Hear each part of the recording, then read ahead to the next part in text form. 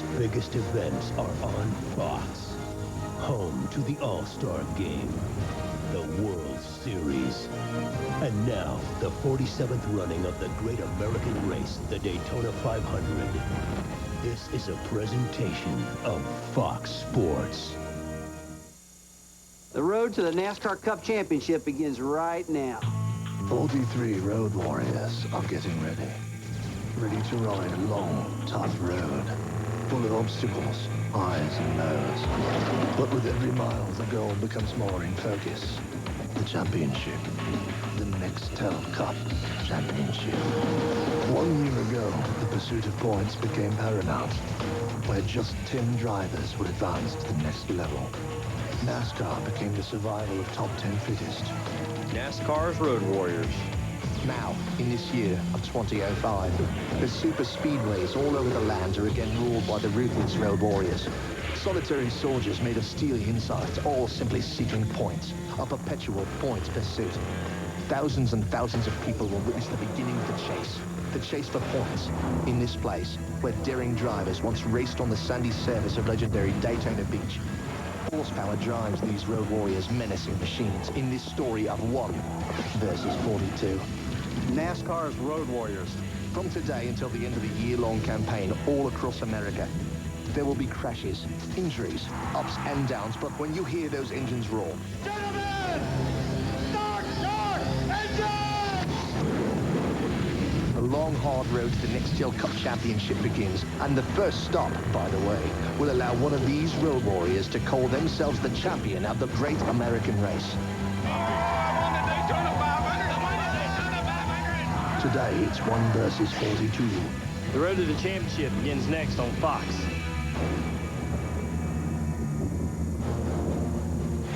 It's opening day and the Super Bowl all rolled into one. It's the great American race, the Daytona 500 on Fox. A warm, sunny Florida day. Nearly 200,000 fans working their way into the Daytona International Speedway. They'll witness one of the greatest spectacles in all of sports. Could Dale Earnhardt Jr. win back-to-back Daytona 500s? Will Jeff Gordon win his third, or maybe his teammate Jimmy Johnson capture his first? And how about Rusty Wallace and Mark Martin in their last Daytona 500 appearance? The answers are 500 miles away. And we welcome you to the 5th season of NASCAR on Fox, where America gathers every weekend, along with Darrell Waltrip, Jeff Hammond, Chris Myers. Nice to see you again. And, of course, you guys teamed together to win the '89 Daytona 500. Right in it, bro. Huh? Won the Daytona 500, won the Daytona 500. We see that often, so we should be excited about today. It's the biggest race it's the biggest race of your life. I mean, you put more emphasis on this race than any other race you'll ever run, year after year after year, whether you won it 3 times, 4 times, or never. I'm telling you right now, guys, it's all about nerves. As a matter of fact, I was walking through the garage here earlier today, and I saw one of the crew chiefs. He was talking to himself. That's what it brings out. It's so much intensity, so much emotion, and so much drama. Probably you're fired, more than likely. We've had a great 3 days so far, and if it's anything like what we're going to see today, it's going to be crazy go nuts. The lead-up to this, incredible. The Gatorade race when Harvick bumped Jimmy Johnson, and then the comments afterwards. It's a shame. I mean, just tore up 6 or 7 good race cars. I hope that Childress fires them, does something about them, NASCAR does something about them, because this is ridiculous. He's driving like an idiot. Totally uncalled for. You know, I've got a tore-up race car. You know, it's just stupid. They kissed and made up. Well, they made up more on that in a moment. Friday, the IROC race. Elio Castroneves wrecks. Mark Martin wins the race. Then also Friday night, the truck race with trucks flying in the air. Everybody was all right. Bobby Hamilton, Jimmy Spencer, an exciting finish at the end. Spencer thought he won, but NASCAR, you know, they had to check things officially, and then they told him, and they had to push him out of victory lane, and Hamilton wins the truck race. And then on Saturday, the Busch race, the pass through the grass or drag through the dirt. Tony Stewart in the 33 car, passing Dale Earnhardt Jr. at the end in a car owned by Kevin Harvick, as Tony Stewart wins his first Busch race, celebrating in victory lane. Just a sample of what we might see today. 14 drivers from Saturday in today's race. And how about it? What should we see today? Well, it's going to be exciting, but you know what? Drivers here they get really uptight because they can't control their own destiny. Drivers like to be in control, don't they, Jeff? That's exactly right. They like to be in control all the time, but it didn't always work out that way. All right, one of the hottest drivers and a guy who's a favorite in this race, Jimmy Johnson. He's with our Steve Burns. Steve? And we're headed to drivers' introductions. Chris, Jimmy Johnson won 4 of the last 7 races at the end of last year. 8 wins overall, missing the championship by just 8 points. A lot of people have high expectations for you today and for the season. Jimmy, do you feel any extra pressure? No, there really isn't any pressure. I feel those expectations as well. The team's done such an amazing job. We've won a lot of races. We've been second now twice in the points. Lowe's has been putting a lot into it. Hendrick Motorsports, myself. We want a championship and we want a race win. But I think with the new point system, today's about chasing a trophy. I don't think making the chase is going to depend on, today's finish is really going to dictate that. So it's all about a trophy. I want a Daytona 500 win, and hopefully we have it at the end of the day. All right, best of luck. Let's go back to Hollywood Hotel. Chris? All right, thanks, Steve and Jimmy. The 29-year-old Californian Johnson sharing the front row with pole sitter Dale Jarrett. Here's what's around the turn if you stay with us on Fox. Counting down to the Great American Race. DW finds out if Rusty saved his best 500 for last. Jeff Hammond takes the cuts with the champ. Casey Kane and Jamie McMurray hit the waves. Then we'll talk with last year's winner live, Dale Earnhardt Jr. Plus our new Gas and Go segment. It's all around the turn. Nice to have you along for the ride on Fox.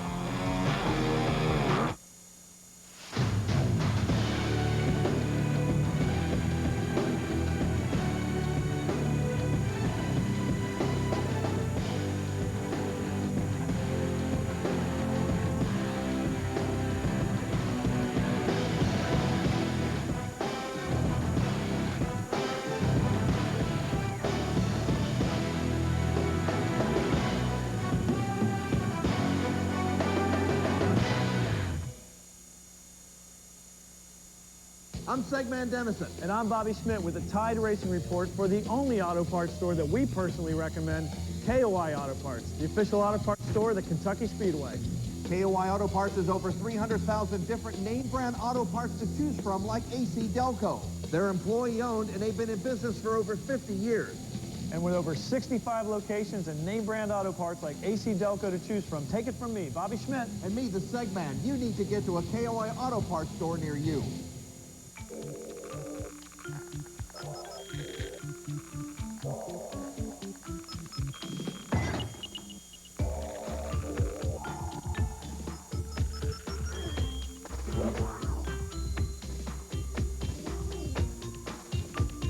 No spare change is safe. 35-cent Wing Tuesdays, now at Buffalo Wild Wings. All the essentials. No, he's swirling. No, he's spinning. Danny Sullivan spins. And Michael Schumacher wins the inaugural United States Grand Prix. Jeff Gordon, winner of the inaugural Brickyard 400. Get your seat for history in the making. Tickets for the Summer of Speed at the Indianapolis Motor Speedway are available now. Call 1-800-822-INDY or log on to IndianapolisMotorspeedway.com.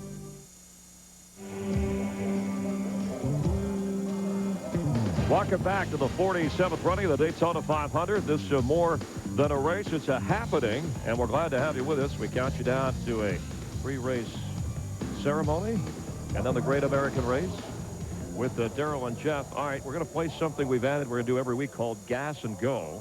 You mean gas and no? No. Well, you can say that if you want. These questions they have not seen, and they have to answer them as honestly as they're capable. We're in trouble there's already. also a timer on this. You ready? First one for Jeff. Gas and Go. We got the clock. You'll see, is Kevin Harvick a dirty driver? No, he's just an aggressive driver, in my opinion. I don't think he's a dirty driver, but like any driver, when he gets out there, he wants to win. All right. Roll the tape. For you, Darrell, these are live. Even though Harvick has apologized, is it really over for the drivers involved? Never forget, we saw it in practice. Mark Martin gave him a little root in practice just to say, don't forget about me, Junior. So far, you're all with under the time. This is good. All right, for DW, is DEI still as dominant on the super speedways, or has the gap been closed? Well, I think earlier in the week, they had a problem, but Dale Jr. got all over their case, said, hey, engine part, we got to get to work. Yesterday had the fastest car in practice. Michael's won a 150-mile race. They're back. No, but winning practice doesn't matter, my friend. You've got to be able to win races, and I think there's some guys right now that are going to step up today and beat them. Psychologically, big advantage. All right, so far you guys haven't been buzzed. Will Mark Martin, this for you, DW, will Mark Martin or Rusty Wallace make the final 10 this year? Both guys are in backup cars. Mark had a big problem in the 150, so did Rusty.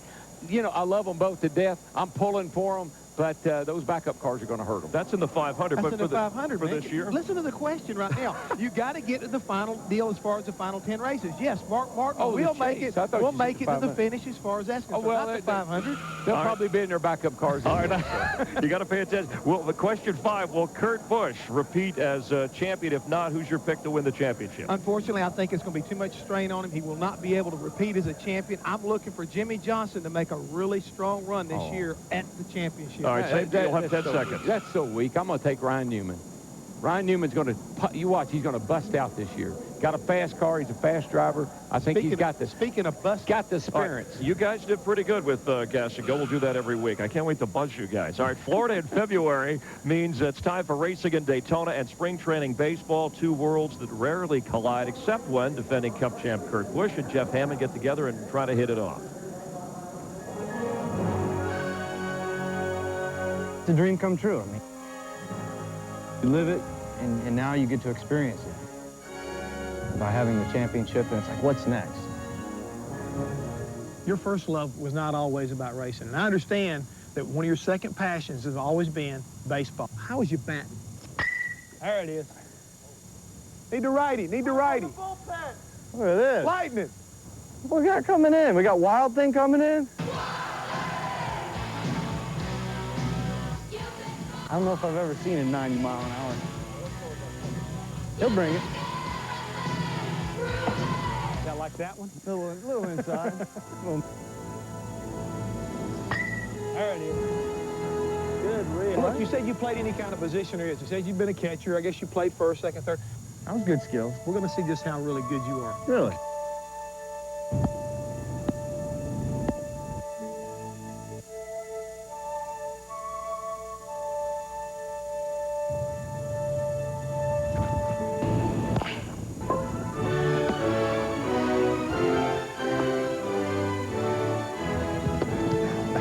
That's the way to do it, boys. Woo! Triple play!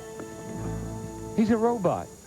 He can do it all. Kurt Busch can do it all. He can. I mean, that was amazing. I didn't know even. I couldn't tell he was able to. He's like a robot. How'd that He is work exactly out? that. He's You got to watch his curveball. big Cubs fan, 26-year-old from Las Vegas. Kurt hopes for a lucky day starting in row 7 of the 500. We come back. Rusty Wallace's last Daytona 500. What a ride.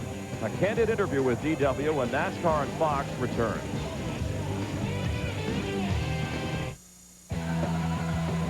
Chevy Suburban, the highest-ranked full-size SUV in initial quality. Chevy Tahoe, the best-selling full-size SUV. Take it. You take it. And the powerful 275-horsepower Trailblazer. Boy. It's one tough family of SUVs, Chevy, an American revolution. There's a new pizza from Pizza Hut with only one thing on its mind. That's dipping, darling. Introducing Pizza Hut's new Dippin' Strips Pizza. A box full of dipponomically designed strips that just beg to be dunked in 1, 2, 3 delectable dipping sauces. Ranch, garlic, and marinara. All just $9.99 for one topping. So dive into Pizza Hut's new Dippin' Strips Pizza and let the dipping begin. Gather around the good stuff. Crew's getting the team together. Play against who? The gods.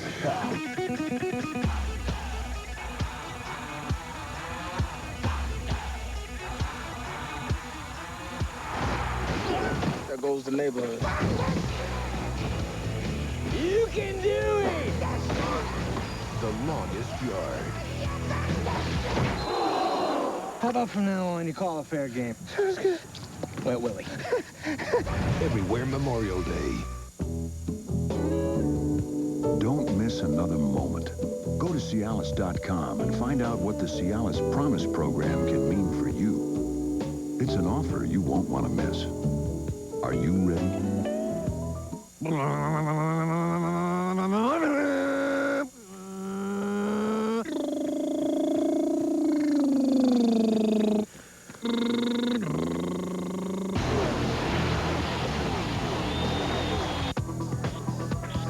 Everybody's getting wireless camera phones. Don't get left behind. Radio Shack makes it easy. My designer has got to see this. Now buy any Sprint PCS or Verizon wireless camera phone and get up to 3 select Samsung color screen phones free with 2-year agreements.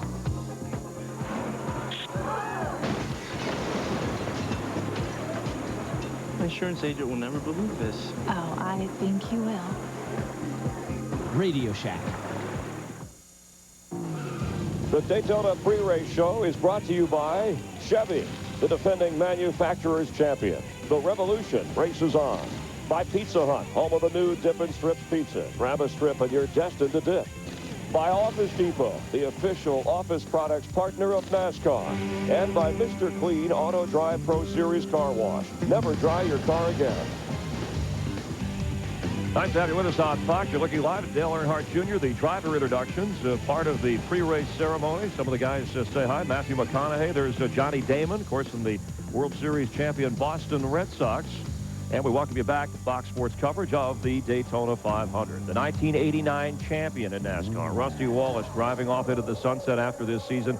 He's won 55 races in his career, but a sentimental choice today because he's never won the Daytona 500 in 22 tries. Rusty went for a little stroll with RDW. First Winston Cup victory for Rusty Wallace. Rusty Wallace is the 1989 Winston Cup champion. Wallace's car goes on its nose. It barrel rolls 3, 4, 5, 6, 7, 8, 9 times. Rusty Wallace started third today, but he will finish first and capture his 50th NASCAR Winston Cup victory. I know I quit, or I retired, I guess is the way to put it, because I wasn't competitive. Why now? Honestly, Darrell, I tell you, the 36 race schedule, I love racing, and I'm competitive, I think, at every event, but I'm tired of living on the road 36 races a year. I'm going to miss racing, that's for sure. Hey, no doubt about one thing, I am going to take a big, huge cut in my income. I know, does that worry you? A little bit. I love doing television. Wait a minute, you love television? You're not trying to cut in on my gig, are you? No, I wouldn't. I wouldn't do that. Oh, yes, you would. You would in a heartbeat. I wouldn't mind. I wouldn't mind being partners with you one time as long as I made more money than you did. Yeah, we'd make a good team, wouldn't we? Or you think we'd be like you and Ryan? You know something? There's a lot of things I don't know, but there's one thing I do know for a fact. If you and I were together in that booth, we'd knock them dead.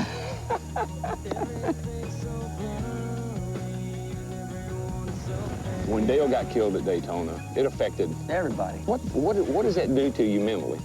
I felt so bad for him because in his family, because I've talked to him so much about, he had his DEI going, man, he's got his kid going, his wife is awesome, he's got the family going, everything's cool, and he's got himself totally in shape for stepping back and leaning back in a rocking chair with a big old cigar and say, hey, that's my deal. Yeah. I'm the man. Yeah. He never got to enjoy none of that. I know it. And people said, I made a comment, I got my health, you know, and I want to retire while I got my health. But I didn't mean that I'm retiring because I'm scared of racing. What I meant was I want to go out on top of my game, and I don't want to be hurt when I'm all done because I want to enjoy what Dale didn't get to enjoy. Yeah. I've been told that you really aren't fond of conditioning, that you're not a big workout guy. You physically feel strong all day long. I mean, in a race, you give out. You ever give out? Have you ever give out in the car? I mean, Am I strong? I'm strong. How's that? All right, buddy. It's happy hour normally, but this is the last call. I want to go out on top. I want to go out, you know, running great, and there's things I want to do. What happens next? What happens next? I think it's a pretty good shape he showed you. Oh, he is. He didn't like that question at all. And he proved, you know, I want the same things he wants for him. I want him to go out with some success. I want him to go out holding his head up high because he's a great competitor. He's done a lot of good things. I just want him to have a great career, end it the way he wants to. It was a very classy deal, but at the same time, he kicked your tail. Well, I know, he jumped all over you, and he was on top. Can you believe that? No, I let him. I eased up on him. I've eased up on him his whole career. Yeah, well, okay. Rusty's younger brothers, Mike and Kenny, also in the Daytona 500, so all three of the Wallace brothers hoping for a good send-out. And, you know, Darrell Waltrip's little brother, Michael, not your son, right? Michael's won twice in this race when DW called the race on Fox. We might see a Waltrip family reunion three-peat. Wow. He looks pretty confident. You think of making your business a roaring success. We think seeing it on the 99 Office Depot car can help. So come to Office Depot for a chance to become the 2005 official small business of NASCAR. The winner gets their business on the number 99 car, use of the NASCAR logo, and a trip to Darlington. Go, go, go! 99! He works for me! So log on or drive in before April 10th. Office Depot, proud sponsor of NASCAR. Taking care of business. There's a new pizza from Pizza Hut with only one thing on its mind. That's dipping, darling.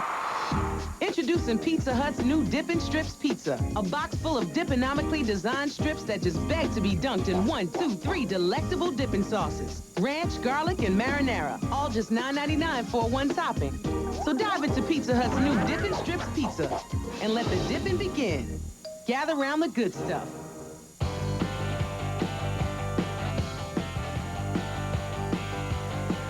Performance and protection that goes and goes. For 5,000, 7,500, or 15,000 miles, introducing new high-endurance oils from Mobil. 3 new formulations that provide powerful, long-lasting protection of critical engine parts. For 5,000, 7,500, or 15,000 miles, guaranteed. New high-endurance oils from Mobil. The oil that's changing oil.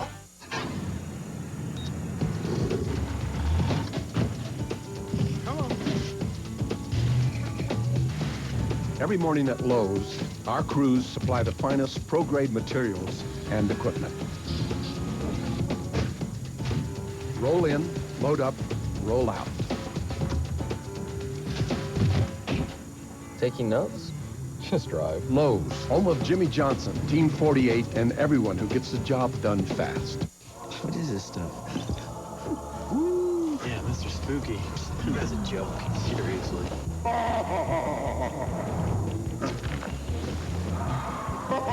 The new Dodge Magnum. Snow? In the bayou? Available with all-wheel drive. Performance and versatility for the unexpected.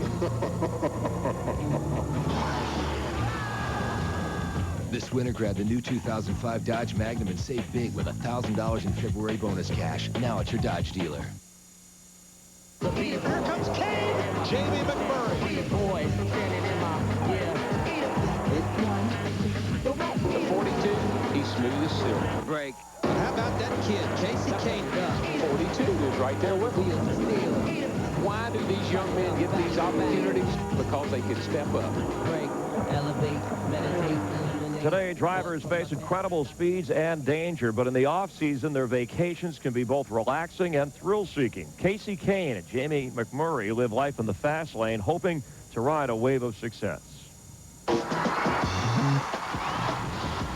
go. This is the event, the Super Bowl of surfing. We're here at the final event of the Vans Triple Crown of Surfing. This is the Pipeline Masters. The North Shore is the pinnacle of our sport. It's kind of like what the Daytona 500 is to NASCAR. All right. Never been on a surfboard. I've never even seen a surfboard, I don't think. So it's going to be a completely new experience. And I hate to say I'm a little bit intimidated by water. I definitely think I'll be able to get up this trip just because I'll have some guys to learn from and be a little easier to, you know, learning from people that know what they're doing.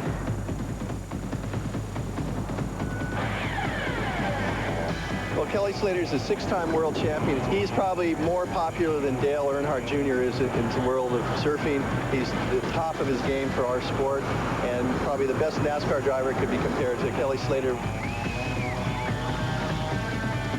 Now, I've never surfed here, but I hear there's a lot of sharks here, so yeah, that's it. There told us that. Yeah. I'm from Cocoa Beach, Florida. Daytona 500's huge back home. You know, all my friends back home are into going to the race. I'm probably about as familiar with the whole NASCAR environment as they are with surfing, so it's pretty cool to get to hang out with them and talk about our different sports.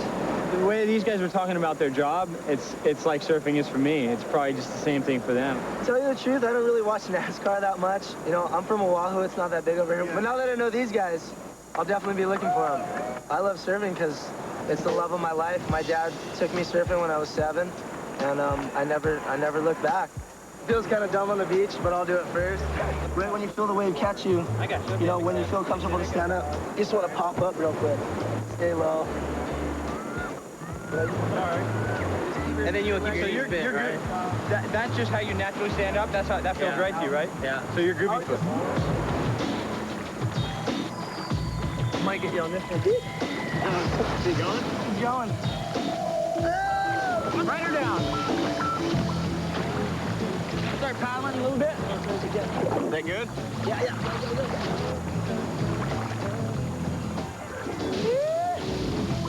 Oh, he's up. Keep going. Yeah! All right. That means you got to get a longer one. Competition is on. Yeah. There he is. First wave.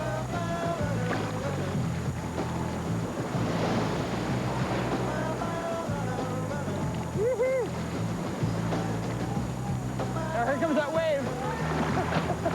I got up the first time. He pushed me off a nice wave and got up. It was a lot of fun. It was different than what I expected. It's just amazing to me how powerful the water is. I had a blast today, and that was, I guess, the most important thing. Casey and JB, they look like surfers. Why didn't you ever do that? People laughed at me. I get that big old black inner tube out there, you know. And that's too big. That's different. I couldn't get it. I just couldn't get it going. But Chris, I'm kind of upset because you and I were supposed to go do that, and they chose them 2 guys over us. That's right. Maybe next time. Can you believe that? Yeah, they had surfboards, and we would have just been boring. I think that might have been the problem. All right, in a moment, we'll be back. Hey, it'll get exciting as the day goes on. In a moment, we're going to talk live with Dale Earnhardt Jr., the favorite for today's race. There's horsepower and rocket power. Roger Clemens on hand. All the celebs are out for the Great American Race. And we'll talk live with Junior in a moment, but first, a sneak peek at a movie that has Hollywood buzzing. It's going to be a monster hit. Robots, starring Robin Williams, Halle Berry, and Mel Brooks. Humans will love robots. Today, the thrill ride is on the track. On March 11th, the thrill ride is in theaters. This is gonna get greasy! From the creators of Ice Age. We're going on the track, we're gonna crash! What? The pole position.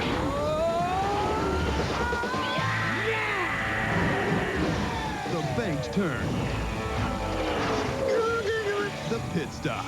This is my 3rd oil change today. Something's wrong with me. The pit crew. Who wants to get fixed? The spin out. Used to be a lot worse. They had this giant hammer. Oh, they brought it back. The winner's circle. Who are these losers? We, sir. I'm a woman. Ouch. Robots. I'm a winner! Open the door! Open the door! Whoa! Close the door! Close the door! Rated PG. March 11th, only in theaters. Our next arrival, Kid Rock. Let's go, big guy. Thank you. What's up, Hawks? Kid? Thought he'd be taller. The hottest new thing to hit Hollywood, miniaturization. With Verizon Wireless premiering VCast, broadband quality video on your phone, all of Tinseltown is clamoring to get tiny. You know, I feel totally inspired. You look great, girl. I just feel so comfortable and... Christina? Miniaturizing myself was the best career move I've ever made. And the big fella, We're dead. Ooh, hey. You think there's too much bling? Nah. Introducing VCast. For the first time, broadband quality music videos, sports highlights, movie trailers, and more are now playing on your phone. Only from Verizon Wireless. Well, look who finally decided to take a break from his new computer. Hey, how exactly am I supposed to show off my amazing European-inspired suspension if I'm just sitting here? You know, I'm hoping that you're up there downloading maps so we can go somewhere cool when you're better. And may I just remind you, my friend, that were it not for me, you would not have that new Dell computer. Ford Focus. It begs to be driven. Get into any Ford Focus and get 0% financing or $2,000 cash back and get a Dell Dimension PC with a flat panel monitor and all-in-one printer at no extra charge. At your Greater Cincinnati Ford dealers. Simply greater. A baseball superstar is mysteriously dying. Your heart's beating too fast. Keep talking to us, Hank. It's not steroids, and it's not chemicals. cancer. So what's killing him? But in order to save him, The kidney's almost shut down already. He'll die. I'm giving him one of mine. his wife will have to make the toughest choice of her life. You're pregnant. You can't be a donor. Did you give up a baby for someone you love? She wants to trade a child for a kidney. It's murder. I want that baby. A controversial new house at 9/8 Central Fox Tuesday. Viewer discretion advised. UC tries to topple TCU. Saturday at 3 on Fox 19.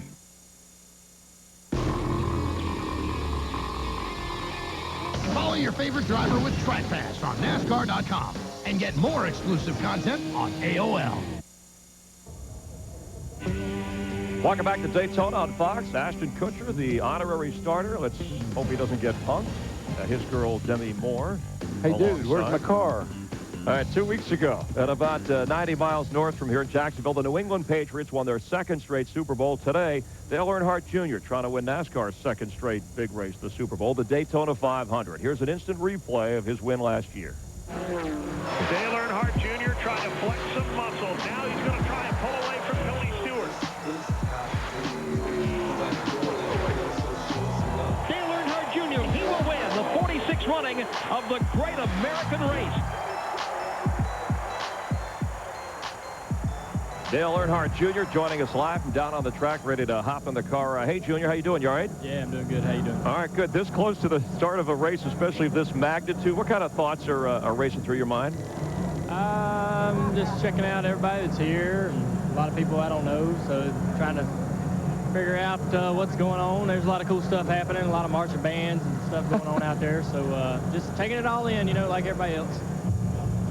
Hey, Junebug, it's DW.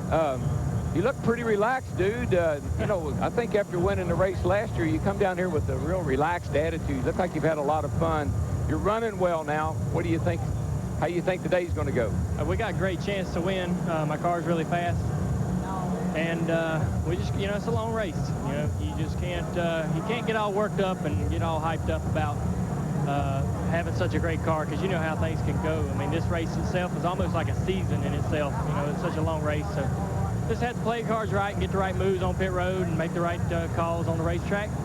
Try not to get wrecked and not to wreck anybody else, and you'll be all right.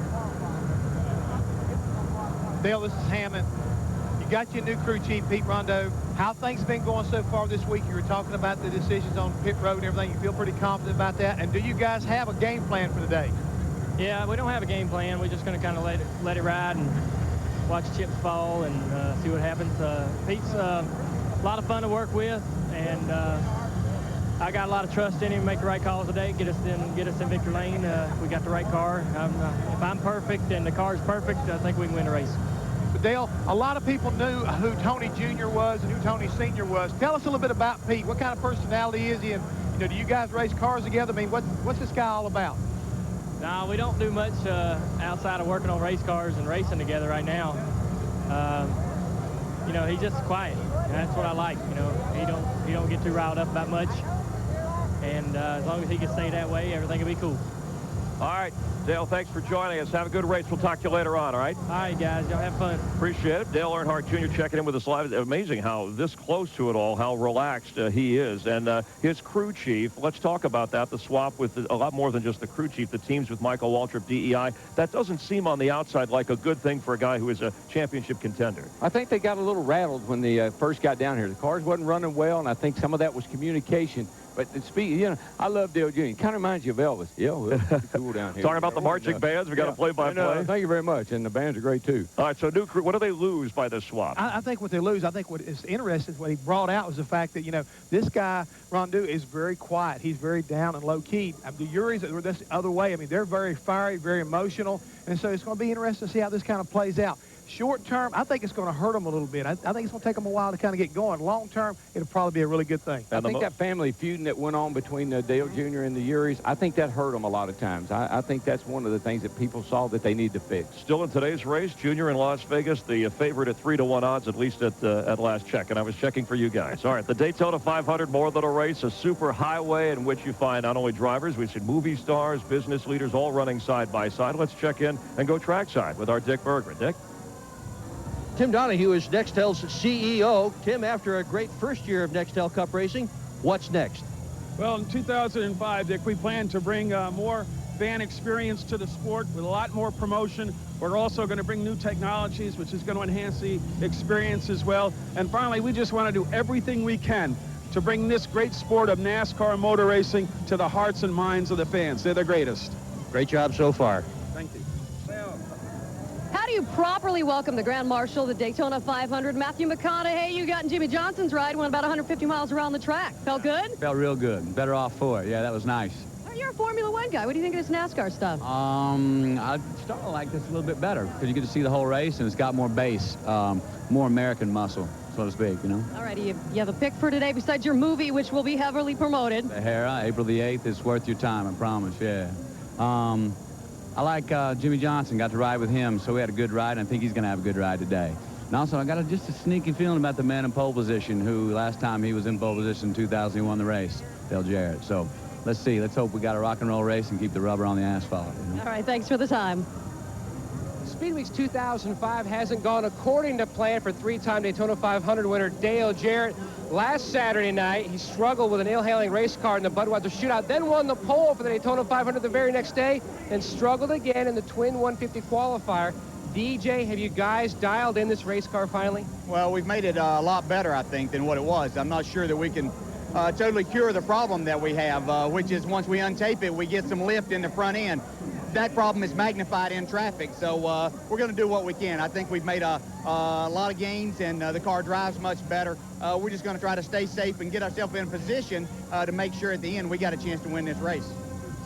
Now, he hopes to have a rocket because he was just talking to the rocket. Roger Clemens here at Driver Intros. Three-time Daytona 500 winner. Today, he hopes for number 4. And DJ, the experienced drivers have had a good couple of speed weeks here. What would surprise you today? Surprise me if he gets his car any. You know, he's been on the pole 3 races in a row here now. He's 150s and the Bud Shootout. He's on the pole today. He's faded to the back on all 3 of the, or in 2 of those 3 races. We'll see how it goes today. If somebody besides DEI or Hendrick was to win this race, I think that would be an upset. Well, that's exactly what I'm thinking is going to happen here right now, Darrell. I mean, I really believe that somebody's going to step up, and I think that somebody could be from the Gibbs camp, whether it's Bobby Labonte or Tony Stewart. I believe we're going to have a different winner today. Speaking of Tony Stewart, our ever popular feature 10 Laps With, where we ask drivers fun questions. This year we added a new twist.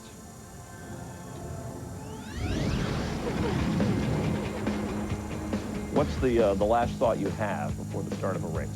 Get the media out of my face. Come on, is that really? No, the last thought before I get in the race, just thinking about what I got to do to be good, to be fast for the race and hopefully be in contention to win. If you could edge anybody out at the finish line to win a race, who would you want it to be? Anybody, whoever's running second, I don't care who it is. I just want to win. If you could star in any other sport, what would it be? Baseball. Probably be a catcher. Now we're going to play a little word association. It's like therapy. I throw out a word. First thing that comes to mind. Don't keep throwing therapy at me, all right? I've been through enough therapy. Okay. That was anger management. All right, so here are the words. You ready? Fame.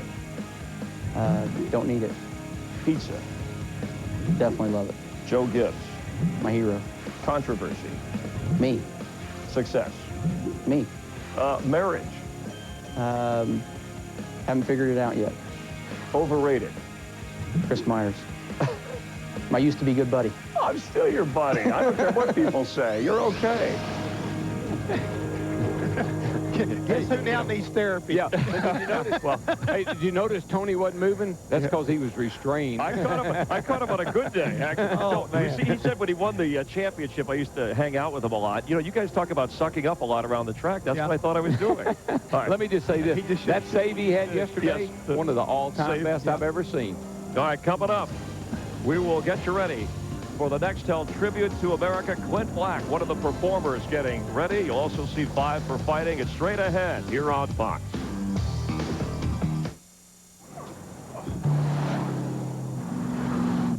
Whoa. Oh. The all-new Dodge Dakota. Nice, yeah. With the only V8 in its class. This is gonna look great in our bedroom. You are such an... And the most overall interior room. wonderful man. Now grab 0 Plus, 0% financing plus February bonus cash for total savings up to $5,100 on Dakota.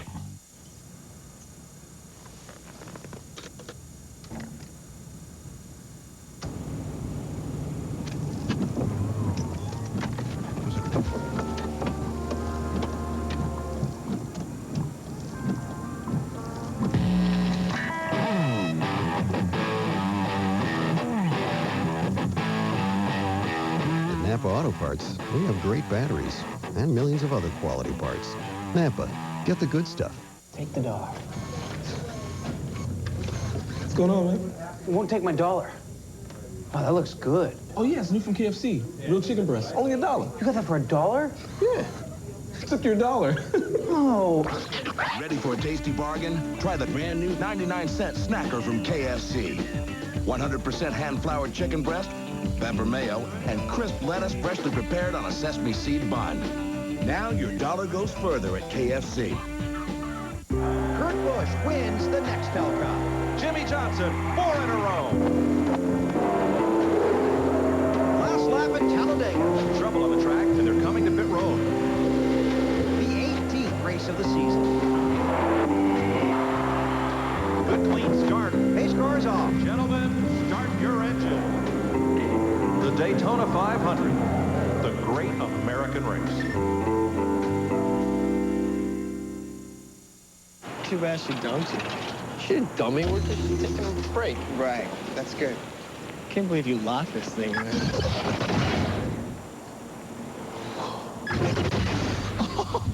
Let's roll. Wait. What? I'm driving. Hey. Casey? A little help? Thanks, man. Wait, where are you going? I thought I was driving. Sure you don't want me to drive? I got it, rookie. That's rookie of the year to you, pal. Don't miss another moment. Go to Cialis.com and find out what the Cialis Promise Program can mean for you. It's an offer you won't want to miss. Are you ready?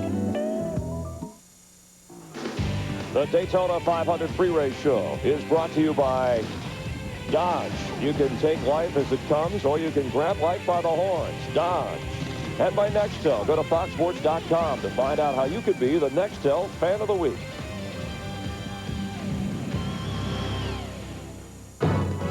It's Nextel's Tribute to America, a musical celebration at the Daytona 500, starring Clint Black, the Beach Boys, Brian Wilson, John Andrasik and Five for Fighting, Vanessa Williams, the Bethune-Cookman College Marching Wildcats, and a cast of thousands, all here to celebrate the great American race and the music that brings this country together. In celebration of the American spirit and the winner of the 2004 Daytona 500, please welcome Grammy Award winner, singer-songwriter Clint Black. Kentucky Highway, heading for the line. She hadn't said a word all night, but the wheels are turning in her mind. Now I was riding shotgun, and I knew things had gone awry. But just as soon as she dropped me off at the side of the road, and she let that devil fly, now I'm walking in the moonlight, seeing nothing but the tail lights. And that's a pair of taillights I may never see again. She hit me with the left and right, showing me nothing but the taillights. And that's about as lonely as the highway's ever been. Back here with my thumb out in the wind. Well, I'll be right there, laughing at how she brought me to my knees. But she won't be laughing half as loud when she gives me back my keys. She'll be walking in the moonlight, seeing nothing but the taillights. And that's a pair of taillights she won't ever see again. She hit me with a left and right, and with nothing but the taillights. And I know that's about as lonely as the highway's ever been. Back here with my thumb out in the wind. There they go.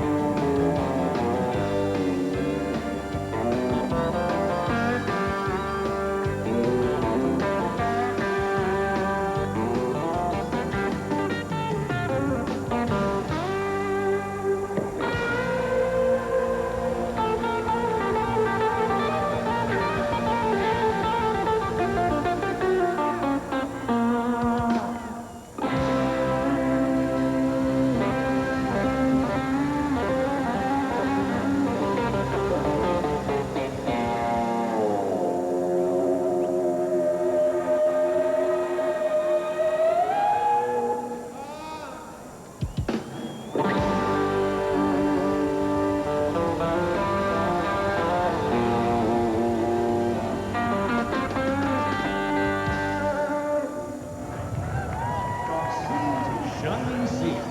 Nothing sings America louder than the good vibrations of Grammy winner and music icon, co-founder of the Beach Boys, Brian Wilson. I love the colorful clothes she wears, and she's already working on my friend. One look in her eye, thought I picked up something I just can't explain. And I'm picking up, she's giving me good vibrations, excitation, good vibrations, excitation, good vibrations, I know what she's like, and I feel how right she'd be for me. It's weird how she comes in so strong, and I wonder what she's thinking of from me. And I'm picking up, she's giving me good vibrations, excitation, good vibrations. Good vibration.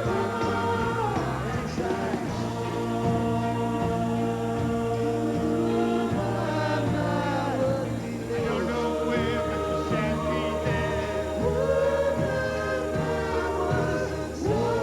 My elation.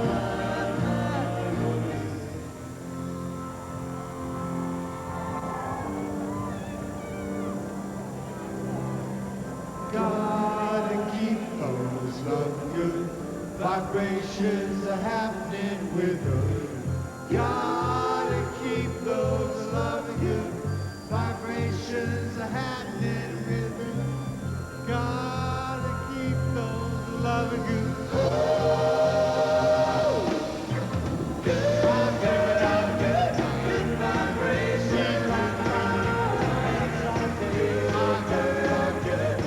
vibrations.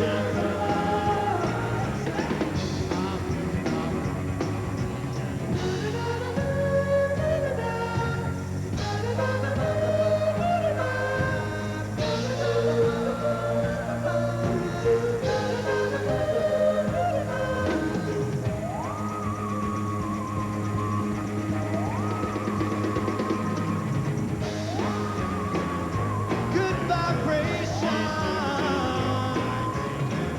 I'm picking up good vibrations, and I'm picking up.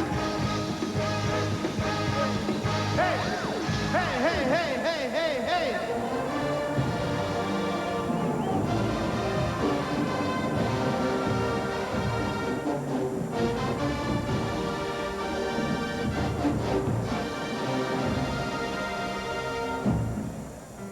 As a tribute from Nextel to all the fans, let's make the best of the next 100 years.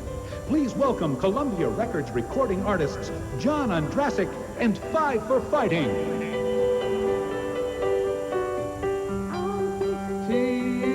For a moment, calling between 10 and 20, and I'm just dreaming, counting the ways to where you are. I'm so tattooed for a moment, and she feels better than ever. We're on fire, making our way back from Mars.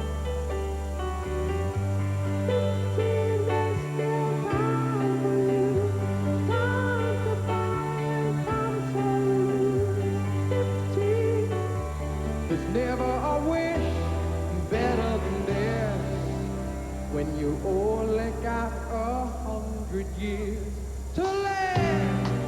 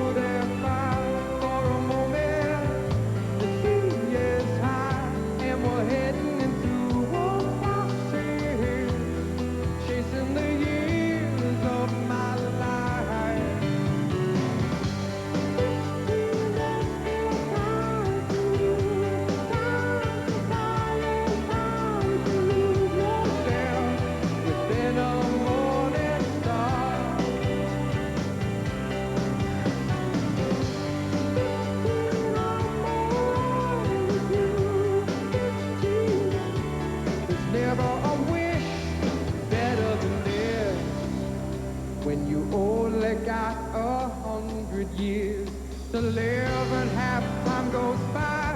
Suddenly you're wise, another blink of an eye. 67's gone, the sun is getting high. We're moving on.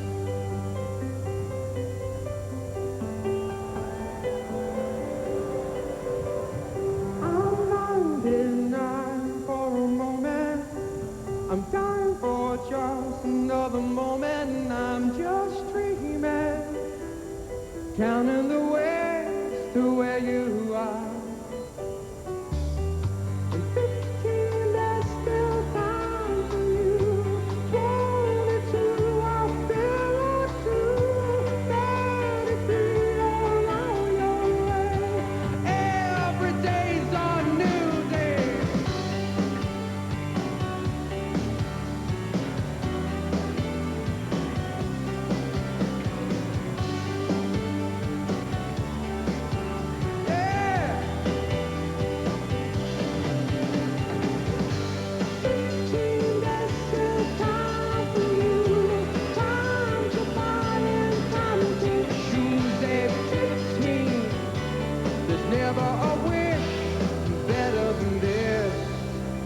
When you only got 100 years.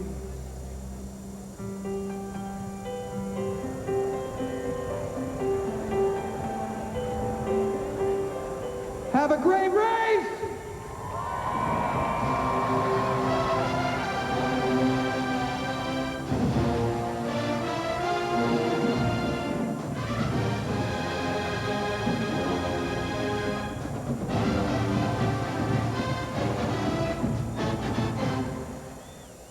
For a salute to America, Nextel is proud to present the beautiful and talented platinum-selling recording artist, Vanessa Williams.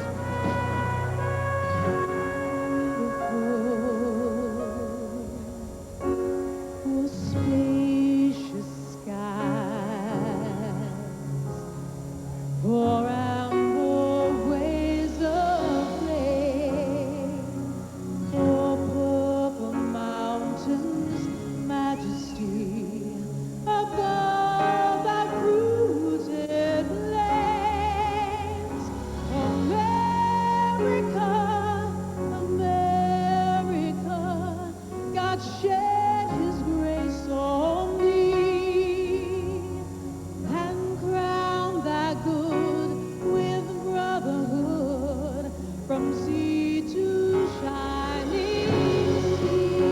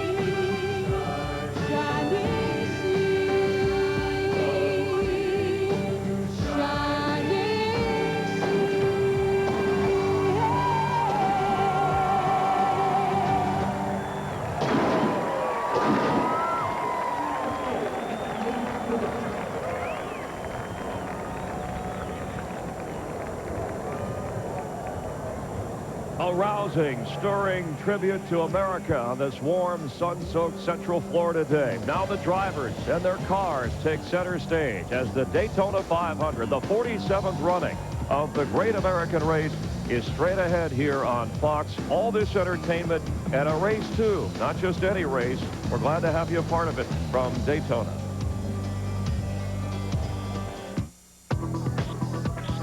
Everybody's getting wireless camera phones. Don't get left behind. Radio Shack makes it easy. My designer has got to see this. Now buy any Sprint PCS or Verizon wireless camera phone and get up to 3 select Samsung color screen phones free with 2-year agreements.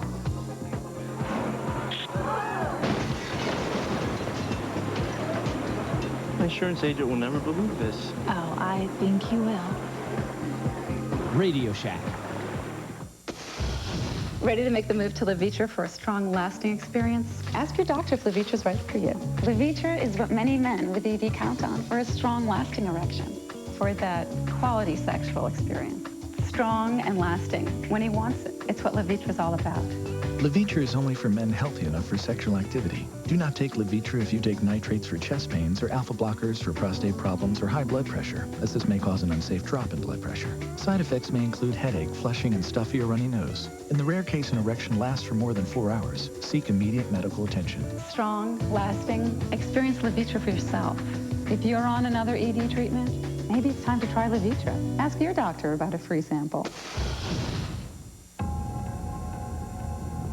You paid for 300 horses. Are you sure you're getting all of them?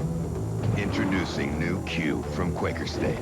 Q's patented heat-activated formula fights power-robbing friction better than any conventional oil to help maximize power and let all your horses come out. New Q from Quaker State. Unleash all your horses.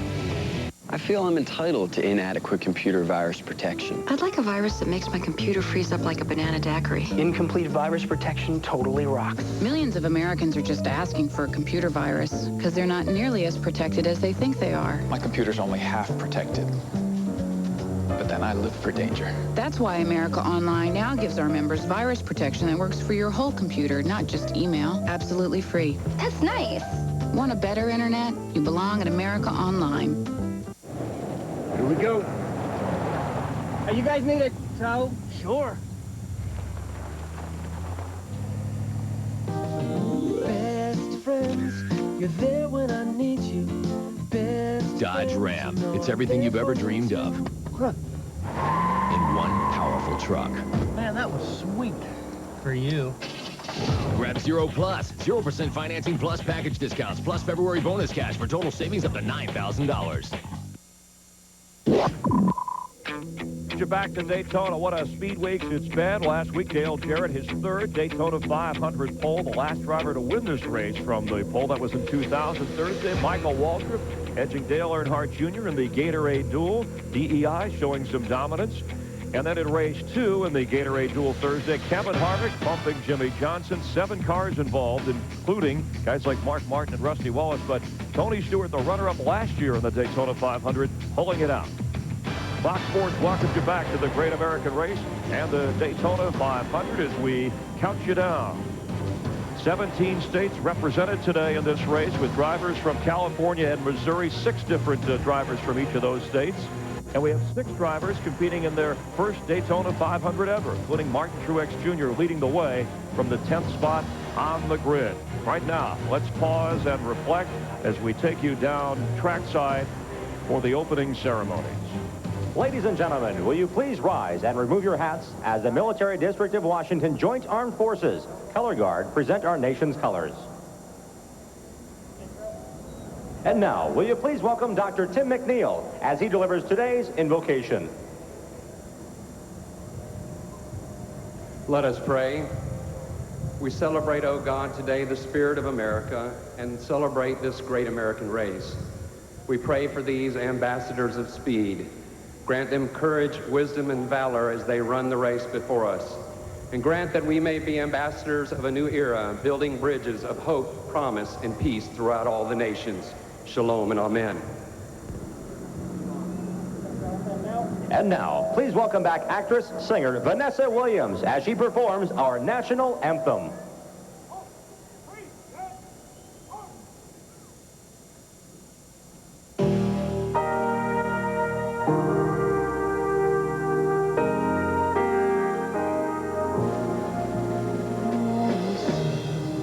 Can you see by the dawn's early light what so proudly we hailed at the twilight's last gleaming,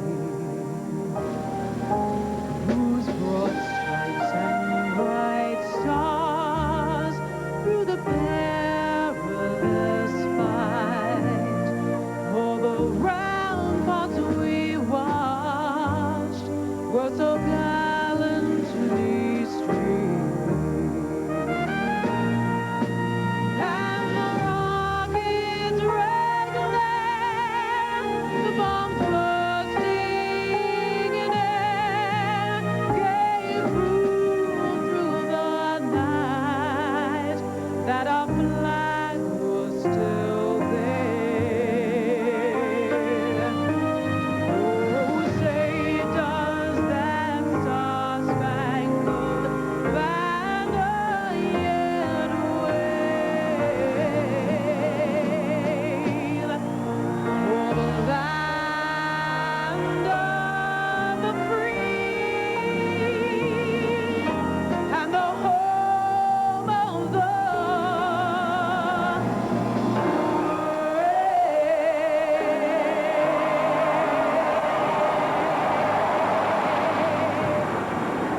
Gentlemen, Vanessa Williams, with a little help from the F-15Cs out of Tyndall Air Force Base. The great American race, and all our troops everywhere around the world watching. We salute you on the Armed Forces Television Network. Doug Fisher over in the Middle East, his father Ted works with us, and we're all proud. This broadcast in high def, and those people sitting up high, they'll be less deaf when the cars go racing around as the drivers settle in. More than $17 million on the line. No matter what the result, it's worth the ride.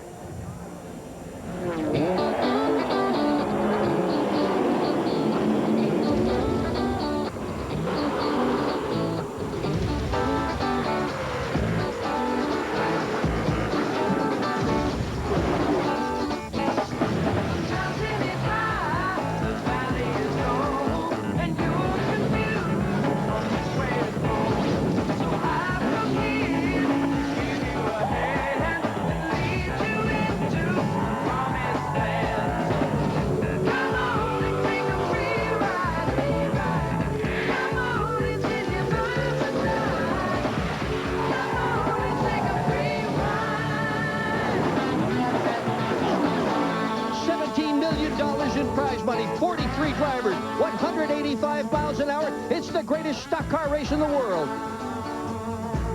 Since 1959, 25 different drivers have hoisted the Harley J. Earl Trophy. A win in this event not only makes your season, it makes your career. Today, two of NASCAR's most prolific wheelmen, Mark Martin and Rusty Wallace, hope to begin their final season by doing something they've never done before: win the Great American Race.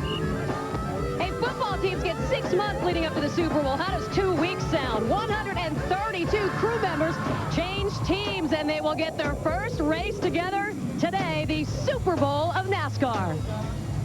Today's race seen in 150 countries in 23 different languages. In the grandstands, fans from 20 different countries, including Australia, Japan, Mexico, Switzerland, even Sweden. And 200,000 fans here in attendance watching drivers go 200 miles per hour. We'll be back.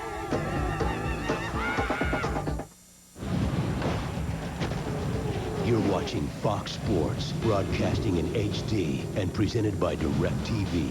Rethink TV. You've got a decision to make. Watch the Sharpie Professional 250 at home or watch it in person. Home? In person. Home? in person.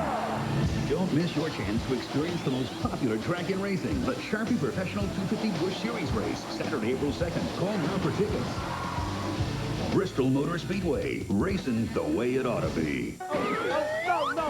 No. At the auto show, you can check out the hottest cars and trucks on the road. Then after the show, you can check out some of our hottest deals at your Dodge dealer. Like a $500 auto show bonus on select Dodge models, like the versatile Caravan, the sporty Stratus, and the all-new Dakota. So get to the show, then get a special $500 auto show bonus, plus 0% APR financing and generous cash allowances that can save you up to $8,100 on America's hottest products, only at your Dodge dealer. I'm Segman Dennison. And I'm Bobby Schmidt with the Tide Racing Report for the only auto parts store that we personally recommend, KOI Auto Parts, the official auto parts store of the Kentucky Speedway. KOI Auto Parts has over 300,000 different name brand auto parts to choose from, like AC Delco. They're employee owned and they've been in business for over 50 years. And with over 65 locations and name brand auto parts like AC Delco to choose from, take it from me, Bobby Schmidt. And me, the Segman. You need to get to a KOI Auto Parts store near you.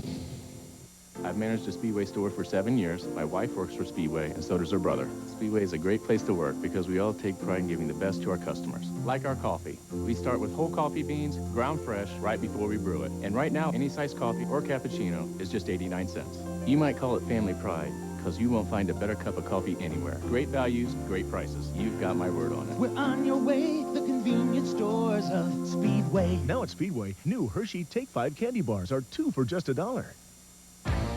Sunday on Sports Wrap, we'll wrap up the Daytona 500 and check out highly touted UC recruit Devin Downey. Sports Wrap tonight after the 10 o'clock news. Springfield. It was like a scene from a Hollywood movie. Yeah, Bride of the Monster. All new Simpsons, part of a full hour at 8/7 Central tonight. What are the last 2 things you want to see before you go under the knife? Paris and Nicole. I've never had liposuction. It's okay, I do it all the time. It's the internship where the fat hits the fan. I brought you orange juice. Shut up! The Simple Life Interns, all new after that 70s show, Fox Wednesday. Follow your favorite driver with Track Pass on NASCAR.com and get more exclusive content on AOL. Fox Sports welcomes you back to Daytona, the great American race. Let's go down to the track for the command. And now, for the most famous words in motorsports. From the action-adventure film Sahara, opening April 8th in theaters everywhere, actor Matthew McConaughey. All right, all right, all right. Gentlemen, start your engine!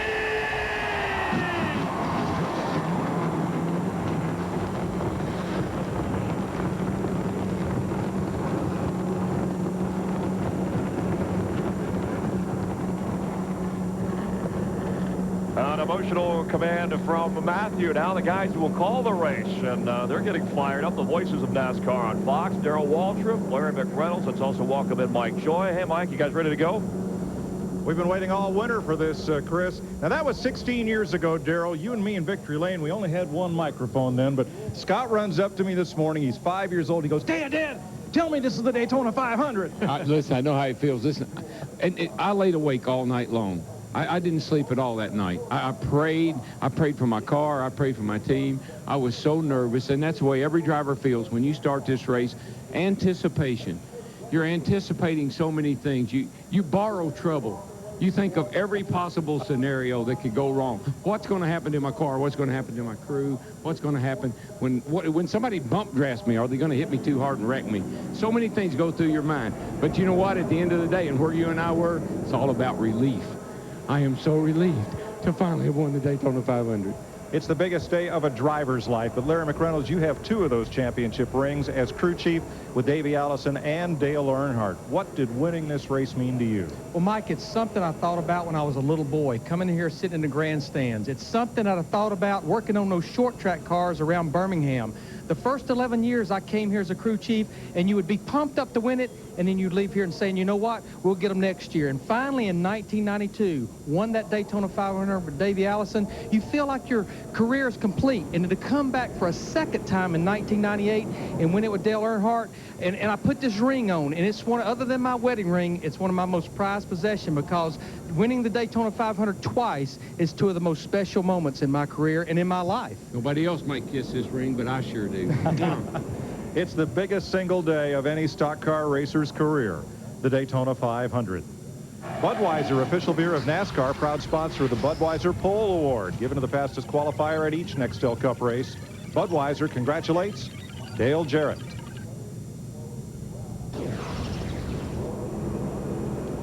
There is the last man to win the Daytona 500 from the pole, Dale Jarrett, a three-time winner of the Daytona 500. Here's how they will line up today. Alongside Jarrett, Jimmy Johnson, winner of 4 of the last 6 Nextel Cup races. In row 2, the winners of Gatorade's Duel at Daytona, Michael Waltrip, Tony Stewart. Row 3, defending 500 champ Dale Earnhardt Jr. with Jeff Burton, new leader of the Childress team, perhaps. Mike Skinner and Kevin LePage, 2 dark horses in Dodges. Row 5, the Rocket, Ryan Newman and Martin Truex Jr., the Busch Series champion. Row 6, Ricky Rudd in his 28 500, and Scott Riggs, who made his Nextel Cup debut here last year. The champion of the series, Kurt Busch, and the prior champ, Matt Kenseth. Jeff Gordon, 2 times a Daytona 500 champion, and Scott Wimmer, who was 3rd last year. A brace of Dodges in row 9, Jamie McMurray, Sterling Marlin. Kyle Busch, younger brother of the series champ, and Bobby Labonte, a past champion. Kenny Wallace in his 9th 500, and Bobby Hamilton Jr. Frank Biffle, who won the July race here a year ago. Jeremy Mayfield, who has a 3rd place finish in this race. Travis Quaffle, a Truck Series champ, and Jeff Green, a Busch Series champion. Carl Edwards graduates from the Truck Series, and Brian Vickers, 2 years ago, the Busch champion. Casey Mears and Kevin Harvick back at row 15. Then veteran Ken Schrader and Mark Martin in his final 500 appearance. In the 17th row, Kyle Petty, fastest of the Dodges in time trials. Joe Nemechek in a backup car. Mike Bliss moves over to the 0 team, and Rusty Wallace in his final 500 appearance. Casey Kane with all those runner-up finishes last year, 5 of them, and Dave Blaney. Elliott Sadler, transmission trouble, forces him to the rear alongside Jason Leffler in a new Joe Gibbs ride. Boris Said, the road racing expert, and John Andretti. Finally, Mike Wallace got the final transfer spot on speed to break into this race. The field rolls out, and we will too, and we'll be back for the start of the 47th annual Daytona 500.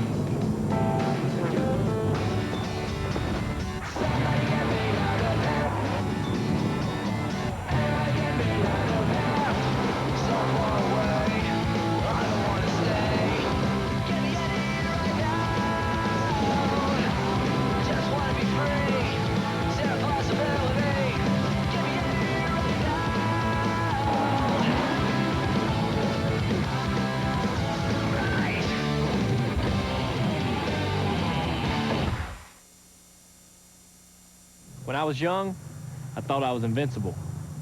That lasted till I had my first serious crash. I survived because I was wearing my safety belt in my Chevy. It didn't happen on the track. It happened on the road right here. That safety belt saved my life. Since then, I never drive without buckling up. Don't learn the hard way like I did. Remember, drive safely and buckle up, America. It's the law. There's a new pizza from Pizza Hut with only one thing on its mind. That's dipping, darling. Introducing Pizza Hut's new Dippin' Strips Pizza. A box full of dipponomically designed strips that just beg to be dunked in 1, 2, 3 delectable dipping sauces. Ranch, garlic, and marinara. All just $9.99 for one topping. So dive into Pizza Hut's new Dippin' Strips Pizza and let the dipping begin. Gather around the good stuff. You think of making your business a roaring success. We think seeing it on the 99 Office Depot car can help. So come to Office Depot for a chance to become the 2005 official small business of NASCAR. The winner gets their business on the number 99 car, use of the NASCAR logo, and a trip to Darlington. Go, go, go! 99! He works for me! So log on or drive in before April 10th. Office Depot, proud sponsor of NASCAR. Taking care of business. We're going upriver to the ship of death. Great! On April 8th, join an expedition beyond imagination Oh, my God. Come on, let's go! to solve the riddles of the past. That's strange. It's out here in the middle of nowhere. And unlock the mystery of our future. You got 72 hours. From the international best-selling novel, I finally have the clue. Sahara, rated PG-13, starts Friday, April 8th, only in theaters. Freeze! Are these guys crazy? Look at this. I can barely squeeze between these guys. Look at Musgrave, all up on Park like it's rush hour on the LA freeway. Give the man some room, Ted. They're going 180 miles an hour, and they're all headed for the same place. First, these guys aren't crazy. They're just that good.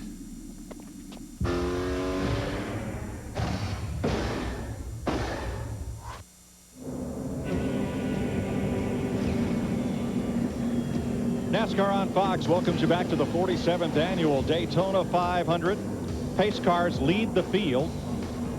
And Darrell gets a chance to talk to one of the sentimental favorites in today's race. Mark Martin, this is DW. Buddy, you're sitting out there getting ready to run your last 500. What's going through your mind? Well, I'm thinking I'm in good shape here. I've got the best team in the business behind me with the Viagra team. Got the best car I've ever driven, the Daytona. And I got a bunch of good race cars and drivers behind me. And in front of me, got the work cut out for me. But we got, we've got what we need to race these guys. So I'm looking forward to today. I think this could be a fun one. To you, Mark, to you personally, what would this mean? Golly, Darrell, you know what it means. You've got one of these trophies, and I don't, buddy. It's a big old trophy.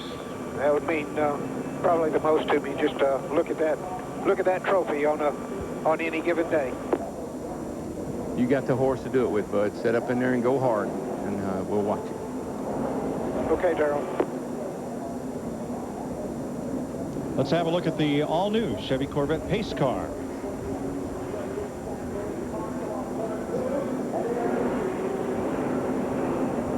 Looking back at Dale Jarrett and Jimmy Johnson. Here's Matt Yoakum. Mike, earlier this week, Jeff Gordon told me today he's on a drive for 5, not a 5th Nextel Cup Series championship, but he wants to get owner Rick Hendrick his 5th Daytona 500 victory as a car owner. His team began building this very race car 6.5 months ago. Hundreds of hours have gone into this race car, several trips to the wind tunnel, all in winning this race. This car they hope to leave here to put in Daytona, USA, and leave here also with a lot of momentum going for that 5th championship. But today, it's all about winning the Great American Race. To Jeannie Zelasco. Oh, yes. How big is this race? Kurt Busch told me it is an honor and a privilege to be the Nextel Cup champion. But he admitted there would be a hole in his career. Definite unfinished business if he walked away without a Daytona 500 victory. He hopes to take care of that unfinished business today with what he told me was one of the best cars he has ever brought to Daytona. Jeannie, let's talk about momentum. Tony Stewart led nearly half the race here a year ago, but trailed behind Dale Earnhardt Jr. at the start-finish line. He was second. On Thursday, he won one of the qualifying races. Yesterday, he won a Busch Series race here, the first time he's ever done that. Today, he wants to go to victory lane in the Daytona 500 for the first time in the Great American Race. Dick Berger.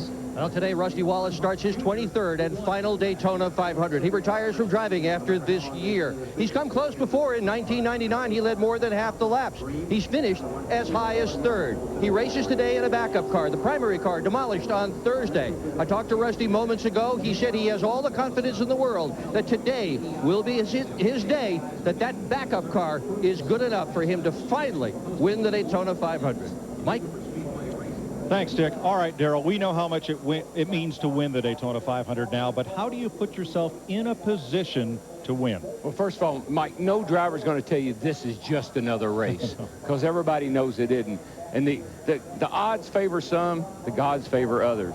How you get yourself in a position is you got to be at this is a long race, 500 miles. You got to be there at the end. You got to make great pit stops, and he's got to make good decisions in the pits. And you know, in most sports, you can make a mistake at the beginning of the event, the middle of the event, maybe even near the end of the event, and you can still come back, recover, and win the event. But in this race, where these 43 cars are going to be racing at over 190 miles per hour, one mistake by the driver, the crew, or someone else, and you'll be like I was those first 11 years, you'll have to come back 12 months later and try it again. Fans are invited to participate in the singular virtual crew chief during today's Daytona 500. Stay tuned for details on how to play. Watch for your chance to win your own singular number 31.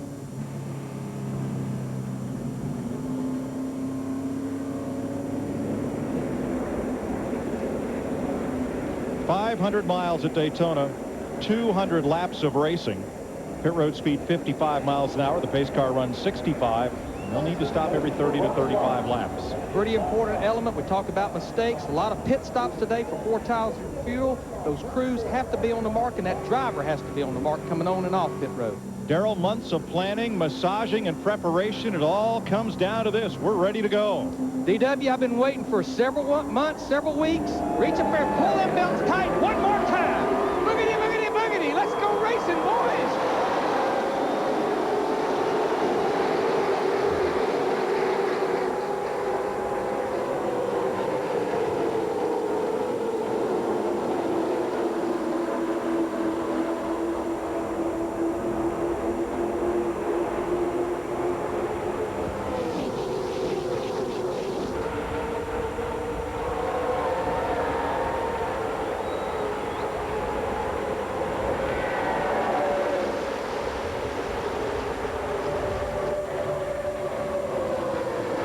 Didn't take long for things to get 3 wide, did it?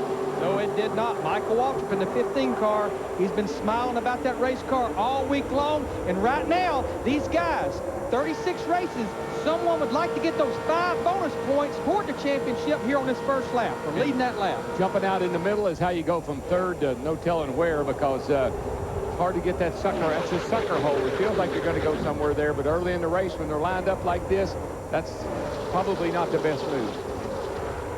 That someone was Jimmy Johnson. His Lowe's Chevrolet leads the first lap from Dale Jarrett.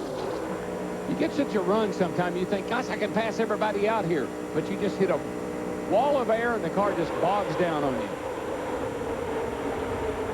Jarrett lines up behind Johnson. Tony Stewart, Home Depot number 20, right there. Takes about a lap or 2 for these things to really get up to speed. Takes about 5 or 6 laps for a driver to really start knowing what he's got, what kind of handling package, how good he's going to be.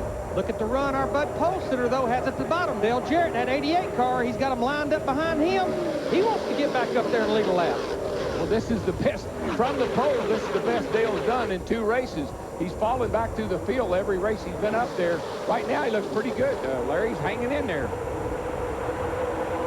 Johnson's number 48 drops to the low side. Mid-pack, they're still 3 wide. We have a scoring monitor up here we look at to see positions changed. 43 cars, 39 positions changed on that lap right there. Now, this is when you've got to stay with the pack. You don't want people to get it. You don't want the pack to break away from you. Dale Jarrett. Jarrett's in trouble. Yeah, he is. I think he got down on the apron going into turn 3 and really upset his car. The 88 car, the UPS car, Dale Jarrett. But the reason this is so dicey right now, it's early in the race, so much turbulence. There's so much wind and air blowing off of these race cars that it'll just suck you into the guy beside you. Tony Stewart forges to the front. Yesterday, in the Busch Series race, he got tapped and slid across the infield grass in turn 1, popped back up on the racetrack, losing only 6 positions, and gained 16 spots in the last 10 laps to win it. Now let's see what squirreled up Dale Jarrett here. I know something did, because he got down on the apron almost and went to the back. 2 wide. 8 got a push here. Whoa, boy, Dale Jr. just got him bad loose. That was a little more than a bump draft there. 3 wide. Steve Burns. And Mike just heard Dale Jarrett say on the radio, I'm having to lift when the entrance of the turns. That's why you saw what you just did at home. Yeah, and you can't be doing that at 4 laps into the race. Later on in a run, I can understand it, but that's how bad that car is, I guess. And it's kicked him back to 30th place right now, but all 43 cars are running right now within 3.5 seconds of each other. There you can see right there. There you see the throttle. If the car's handling good, you'd see it over here at 100% wide open all the way around this racetrack. You can see he has to feather it. He has to play with it because the car's not handling. And that's going to make for a long day. He's going to have to make a lot of pit stops, work on that car every chance he gets. I know what that feels like. Fast car and can't drive it. Dale Jarrett in 1 lap plummeted from 3rd to 30th. But he's done that in 3 other events, Mike. He was on the pole for the Bud Shootout. He was on the pole for the 150, and now he's on the pole today. Jason Leffler showing us foot cam. Both feet working the gas and dragging the brake. That's how you keep from losing momentum, is you got to drag that brake. He's got quite a bit of pressure with that left foot on the brake. That's the number 11 FedEx car, the new Joe Gibbs entry for 2005. You don't lose near as much momentum touching the brake to slow you down as you would lifting off the throttle. When you let off the throttle, it's like a 4-cylinder. It just won't go again. It takes too long for it to wind back up. 3 cars trying to break away at the front of the field. Stewart, winner 2 years ago, Michael Waltrip, and surprising Scott Riggs in the number 10 Valvoline Chevy in 3rd. He has been strong all through testing and all week here. My brother was so confident that he had the car to beat today, and he's right there. I mean, he jumped 3 wide on the get-go, but here he is with Tony Stewart. Looks like he's going to be in good shape. Here's Matt. DW, he's right on the yellow line where he's been able to run all week. His spotter, Joey Meyer, just told him the aide of Dale Jr. cannot hear his spotter. If he gets there, see if you can just help him out, ride around with him for a while. Michael hasn't said much of the radio. That car is just glued to the bottom. And that's what you want. You want a car that'll stick to the bottom. It'll go wherever you want to, but the quickest way around here, and that yellow line down on the left side there, is your best friend. New driver in car 5 this year, Terry Labonte's going to run a partial schedule. Kyle Busch comes out of the Busch Series. He's the new driver, that bright yellow Kellogg's car that just brushed off the wall. And why is that yellow line your best friend? Because they can't go below it to make a pass. So ride on the yellow line, and that just takes one move away from the other guys. Tony Stewart, Michael Waltrip, Scott Riggs, and Jimmy Johnson in Chevrolets lead the Fords of Matt Kenseth and Kurt Busch.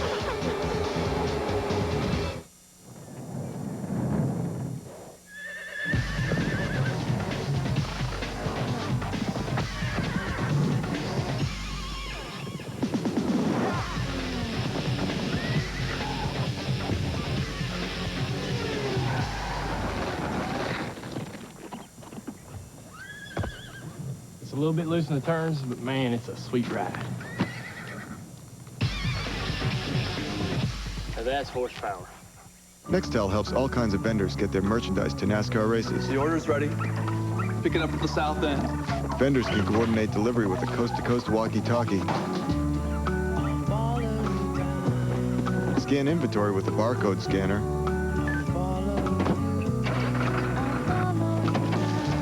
Even accept payment with a credit card. It's how Nextel helps NASCAR vendors get things done.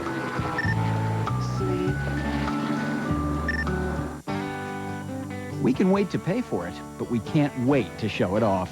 At the Home Depot, you can, because we're driving down costs every day. Now through President's Day, get no payments, no interest for 12 months on any purchase of $2.99 or more with your Home Depot or Expo Consumer Credit Card. Plus, get $5 off by mail on all 1-gallon cans of Behr interior paints. It's now through Monday, and it's only at one place.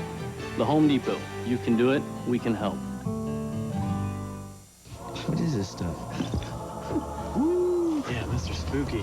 That's a joke. Seriously.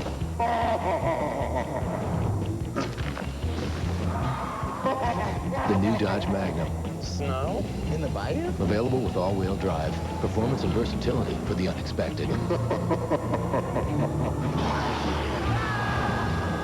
This winter, grab the new 2005 Dodge Magnum and save big with $1,000 in February bonus cash. Now at your Dodge dealer. So this is the living room, plasma TV, The awesome sound system! toast, The hot tub. the grill. Oh yeah, did I mention the driveway? Check out Visa.com to learn how you and 3 friends could win the ultimate NASCAR experience. Stay in a luxury RV, get a hot lap with Rusty Wallace or Kurt Busch, and tour the pits. No purchase necessary to enter. Visa, if you love NASCAR. These are my neighbors. They're kind of noisy. It's everywhere you want to be. Fox tomorrow. It's the moment you've been waiting for. American Idol goes to 3 nights and the voting begins. This is the beginning of the show. Be there when the first 12 finalists compete on stage and you vote who goes on. The future of our contestants rests in your hands. 3 nights of American Idol begins tomorrow at 8, 7 Central on Fox. Follow your favorite driver with Track Pass on NASCAR.com and get more exclusive content on AOL. Nice to have you with us. The Daytona 500 on Fox. Tony Stewart leading Michael Waltrip. Lap 11 with Jeff Hammond, Chris Myers from the Hollywood Hotel. And this, more than any other race, on-track teamwork is pivotal. Yeah, I think we saw that early on when Michael Waltrip tried to go in the middle, and Dale Earnhardt said, "No, I ain't going out there yet." You kind of hung him out, but Michael was able to get hooked up. Now he runs second. But you've got to have a good dance partner if you want to run well. Earlier, Darrell talked with Mark Martin, a sentimental favorite in the repaired car. Said he thought he had a car capable of winning. He's doing all right. He's doing all right. He's worked his way up to 17th right now, but he's been up and down. But he's been able to at least get in that top 20 and keep things close. And I think that's so important for his confidence as well as the team's early on in this race. Let's head back upstairs to Mike. Like a tightly wound watch, the field uncoils and the laps tick away as you watch from our Quaker State aerial coverage. Tony Stewart, Michael Waltrip, Jimmy Johnson. Kurt Busch has moved to 4th, displacing Scott Riggs to 5th, and last year's 3rd-place finisher Scott Wimmer in 6th. Now, what you want to watch for, folks, is as these cars run, you'll start to see the front group here looks like start to ease away from everybody else. The reason being, watch them come off of turn 2 and off of turn 4. Guys that have got good handling cars, they will accelerate out of that corner and put some distance between the guy behind them. Guys that don't, that means they're lifting a little bit, pedaling it, if you will, and they're going to lose ground in a hurry. Another thing that will help those top 12 is we see one of those top 12, Jeff Gordon, in the 24 car, move to the high side. If those guys can stay lined up and running a single file the way the draft works here, they'll pull away from that group that's back there causing a lot of turbulence running side by side. Normally you have 3 groups here. You got the group up front that handles great, can run wide open all the way around the track. Then you got a middle group that's kind of playing with the throttle and losing ground, and then you got the stragglers at the back. Mark Martin started 32nd. Smoke out of the 18 car off of turn 4. That's big. Bobby Labonte going up. Smoke out both tailpipes. Caution flag. That looks terminal. It's coming out both sides of the car, which is where the exhaust pipes are.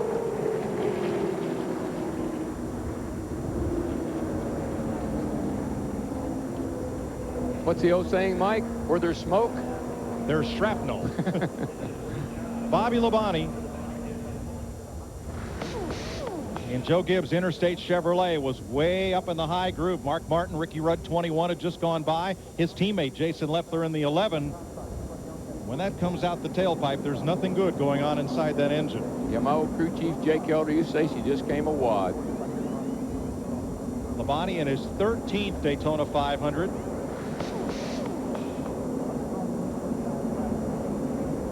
And we're under the first caution of the day. And we're about halfway through this first fuel run. We still have 42 cars on the lead lap, which would exclude Bobby Labonte.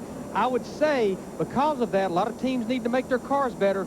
Pit road will be a very busy place, probably filling up with fuel, 4 tires, and a lot of adjustments for a lot of these teams. We welcome Office Depot to the NASCAR Nextel Cup family. Small business owners can visit their local Office Depot to find out how their business can be designated official small business of NASCAR and be featured on the 99 Office Depot car. The winner will be announced under the lights at Darlington, May 7th. Jeannie? Boy, a reminder for Jimmy Johnson as he does make his way in to be advised it's going to be a little difficult getting out. Actually, guys, they're talking about making no adjustments to the car out of the stuff that you might expect. Give him some fuel, give him 4 tires. Jimmy has been saying that the car is actually loose in 1 and 2 when someone is behind him, but it's not bad when he's free. But he is tight in 3 and 4, so they've just decided, as they said, to go with 4 tires and fuel and let the car work its way out. Nick? Dale Earnhardt Jr. struggled in practice here, but he's got the car much faster. They've done some work with the engine, and Junior's happy with the car. Steve? I think Tony Tony Stewart says he's just a little snug in traffic. 4 tires and a small air pressure adjustment. Matt. This will be a 4-tire change for Michael Waltrip. He entered pit road in the 2nd position. He said he's lost grip on both ends of the race car. It's tight and loose. He really wanted to fix the loose part. He felt like that would really help him, although the car is very strong. Jeremy Mayfield's team may have rolled the dice on 2 tires. It looked like almost everyone else got 4. See a lot of adjustments being made on Dale Jarrett's car, the UPS car. Remember, our Bud Polesetter started in the 1st position. He had almost went to the complete back of the field. I think Scott Wimmer in the 22 actually won the battle. Quite sure he probably just changed right side tires. There's Wimmer's Cat Dodge, number 22. Bobby Hamilton Jr. Jimmy Johnson, 3rd off pit road. We're under caution in the Daytona 500 on Fox. Refer to the report that we got last week. And look at the chart. Hi, guys. We're going to do... I kind of changed my mind. I think I will race the truck. Sharon, he's gonna race the truck. Shut up. Is that what he said? Bye, Dale. He's gonna race the truck? Tony, Dale's gonna race the truck. No way! Hey, guys, Dale's gonna race the truck! Hello? Dale Jarrett is going to race the truck. Breaking news, Dale Jarrett will race the truck. Well, it's about time, Dale. 各位同事请注意，现在我有一个好消息讲。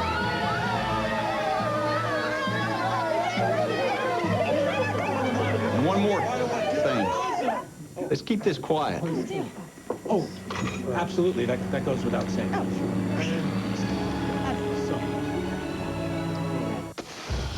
Ready to make the move to Levitra for a strong, lasting experience? Ask your doctor if Levitra's right for you. Levitra is what many men with ED count on for a strong, lasting erection, for that quality sexual experience. Strong and lasting when he wants it. It's what Levitra's all about.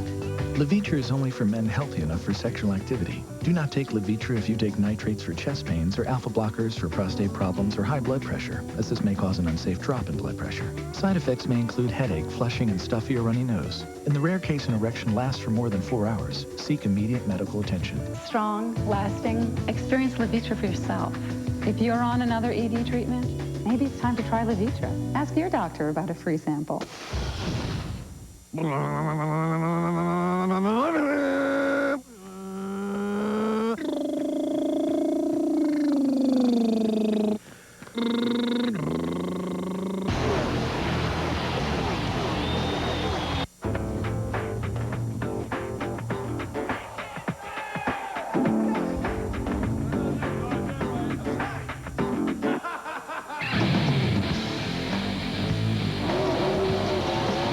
Winning wasn't everything, we wouldn't keep doing it. Congratulations to Kurt Busch and the entire Ford Racing team for making back-to-back championships a reality.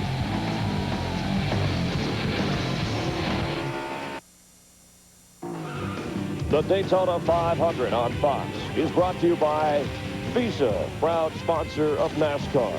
By new Tylenol Extra Strength Rapid Release Gels. Team Tylenol, think fast.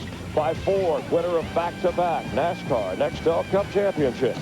And by Nextel. Go to foxsports.com to find out how you can be the Nextel Fan of the Week.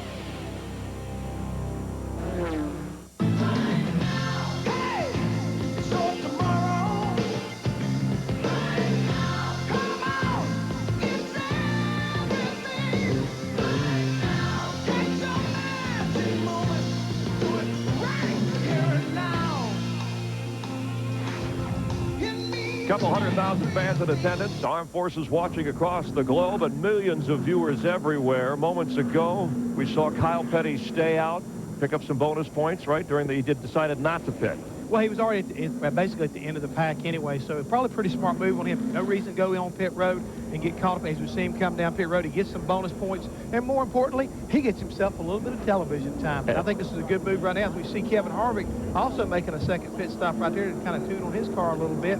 But will Kevin Harvick have any friends when it comes to drafting after what we saw during the Gatorade duel on Thursday? I think he'll find some friends because I think he's probably got a pretty good race car, and he will find guys that will use him to at least get to the front, and they'll kick him off to the side as quick as they can. Under our first caution of the day, let's go back upstairs to Mike, Darrell, and Larry.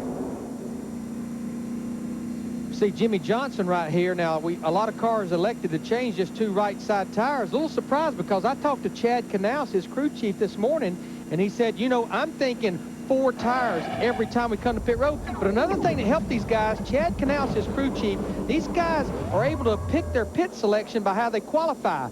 And this would be like the 48 car. He had an opening in front of him. When you have 41 cars on pit road at one time, basically, it's very easy to get blocked in when you try to pull out, and he had an opening here, so that helped speed up their pit road time.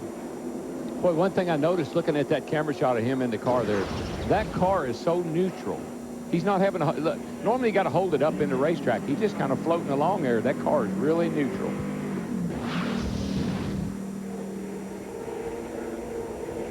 Watch the 1 and the 11. Trying to squeeze out. Whoa. Well, you don't want to damage that right front fender. I tell you, that'll just kill your car. Truex in the 1, Leffler in the 11. Green flag, and Scott Wimmer, who took 2 tires, is out in front. Bill Davis won the Daytona 500 with Ward Burton a couple of years back.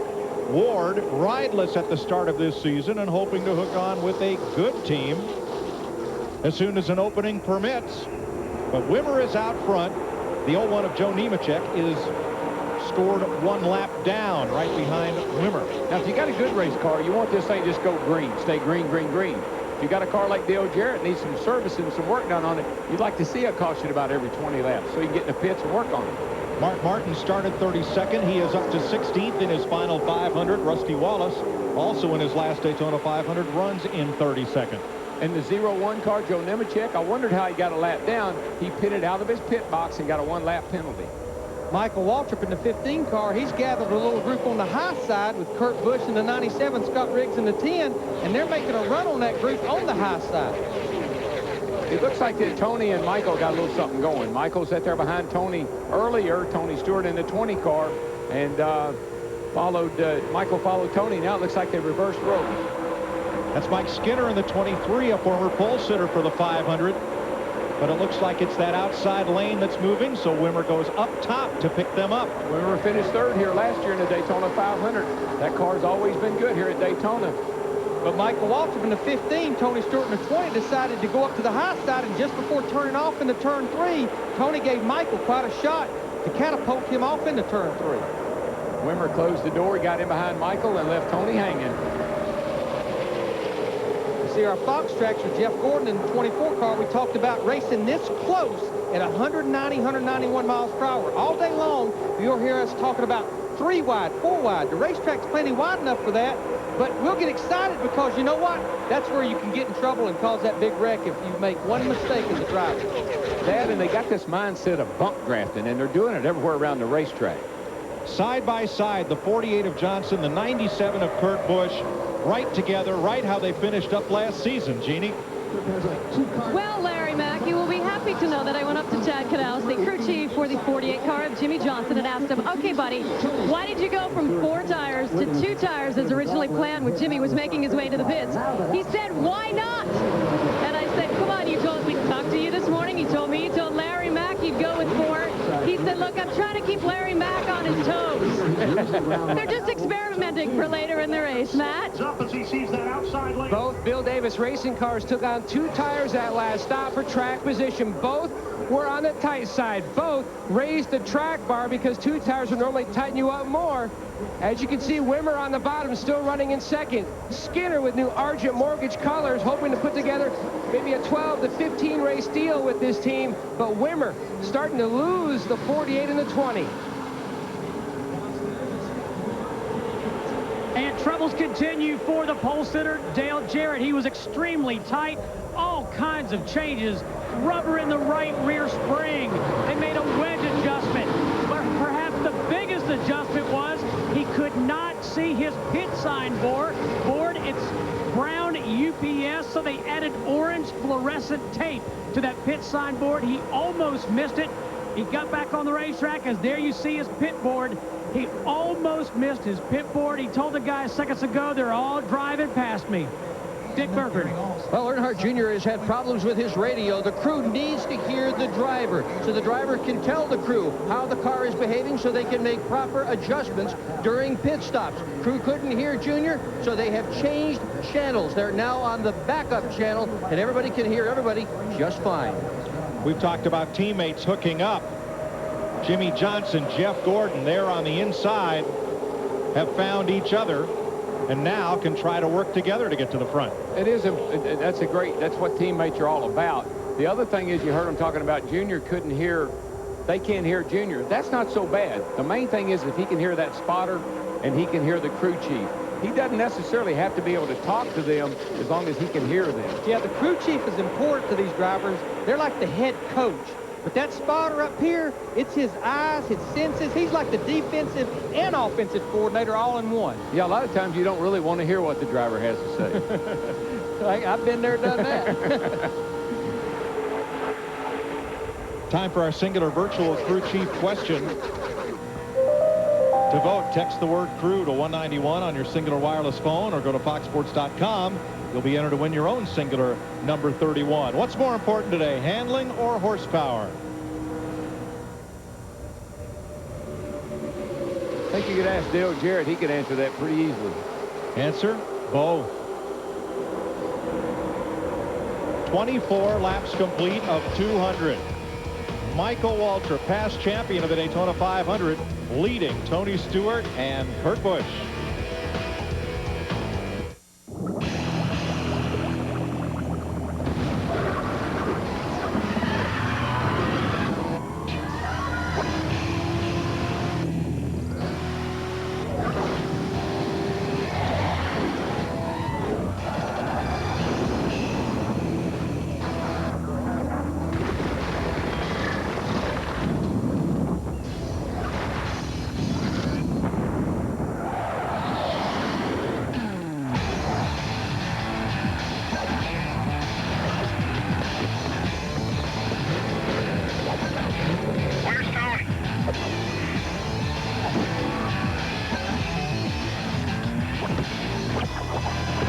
Drink up, boys. Playtime's over.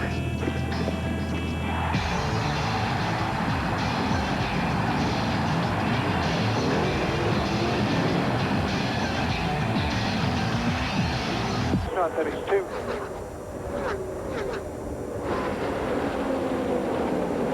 Calamity in turn 4. You see it unfolding as Ricky Rudd and Boris Said and the number 4 of Mike Wallace have crashed. I think Wallace got the worst of it. His Lucas Oil car is already in the garage.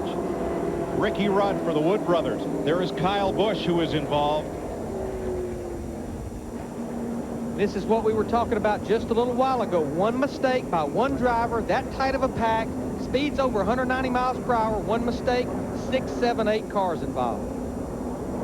The Wood brothers of Stuart, Virginia, have won this race with A.J. Foyt.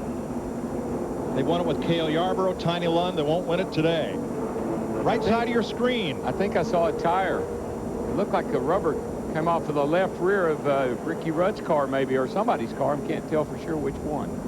Looks like he definitely got in trouble. Looks like he almost corrected it, Darrell, and then it shot back up the racetrack, right in the middle of the racetrack, and that's where everyone else got involved. I think, Larry, I glimpsed the casing of the tire coming off.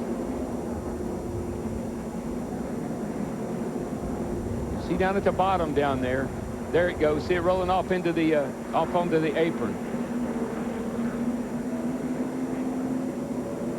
I talked to Goodyear's Billy Hodges this morning, and he said the tire problems of last week were all taken care of. They were confident of a good day. Well, now, after a restart, a few laps, you always drop the air pressure a little bit. Good job, baby. Great call, guys. You drop the air pressure. Full view of that one, didn't you, Bubba? Check it up. Yeah, buddy. That's just stay to the bottom. Come on, come on. Good job, Herman. Watch him. Watch him. Watch him. Come on, yeah. So watch the grass. Watch the grass. That was Kenny Wallace and his spotter. Well, we're under caution. That means pit stops. And we've only ran like 11 laps, but I think everybody's on pit road. More tires, more adjustments, Dick. Over the course of the winter, changed pit crews with his teammate Michael Waltrip, as well as most of the cars in their stable. Matt. Two-tire change for Michael Waltrip. He said that the car was just way too loose up on the high side, especially in the middle of 3 and 4. That's why they went with the 2 tires and a track bar adjustment to try to tighten that race car up so he can get back down on the bottom near that yellow line. Kevin Harvick is in trouble on pit road. He coasted in, and are they taping that car or trying to get the hood open? Looks like they're doing some repair work on the front of that car. He had fallen backwards by quite a bit. I have to push it back, and then I'll take off. Working on Kyle Busch's car, Mike Wallace has already gone to the garage after this one in turn 4. There it is. There, what is that? The Harley I almost bought.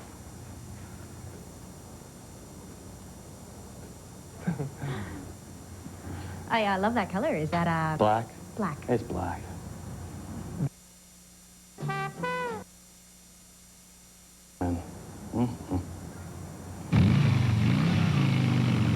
Almost won't get you there.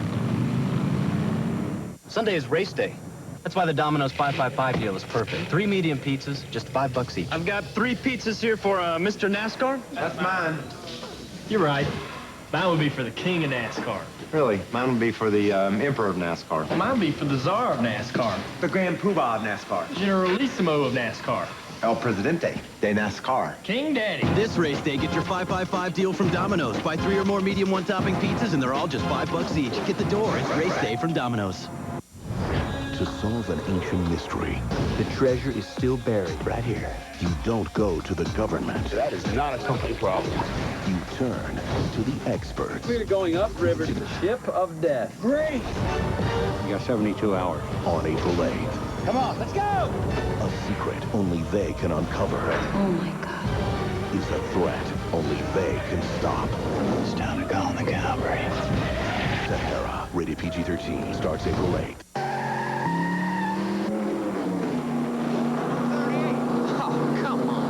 Man, that is fast.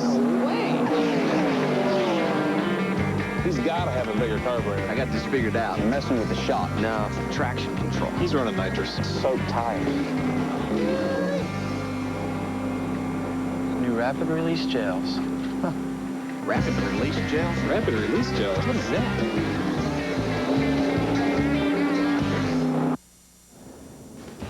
Fox, glad to have you along for the Daytona 500. Let's take a look at the all-new Chevy Corvette pace car. And Ricky Rudd in his 28th Daytona 500. He's never won, involved in what is at least a 6-car crash, the first crash of the day. Yeah, as we said earlier, the left rear tread on the left rear tire came off, and the car went around, went up and hit the 99 car and collected the 4 of Mike Wallace, along with what looks like Boris said, several other drivers trying to avoid the accident. There was nothing that Ricky could do. I mean, it was just totally out of his control. Whenever the tire went down, it just turned him right up into the 99 car. Kyle Busch, a 19-year-old involved in this. Also, Boris said at his first Daytona 500 at age 42, caught up in it as well. And we're listening to the spotter and the in-car camera on the 11 car, Jason Lever, because he said, man, good job, baby. I mean, he really did a good job right there, not panic.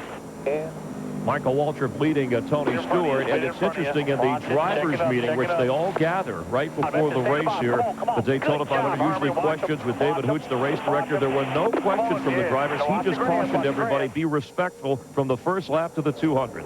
Yeah, right now, like I say, this is nothing that Ricky Rudd could have done about this. He lost that left rear tire, went up, hit the side of Carl Edwards, ended up in front of the 4 car as well as the 5 car of Kyle Busch, and around they went. Under our second caution of the Daytona 500, let's check in with Steve Fern. And Chris, when Tony Stewart came to pit road, he had radioed his crew chief Greg Zipadelli. He said it's just a tick tight. So interesting strategy. They took just 2 tires for Tony Stewart. He told his crew, good job, boys. Matt? confusion here between the 29 of Kevin Harvick and the 9 of Casey Kane. They thought the 9 of Kane was pulling out. Harvick stopped. It was kind of like one of those things in a parking lot at a grocery store. Finally, Harvick's in. The problem he has with the grill, the piece of tape they're going to try to affix with safety wire. He keeps coming up, Mike, like it's a wicker bill, causing drag. Thanks, Matt. 29 laps complete. Second caution of the day, Darrell. One of the adjustments that the crews use all the time, it's their best tool, is air pressure. More than likely, that was low air in that left rear tire that pulled that thread off the casing like that. Because it had not been that long since they made a pit stop. Now, we've been talking about pit selection and winning the battle off pit road. Even though Michael Waltrip elected to only change 2 tires, a lot like Paul Menard in the Busch Series race yesterday, and again, you pick your pit by how you qualify. This is the pit outline right here, and Michael Waltrip was right here. Once the pit stop was completed, all he had to do is move that shorter distance to basically win the battle off pit road, and it paid off that time. Ricky Rudd completes a stop. His battered car will go back on track as we get ready to go green. 5 different leaders of this race so far. Tony Stewart, Michael Waltrip, Scott Wimmer, Jimmy Johnson, and Kyle Petty stayed out to lead a lap under caution before making a stop. Usually the start of these races, 500 miles, everybody's kind of antsy and everybody's kind of pushing and shoving. Have a lot of cautions early on, then we'll get down to some green flag racing. We need to mention Joe Nemechek in the 01 car. He got back on the lead lap. He received the free pass, which is a thing that NASCAR does. Once they freeze the field under caution, whoever's the closest car to the leader a lap down, he gets back on the lead lap when the caution comes out. 30 laps, 75 miles complete. You got your high-def TV, you got your surround sound Dolby. Just crank it up. All right.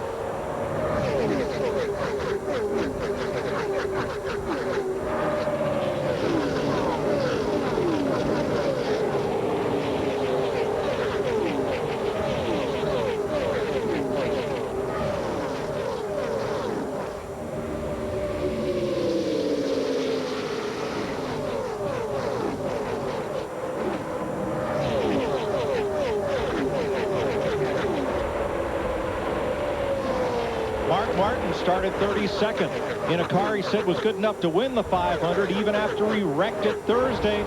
They said, don't try out the backup car, fix this one. They did. He is up to 6th place. Yeah, he and Sterling Marlin are hooked up pretty well there. He gave Sterling a good shot going into 3. He says, I got a bumper and I'm not afraid to use it. Steve? Hey, an update on Mark Martin, guys. I talked to his crew chief, Pat Bryson, this morning. They were very worried about all the body damage to that car, but that's the car Mark wanted to race. They had 2 body fabricators down from the shop in Mooresville, North Carolina. They worked as hard as they could to get that thing right. Pat Bryson said the nose has to be right or we're in trouble. Well, those fabricators have done the job so far. And it can go either way. You know, they can fix the car and you can say, man, that's what I needed. Or you can hear the crew chief say, well, you know, that's what you wanted, old buddy. And of course, NASCAR would not let them take the car out of the garage, and they have set hours that the garage is open and closed. But the biggest thing I think that Pat Trice and Mark Martin, the statement they made fixing this car, we're in championship form this year. I got a close look at it down on the grid, and it looks a lot better from 20 feet away than it does from 2, but it'll do the job.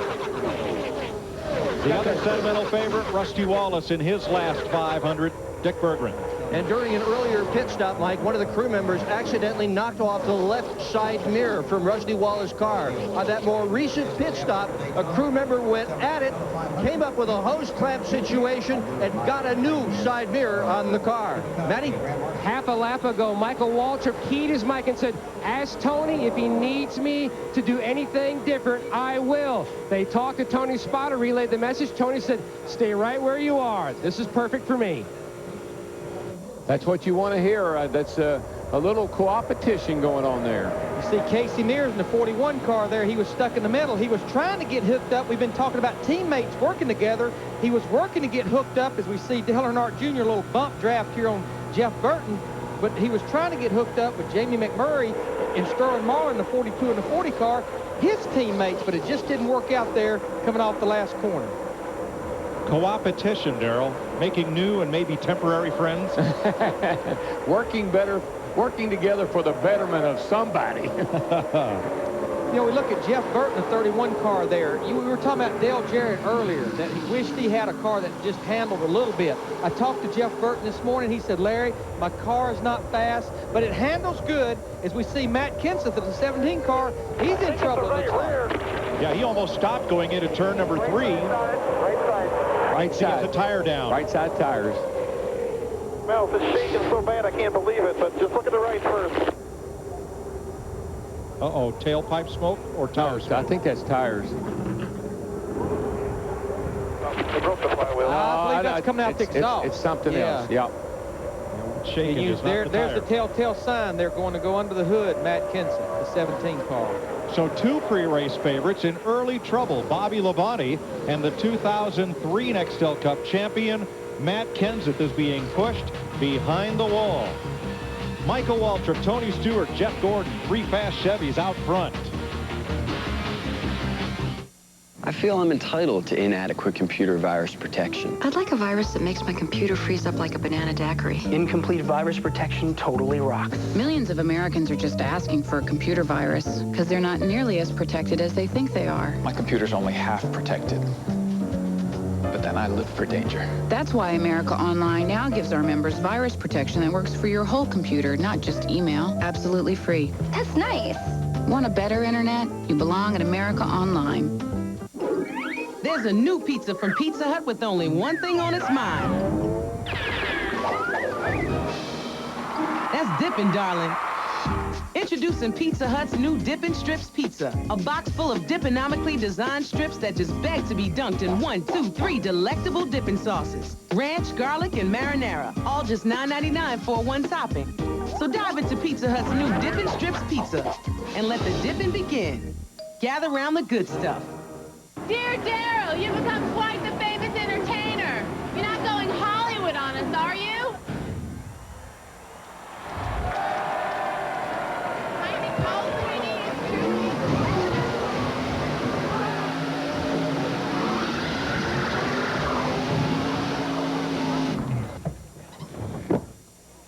No, not this year.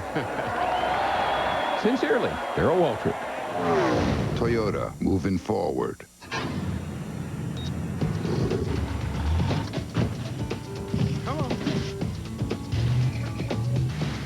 Every morning at Lowe's, our crews supply the finest pro-grade materials and equipment. Roll in, load up, roll out. Taking notes?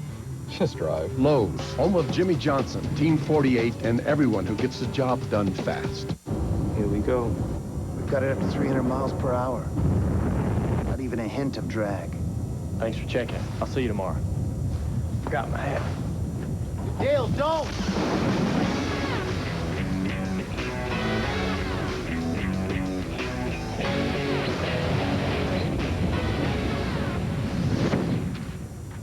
Show off. Okay, bad idea! Premiering next month on FX. Her house. I'm the new captain, Monica Rowling. His rules. I need to trust you. Right now, I don't. This season, Glenn Close joins the cast of The Shield. Premieres next month, only on FX. The Daytona 500 on Fox is brought to you by Budweiser, the official beer of NASCAR, proud sponsors of Dale Earnhardt Jr. and the number 8 car.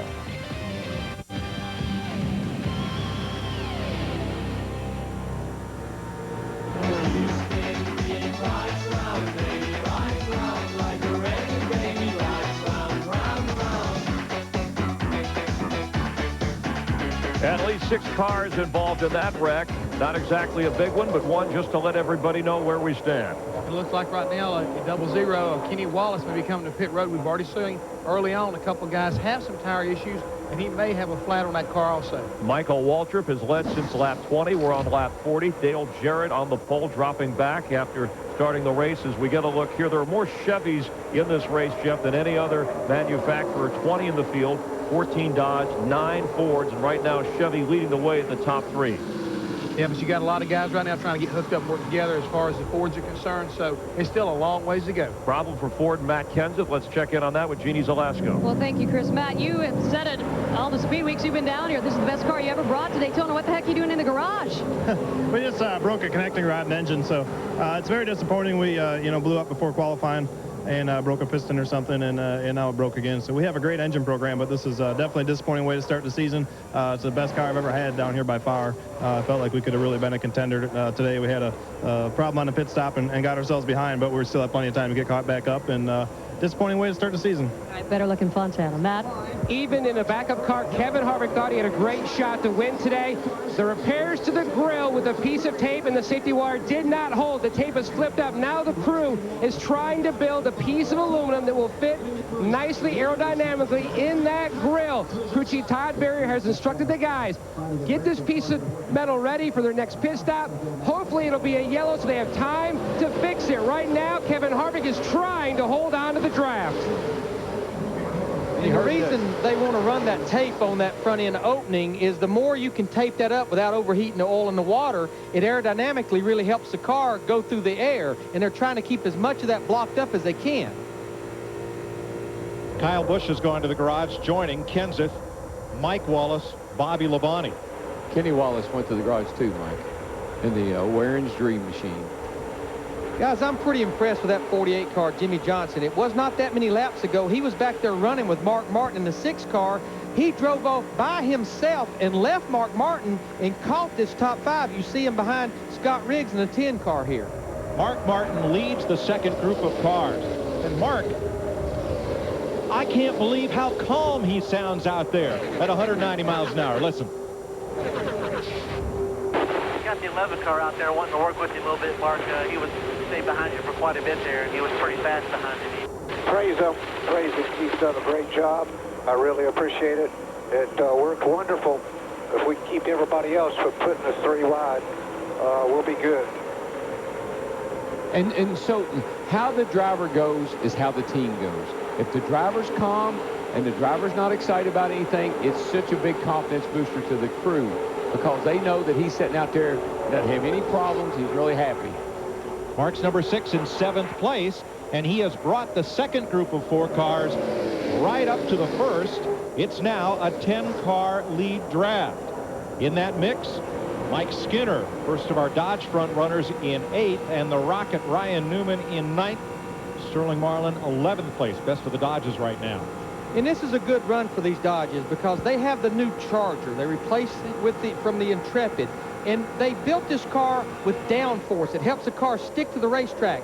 They somewhat paid the penalty last week when you need a good slick car to qualify, but I think as this racetrack really gets slick, the car starts sliding around, it looks like they're going to race good. Pretty impressed with Mike Skinner because they were not even going to race down here based on how their test was about a month ago, but they've come to life. Jimmy Johnson, the 48, the 10 of Scott Riggs side by side as they fight for 5th place. Why Mark likes his car, Mike, is because it gets better and better in the long run. Maybe not all that fast on the starts, but it looks like that's the kind of race car that you want for 500 miles. 3 Wallace brothers started this race. 2 of them are in the garage. Jeannie? Yes, and I've caught up with Kenny, and sometimes we have dreams and sometimes we have nightmares. What happened, sir? Well, I want to thank Michael Waltrip and Aaron's. You know, I mean, it was a great day. Car was running great, and no warning at all. I guess something happened in the motor. Yeah, you avoided the crash? I avoided the crash. You know, there were a couple things that could have went either way this whole week, but, you know, all I can tell you is everything was going great. It was a real good day, and it looked like everything had finally settled out. I don't know what happened to Ricky there, but we avoided that big wreck, and, man, it was running, you know, handling really good. That's what I was excited about, and no warning at all. We just felt like it dropped a valve or something. But, you know, DEI builds great motors, and we put quite a few laps on this one because it was the motor we ran in the 120 or 150. Well, if there is an upside, sir, you can go back and root your brother on to try to win the Daytona 500. Yes, exactly. This is the agony of defeat, but I'm thrilled to be here. All right, thank you. These engines don't turn a lot of RPM, about 7,000. They'll turn close to 10 next week in California. But they go through what engine builders call harmonics.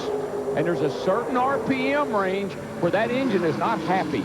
And it gets a lot of vibrations in it. You get it caught in that RPM range very long, it can break something. And the reason they don't turn them as many here at Daytona as they will next week at Fontana, they have that carburetor restrictor plate that takes about half the horsepower out of the motor.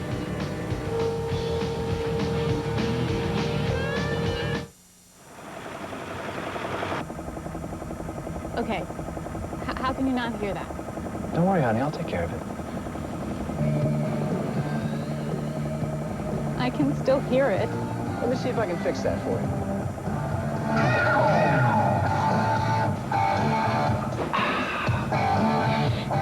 Bad idea. Ignoring your car's maintenance. Good idea. Relying on the NASCAR Performance Network to choose a repair shop you're going to love. Just visit NASCAR.com. Click on Auto. Anheuser-Busch introduced a new Budweiser, a light beer called Budweiser Select, which may lead some people to ask us if we are going to come out with another light beer. Well, from what we're hearing, we got it right the first time. Still with more taste than Bud Light and half the carbs. Miller, good call. Toyota's drive to be the best begins in the most advanced automotive plants in the world and extends itself to a lineup of sport utilities and trucks that dominate the top 5 spots in resale value. Now through February 28th, get a new Sequoia with 2.9 financing or $750 cash back. Get 2.9 or $750 back on Highlander, or lease one for $249 a month for 36 months with $1599 due at signing. That's a great deal because it's a great SUV. That's Toyota, moving you forward. He's swirling. No, he's spinning. Danny Sullivan spins. And Michael Schumacher wins the inaugural United States Grand Prix. Jeff Gordon, winner of the inaugural Brickyard 400. Get your seat for history in the making. Tickets for the Summer of Speed at the Indianapolis Motor Speedway are available now. Call 1-800-822-INDY or log on to IndianapolisMotorSpeedway.com. Okay, KFC lovers, here's the number, 104699. Got that? 10 legs and thighs, original recipe or extra crispy, just $6.99. It all adds up to the best tasting deal ever. 10 pieces, $6.99. Don't forget the wings. Sheila Gray on Fox 19 Morning News, weekdays beginning at 4:30.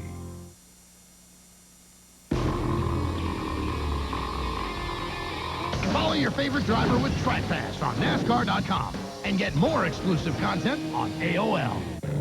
If you love the greatest thrill ride in racing, you'll love the greatest thrill ride on Monday night. 24. If you can't save my son, I am happy to see the reactors melt down. The biggest disaster in our nation's history rests on one family. Ready? Ready. One life. Just get that kid. And one terrifying moment. It's never too late to get on board 24. The nonstop season continues tomorrow on Fox. Viewer discretion advised.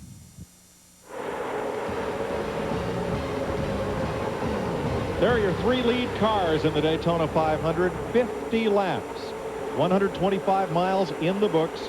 Michael Waltrip, 2-time winner, leading the series champion Kurt Busch, and yesterday's Busch Series winner Tony Stewart, who leads the Koch family of drivers right now. Stewart has won everything in open wheel, closed wheel racing, but the Indy 500 and the Daytona 500, and the win he had yesterday, you should have seen it. It was a thing of, that's one of the best saves I've seen in years. I mean, to get down in the grass, come back up on the racetrack and keep on going, that was a lot of car control. And he only went from 1st to 7th, despite that slide in the grass, and then came back from 17th to win it in the last 10 laps. It just seemed like it motivated him. One of the most surprising stories early in this race is Scott Riggs. He's in only his 2nd Daytona 500 in that white number 10 car, in 5th place. Finished a disappointing 34th last February, but he's been with the leaders all day, Steve. And Mike, he really struggled last year as a rookie. He finished 29th in points. The team sees a lot of potential in this this young driver, but he's hard on himself. He and his wife took their young son, Lane, he's 3 years old, to SeaWorld on Monday, and he said it did as much for him as it did for his son. It helped him relax and focus for this race, Dick Berggren. Well, the other surprise is Dale Earnhardt. He started in 5th spot. He's all the way back to 16th.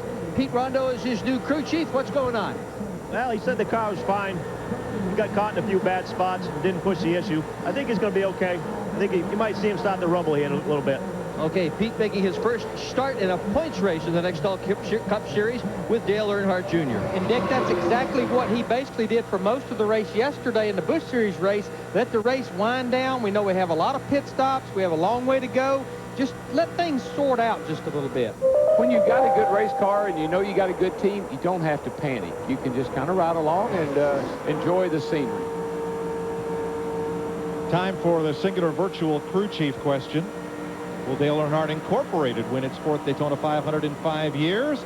Text the word crew to 191 on your singular wireless phone or go to foxsports.com. You'll also be entered to win your own singular number 31 car. Jeff Gordon has been trying everything he knows to get to the front of the pack, and he may have found a way. And one thing these guys would like to do, they would like to get somewhat single file, because the thing about it, we're only about 5 to 8 laps away from what would be a green flag pit stop. And remember, they're out there running over 190 miles per hour. Pit road speed is 55 miles per hour, and you need to be single file. You don't want to cost yourself a bunch of time by getting all gathered up coming on the pit road and maybe even get in a problem. Jeff Gordon of the DuPont number 24, two-time 500 winner, 4-time Cup champion. He is fighting his way up to 3rd as the deal-making begins up and down pit road. You're watching the Daytona 500 on Fox. Yeah, we're coming. Big, we're going to be late for the show if we don't leave, like, right now. No worries. We got to go right now. What's up, dog? Cowboy Troy, man, can you just start picking up the rest of the band? Well, let's roll. Guitar man, better saddle up, boy. Let's go. Woo! Drummer boy, get your roll on. Well, this show ain't gonna play itself, boy. Let's roll. I'm coming up on you right now, buddy.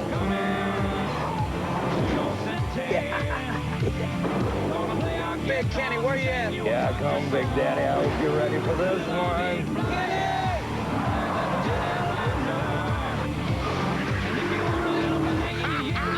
The winningest name in racing is back. Chevy, the revolution races on. Hey, guys, what's the nickname of the Daytona 500? Great American Race. Ooh, boogity, boogity, boogity. New Daytona 500 Pringles prints with hundreds of Daytona 500 questions on the Pringles you love. Who won the 1989 Daytona 500? You did, Darryl. That's right, boys. With printed fun on every one, it's Daytona 500 Pringles prints. Enter the Pringles Win a Daytona 500 Race Weekend Sweepstakes for a chance to meet Darryl Waltrip.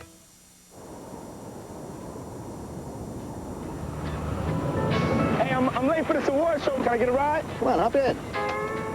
I tell you, Carson, the excitement here is tremendous. Look at that. I didn't know P. Diddy drove a Diet Pepsi truck. Don't scratch it. All right, this is how I roll. Hey, yo, P, check out my new ride. Not a lot of people know this, but Dale is quite a gifted artist. I wouldn't go that far, Michael.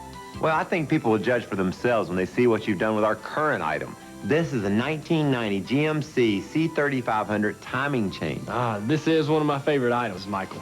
Wow, can we get a closer look at that? It's amazing. I'd also like to show you this belt, Michael. It's made from our next item. It's a fan belt from a 1999 Oldsmobile Alero. Is that buckle from a 93 Chevy pickup wheel bearing? You're good, Michael. You're good. A baseball star is mysteriously dying. It's not steroids, and it's not cancer. So what's killing him? But to save him, the kidney's almost shut down. His wife will make the toughest choice of her life. You're pregnant, you can't be a donor. She wants to trade a child for a kidney. That's murder. I want that baby. A controversial new house. Fox Tuesday. Viewer discretion advised. The Daytona 500 on Fox is brought to you by Napa Auto Parts. Napa, get the good stuff.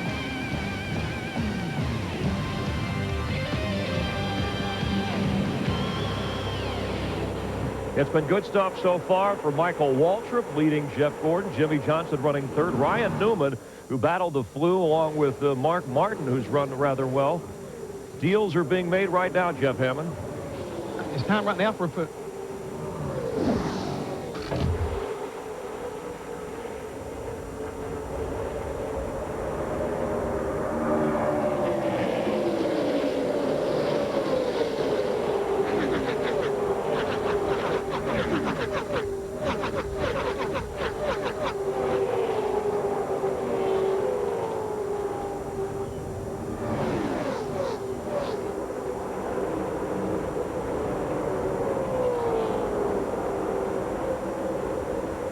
Let's check in with Matt Yoakum. Matt?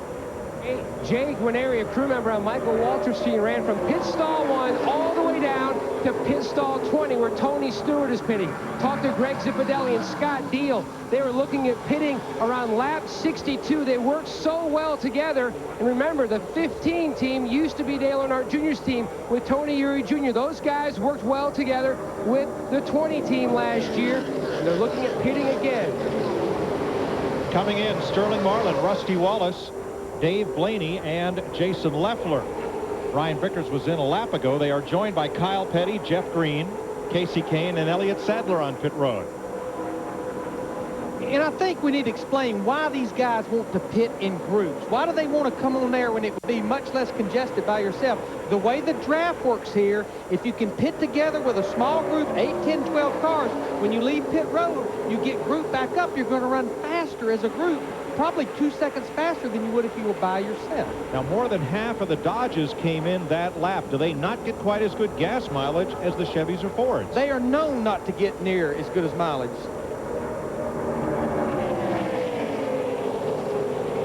I think Michael started on pit road, and I'm not so sure that they didn't get some kind of a transmission from the 24 group that maybe they were going to stay out another lap. Mayfield's in along with Nemechek, pole sitter Dale Jarrett, Coming this lap. John Andretti, Carl Edwards. With us. 24, 48, 12 are the first 3 behind you. Casey Mears is in, Hamilton, and Boris Said. And we've been talking about this, Darrell. This is such a challenge for these drivers. You've been out there for 35 laps at over 190 miles per hour. You want to get as much as you can get on the pit road, but you have to be to pit road speed 55 miles per hour at the entrance. Pit road speed timed electronically rather than by stopwatch as in past years. So by the time they get to those cones, they've got to be wound down, and here come most of the leaders. Looks like about 12, 14, 15 cars in the lead 2 packs. Jeannie? Well, the 97 of Kurt Busch, he has been safe for quite a few laps, but he can't keep it on the bottom. They're going to make a track bar adjustment, air pressure adjustments as well. Try to free the car up, guys. Dale Jr. got tipped into his pit stall, but it's legal. Only the right rear tire is outside the stall. So, Dick, it's a legal stop, but it's not pretty.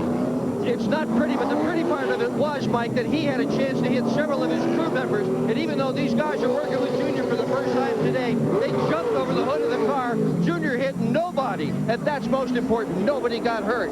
But he ended up having to back the car up, and you see right here, he's about to lose the pack that he pitted with that's leaving pit road. A lot of costly time. He's probably going to go about a half a lap down because of that mistake. Here's Matt. Great stop, Mike, by the 15 team for Michael Waltrip. His car just slightly on the tight side. No chassis adjustment, just air pressure. The 24 car, Jeff Gordon, very solid stop by the 24 crew. Gordon said his car started on the loose side, meaning the back end wanted to come around, and then it started to slowly progress to the tight side as the fuel load burned off. No major adjustment for Gordon as well. But the speeding police have a couple of victims. Sterling Marlin, Dave Blaney, Elliott Sadler, and Mark Martin, Kurt Busch, and Jimmy Johnson have all been nicked for speeding on pit road. This pit stop right here, these guys have practiced ever since the end of the last year, and it's a good feeling when you can beat people off pit road, and that pit stop feels like it flows with harmony. Yeah, he and Jeff Gordon were on top of each other going out onto the racetrack, but the cooler heads prevailed. Michael let Jeff go. But for these drivers who got nicked for speeding on pit road by the electronic timing system, it's a drive-through penalty at pit road speed. So they have to come down pit lane at 55 miles an hour while everybody else is out there doing a $1.85. No cheeseburger either.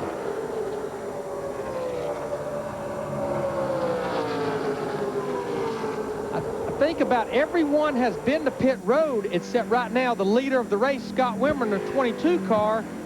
Comes Jimmy Johnson. He's coming in. And Wimmer was in the last lap. So here's Johnson along with Kurt Busch, two of those who were penalized for being too fast either entering or leaving the pits. The pit road speed limit is a safety rule, 55 miles an hour, to try to keep it safe for those over-the-wall crews. These guys have had the 150s and the Bud Shootout to work on pit road speed because they all knew it's electronically timed. I think they've been giving them a break, but I bet you this morning they were all told, you got to live by the rule today, boys. Darrell, the only good thing about the 48 having to make the pass-through, he will have a friend with him, Kurt Busch, in the 97, and they'll be able to hopefully stay together. So after the first round of green flag pit stops today, 64 laps are completed. Jeff Gordon, the leader, Tony Stewart, and Michael Waltrip, who led before pit stops, they got a good stop. They're third. Ryan Newman fourth as the leading Dodge. Jeff Burton Chevrolet rounds out the top five.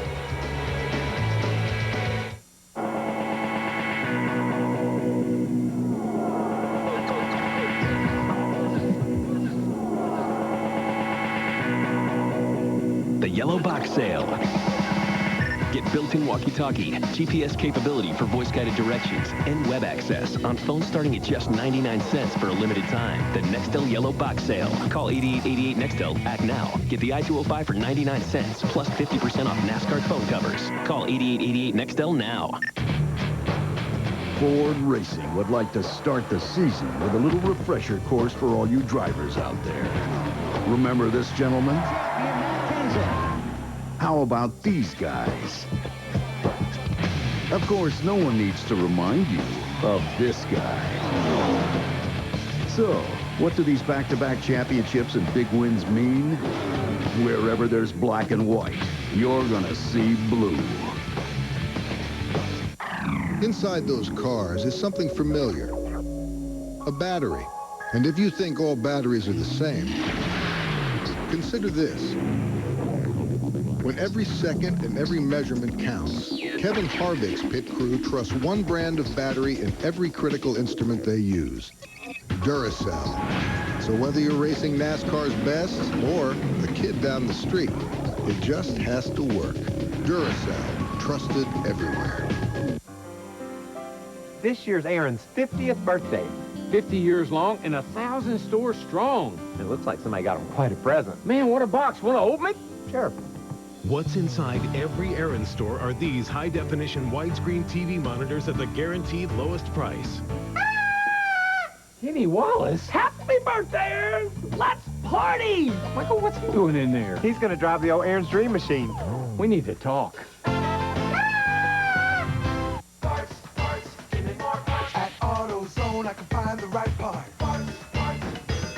Give me tailgate, engine, piston, bumper. At AutoZone, gonna get the right part. Now AutoZone has over 750,000 parts. New and performance parts, collision parts, and now salvage parts. So you don't need to call your car dealer, search through special order catalogs, or go to salvage yards. AutoZone, the only stop you need for the quality parts you're looking for.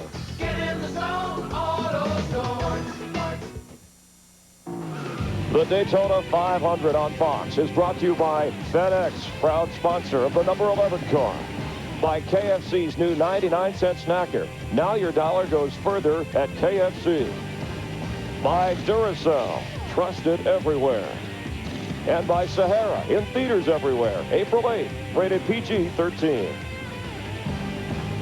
And we'd like to welcome the 11 car, the FedEx car, to the NASCAR family. Remember, every day is race day at FedEx. Jason Leffler in the 15th spot. Hanging in there, we've had 6 leaders with 7 lead changes. Jeff Gordon on top for now. Dale Earnhardt Jr. had some problems moments ago. Remember, he has a new crew chief and a new pit crew, but Jeff, it wasn't the crew's fault when he got bumped going into the pits at about 55 miles per hour. Jeff Burton right behind him. No, Jeff Burton right there. All of a sudden, Dale Jr. comes basically across Burton's nose, that bright orange car right there. He gives him a little love tap, and around he goes. But the crew did an outstanding job. Watch right here. They come off the wall. They see the problem. They react, and they continue on with their jobs. I mean, the jack man was caught on the wrong side, but otherwise, they did a great job just getting him out of the pit. And we're riding with the onboard camera. This is how it looks from Junior's point of view. Yeah, that's exactly what happened after he came from the outside lane and the 31 car, Burton, was on the inside lane, and they made contact. Right now you have Tony Stewart up behind Jeff Gordon, followed by Michael Waltrip, Ryan Newman, and Jeff Burnett. Rusty Wallace trying to win that elusive Daytona 500 in his last ride, up to 6th currently. Let's rejoin Darrell, Larry, and Mike. You know, in the contact with Burton and Dale Jr., Jeff Burton wasn't supposed to be down underneath Dale Jr. like that. He's supposed to stay out until he gets to his pit box and then turn in. He was trying to get under Jr. But Burton came out of the pits in 5th. Ryan Newman, the number 12, is 4th, the last car in that lead draft. Jeff Gordon, 2-time winner of this race. Tony Stewart, who has yet to win it. Michael Waltrip, a 2-time winner. And Ryan Newman, who wins the pole, an incredible 1 out of every 5 times they run for the pole. The Rocket is fastest. I just got a good feeling about him this year. I tell you, he's been so fast. That car's so good. I think he's matured as a driver. I think they're thinking big picture. I think he's going to have a great year. Here's Steve to update some pit stops for us. Yeah, Mike, Tony Stewart on his previous pit stop, he took just 2 tires. This time, they put on 4 because the condition that he described as tight had gotten a little bit worse. They had a great pit stop, and the crew complimented Tony back because he got on and off pit road very well. Meanwhile, Scott Riggs really needed that pit stop. They took 4 tires, made an adjustment to the track bar. Riggs said they had been going into a 4-wheel slide. Dick Berggren. Over the course of the winter, many of the crew's jumped teams went from one team to another. Not so with Rusty Wallace's group. They all stuck together. They believed in their driver. And when I walked into his pit, this is what every one of them showed me. A 12.9 stop. And that is what has put Rusty in the top 10. He started way in the back of the pack with a backup car. And, Dick, that was one of the things that had Rusty pumped up. At the beginning of last year, they had so many problems with pit crews. They kept changing people, moving people around. And about halfway through the season, they finally got a group they felt good about. And he said they were consistently, the end of last year, kicking off those 12, 13-second stops. And that just proves, Larry, just like you know now, you've got to have it all. Got to have a great driver, got to have a good car, but you've got to have a good pit crew to go with all that to complement everything. And if you're one of those drivers who got nicked for speeding on pit road under green, you got to have a caution flag to get caught back up here. Some of those were Jimmy Johnson, Kurt Busch, Mark Martin, 2-time winner of this race, Sterling Marlin, among those that got caught for speeding in the pit lane. 55 miles an hour is the speed. We're told there's no tolerance on that. Yeah, Johnson and company is losing about 4 or 5 tenths a lap to these first 4 up here. Yeah, right now they're about 31 seconds behind the leaders. And remember, it takes about 48 seconds to get around this racetrack. They're trying to get a little group together right now. Jimmy Johnson in the 48, Kurt Busch in the 97, his teammate Mark Martin in 6, and Dave Blaney, all pit road speeding offenders. They've kind of latched up together, but they've got a long way to go, like Mike said. I think it's going to take that caution to catch them up. And we use the start-finish line as our point of reference. So when I'm Jimmy Johnson, my crew is saying the leader is at the line now, and it's a sick feeling that every time he tells you that, they're getting a little bit closer. Jeannie? Fenders, they are definitely in cahoots. The 48 of Jimmy Johnson contacting the 97 of Kurt Busch, trying to get him to slow up a little bit. The thought process is to wait for the 6, and then at some point, the 3 of them will try to make a move. And they have added Dave Blaney, the black car, the 3rd Richard Childress car, to that trio to try to work back up on the leaders and get cycled back with everyone who got on and off pit road without breaking the law. Well, you know what they say, misery loves company, and that's definitely true in this race. And, Darrell, I almost get a feeling that our 4 leaders right here, starting with Jeff Gordon in the 24 all the way back through Ryan Newman in the 12, they're pretty content to run single file right there, because we've been talking all during the broadcast, when you're single file with 4 cars, that's the quickest lap times you're going to turn, and they'd love to stay that way to continue to put distance on that group led by Jeff Burton in the 31. Oh, yeah, that's the conversation. Stay in line. You use your hand signals. You line up, stay in line. You tell the spotter to tell those guys to stay in line and get out of here.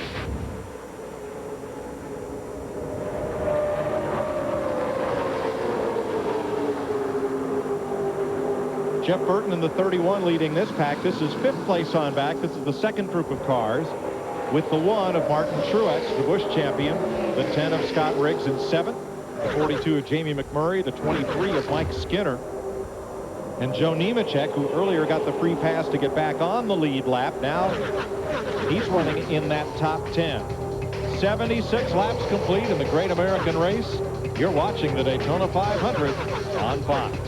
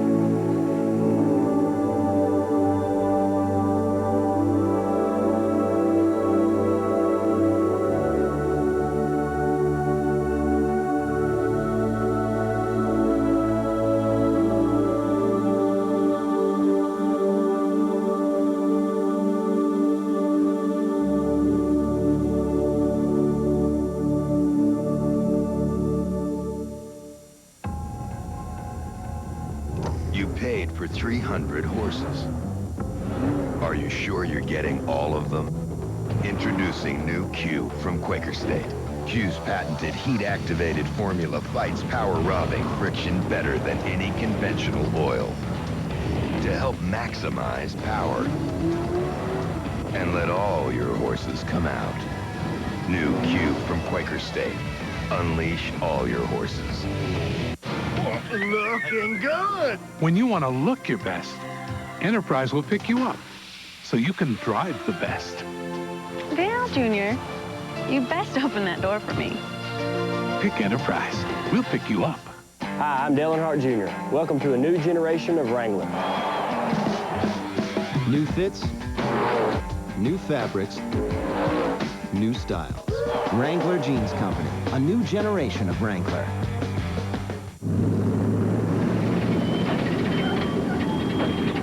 What is that? Don't diss my wheels, Happy. She may not be fast, but she sure is yellow. You and me, 4 laps, winner takes all. Oh, what? Good question. Say, is Mr. Goodwrench around? Find Mr. Goodwrench at all GM dealerships nationwide.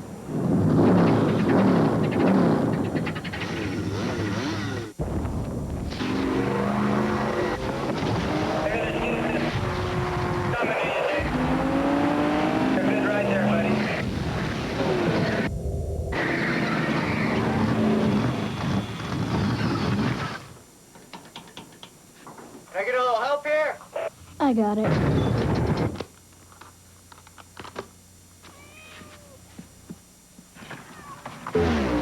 FedEx is proud to introduce the number 11 car. Fox Sports, glad to have you along with us from the Daytona 500. This is a Visa race break from the Great American Race. Dale Jarrett started on the pole and quickly fell to the back. Dale Earnhardt Jr. with a little hello bump, how are you?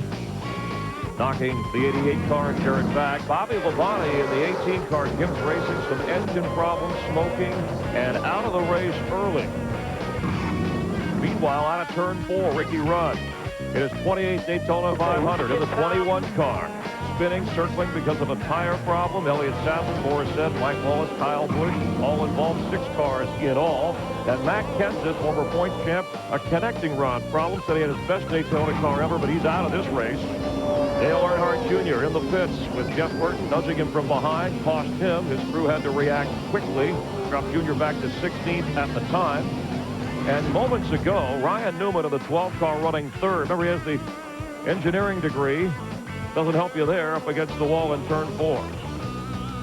Yeah, coming off that corner right there, it looked like Ryan decided to go to the outside up there, and Michael didn't realize he was there. Next thing you know, there was contact made. You can see he starts to move up off the 4 right here on the high side of Michael. All of a sudden, Michael closes the door on him into the wall. 81 laps through.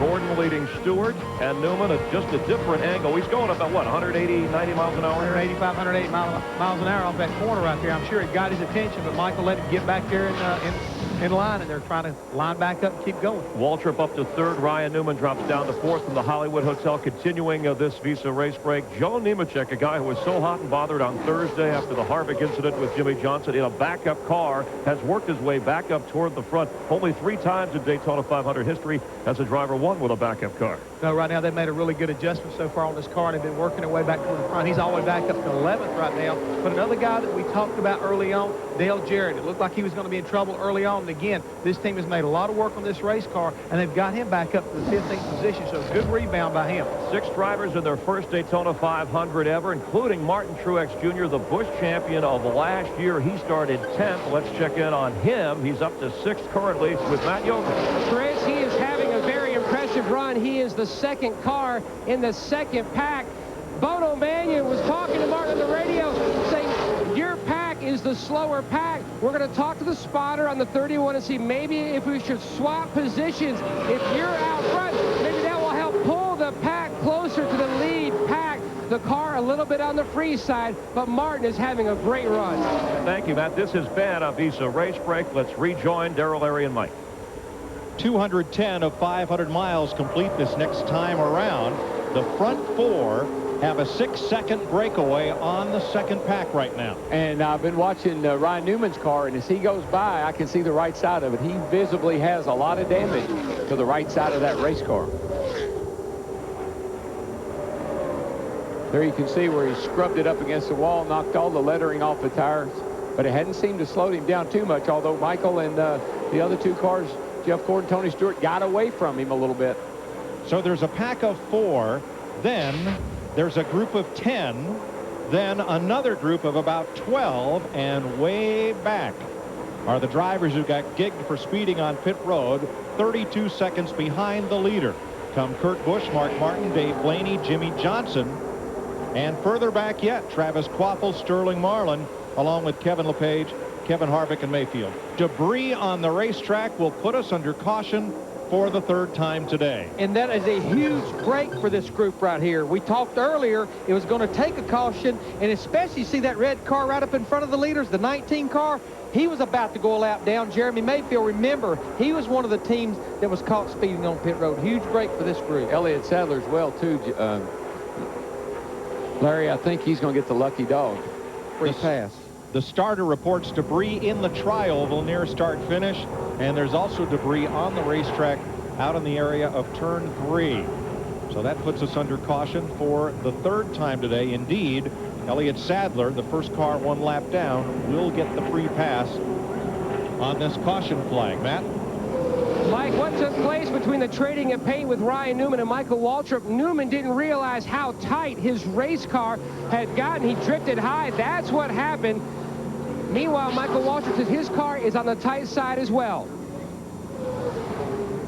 It sounds like all these cars are experiencing what we expected, Darrell. The more rubber's laid on this racetrack, the more heat that gets in everything, the front end does not want to turn. In other words, the driver's turning the steering wheel, and the front's just sliding up the racetrack.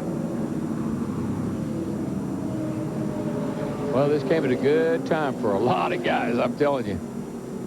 This puts a bunch of guys back in the show. I would say just like the last pit stop, earlier caution, I think everybody on the lead lap and everyone that's even a lap down will be to pit road for 4 tires, fuel, and adjustments. We were very close to that next green flag pit stop. Now, this brings 28 drivers right back up in touch with the leaders, and I think some of them in the back, Larry, will see gamble with 2 tires to get track position.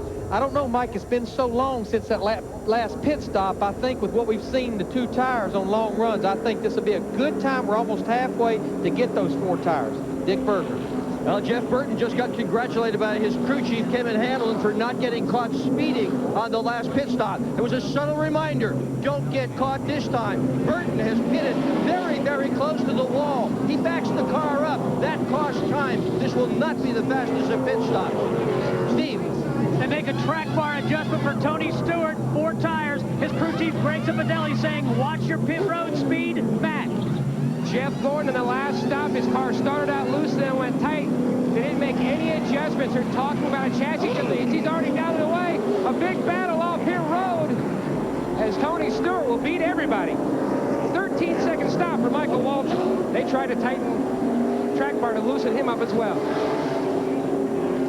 31 had a terrible time, Jeff Burton. He slid it in the pit box, got it up against the pit wall, and they couldn't get the jack under the left side. Really, really hurt him. Watch this. He's going pretty fast right here. Now they need to shove him back. He does back up a little bit, but not enough for when the jack man comes around. You'll see. Watch. Jack man cannot even get that long handle to jack it up. One pump should get that jack up, and you see he has to keep twisting it, keep pumping it. Again, mistakes on pit road. Here was a 5th place car that's going to go from 5th to about 25th. Unlike Michael Waltrip's group, not a very happy group here. Here, though, are the kings of pit road this time around. Tony Stewart's Home Depot crew.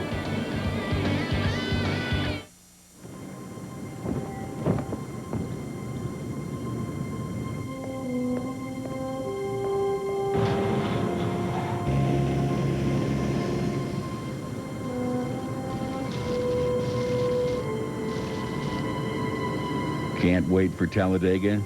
We can't either.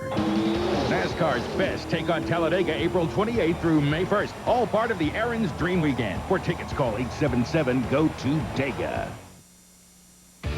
The next generation of Ford is here, and we're celebrating with an additional $500 Auto Expo bonus on select Ford cars, trucks, and SUVs. That's a limited-time $500 bonus on top of the huge offers that already exist, like a $500 bonus on the new Ford 500 and the new Ford Freestyle. But hurry, your chance to add this $500 bonus to existing offers is limited. It all ends February 28th, so get to your Greater Cincinnati Ford dealers today. Dog's making a lot of noise.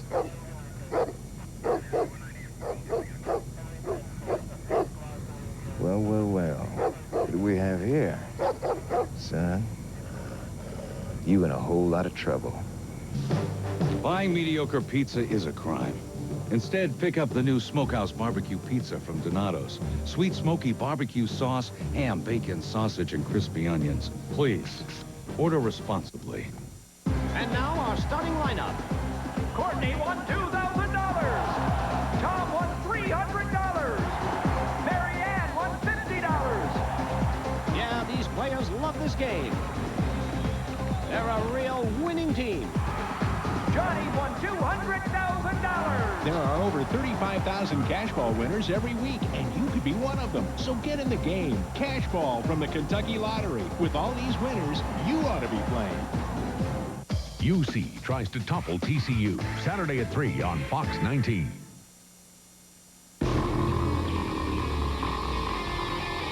Follow your favorite driver with TrackPass on NASCAR.com and get more exclusive content on AOL. It's the wedding of the year, and you won't believe who's tying the knot in Springfield. It was so romantic, like a scene from a Hollywood movie. Yeah, Bride of the Monster. The Simpsons, all new, part of a full hour at 8/7 Central tonight on Fox. Viewer discretion advised. Fox Wednesday, Jackie gets her own TV show, and dirty secrets will be exposed. What happened to this country? Only that 70s show. Then it's Paris and Nicole's internship, where the fat hits the fan. I've never had liposuction. It's okay, I do it all the time. The Simple Life's all new. It all starts at 8/7 Central, Fox Wednesday. Ford going for its 3rd straight Nextel Cup Championship. The last 2 Cup Series, Jack Roush's teams, Matt Kenseth in 2003, Kurt Busch in 2004. When you look at the rest of the guys driving Fords, people like Biffle, Greg Biffle, Carl Edwards, Mark Martin. In fact, this Ford is built for the road ahead with a stable of very talented drivers. And Jeff Hammond, you and I talked with Jack Roush this week with the familiar nickname Cat in the Hat, and he said he thinks this is his best stable of drivers. Young Carl Edwards can learn from these veterans, and right now you see where they're running currently in the Daytona 500. Greg Biffle up to 4th. Oh, they're doing an outstanding job, and I must agree with Jack Roush. He has got some outstanding drivers right now driving for him, and they're going to be tough to beat again. Kurt Busch, defending points champ, not a lot of love this week in terms of, hey, he's the guy you'd pick in this race today. Well, when you come down here, it's hard to bet against guys like Earnhardt and Gordon when it comes to Daytona. Under caution, getting ready to go. Let's rejoin Larry, Darrell, and Mike. Well, the whole pack is back together, Chris. 32 strong on the lead lap, single file in the outside lane for this restart. Tony Stewart, your leader. Michael Waltrip, 2nd. Jeff Gordon, 3rd. Greg Biffle is the first Ford in 4th place. Jamie McMurray, the first Dodge, in 6th place. And Dick Berggren, problem on pit road? Yeah, Boris Shed was having the front end aligned on his car. He took off, and when he did, one of the pieces of equipment that they were using to align the front end got caught in the rear wheel. And when that happened, it went flying. Chuck Ethau, who you see right here, got hit in the ankle by that piece of flying metal, as did Josh Yost. Ethau is with Boris' car. Yost is with the number 31 of Jeff Burton. So the EMTs right now are looking at him, and one of those EMTs is my pit road spotter, Jeff Probst, right in the middle of it, trying to help Chuck Ethau. Thanks, Dick. Tony Stewart will lead them down for this restart. Lapped cars in the inside row: Casey Mears, Bobby Hamilton Jr., Brian Vickers, Kenny Schrader, Boris Said, and Ricky Rudd. Flag, green flag.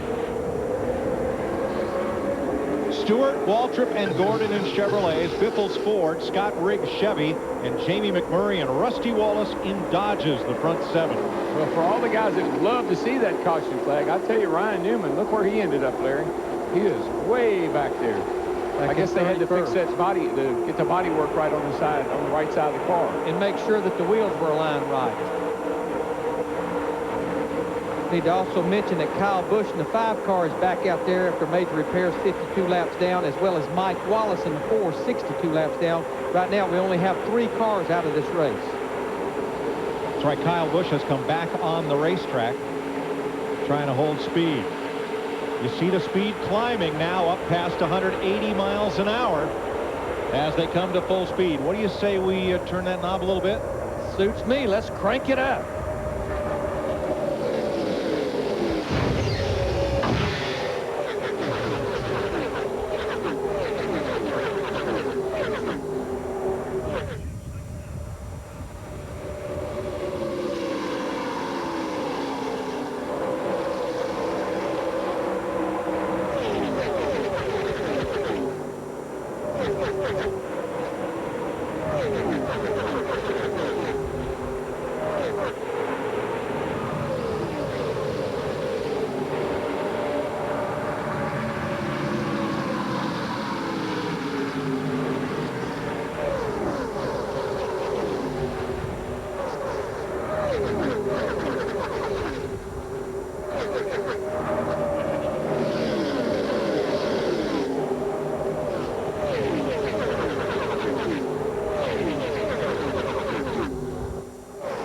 Very quickly, you see the field is split into 2 packs, the haves and the have-nots. Let me tell you who has made the rebound of the day. Dale Jarrett in the 88 car. Remember, he was our Bud Cole center. Started on the inside the front row. We're riding with him here as we look back at Martin Truex Jr. in the 1. Little bump draft down the back straightaway. They started on the pole. They stayed up there for a little bit. They got that hard hit from Dale Earnhardt Jr. early in the race. He went back to about 38. But now they have continued to improve that car, Steve, and he's up there in the top 10 now. And Larry Mack, listen to this. The last 2 pit stops, they have done nothing but change 4 tires on Dale Jarrett's number 88. The 3rd stop prior, they added some tape to the nose and raised the track bar, and they have marched inside that top 10. Jeannie? Chief of the 48, Chad Canals, ever the positive presence, reminded his driver after the last stop. We are right back in this thing now. Good job of staying calm, Jimmy Johnson. Of course, this car a little loose. They made a track bar and air pressure adjustments as well to the tires. More words of wisdom just recently from Canals that it is about to get wild. And don't forget, the 97 wants to work with you. That 48, the low Chevy of Jimmy Johnson, was about 25th when he came into the pits on the caution flag. He's now 13th. Well, they had a great pit stop, and we talked earlier. He has that little bit of opening in front of him leaving, and it does not block him in. He has a kind of a free area to get out of his pit box. There was no question when the race started, most everybody picked Jimmy Johnson to win this race. So I think that rebound came at a good time for him.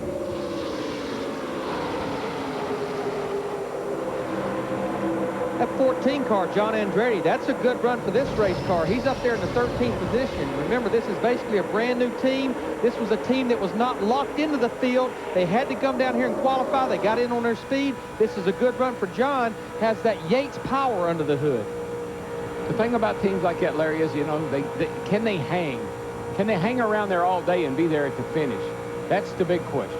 John, the nephew of Mario Andretti, cousin of Michael. driving for a team that did not exist September 1st. The whole deal's been put together since then, but John, quite a veteran of both NASCAR and IndyCar racing. And he's won here before. One here driving pro Cale Yarborough. Cale Yarborough in the July race, but this track has been about as slick as it is in July, Larry, with the no rain and a lot of rubber and Not a lot of help. tire problems that seem to have just cured themselves.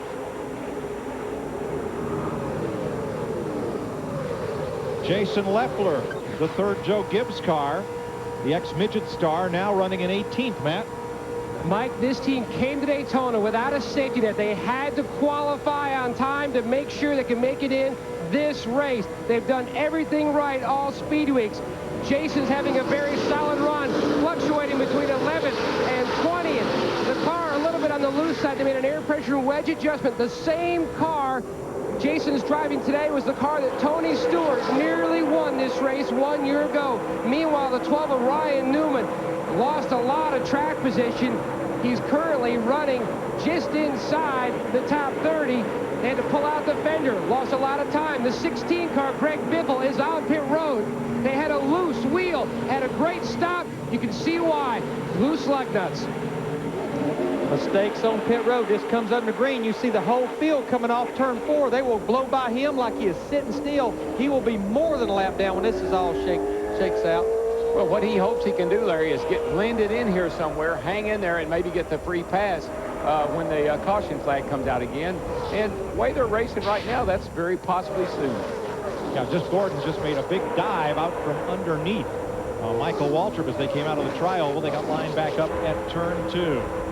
Hello and good wishes to 84-year-old Chris Economaki, the dean of racing journalists and broadcasters, whose What's It Like Out There became a staple of early racing telecasts. Governor Jeb Bush has proclaimed this Chris Economaki Day in the state of Florida.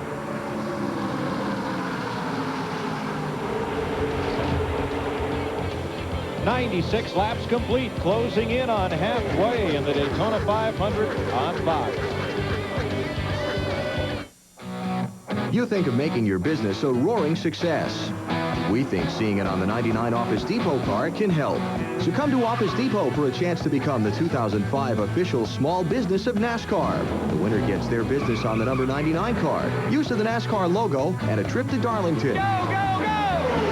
99! He works for me! So log on or drive in before April 10th.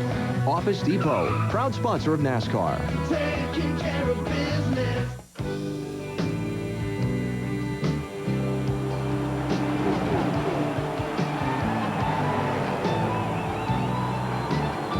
For the record, a fan's love of the race has no finish line. The mountains way to go. Busch Beer. For 24 years running, proud sponsor of the NASCAR Busch Series. At AutoZone, I can find the right part. AutoZone, for the parts you need to do the job right. Get in the zone, AutoZone. Mayday, mayday. Come on, baby, come on. Gun runners, what are they waiting for? Target practice. On March 1st, they're in for the fight of their lives. Flight of the Phoenix, own it on DVD March 1st. Come on! I pulled into Nazareth, was feeling about half-past dead. I just need some place. More bars in more places. That's the goal of Singular's all-over network, with the largest digital voice and data coverage in America. Thanks to Singular and AT&T Wireless joining forces. Welcome to the new Singular. We're raising the bar. Dear Darrell, if you hadn't been a race driver, what would you have been?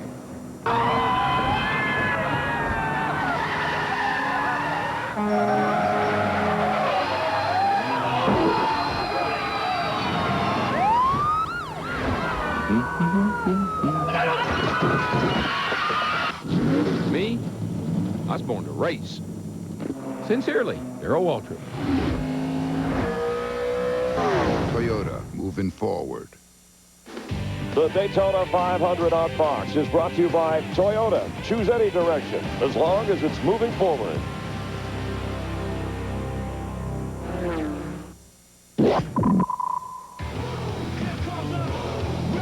Stewart takes the lead here.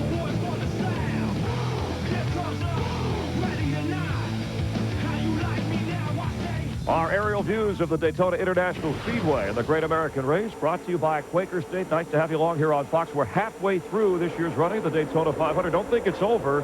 The leader at the halfway point of this race has failed to win the last 12 times we've run the Daytona 500. Tony Stewart, Michael Waltrip, Jeff Gordon, all in Chevrolet.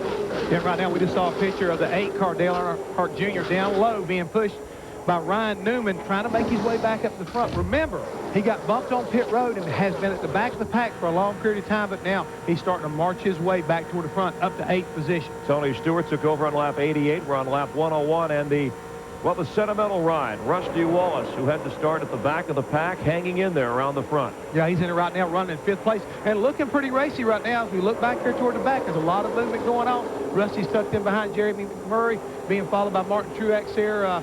A lot of strong race cars right now back with this lead pack. You mentioned Jamie McMurray in the 42 car. Here's a guy, talk about driver, how they have superstitions. For the last 2 years straight, every race he wore the same boxer underwear, but he told me that in this race he'll have fireproof underwear. He hopes it brings him some good luck.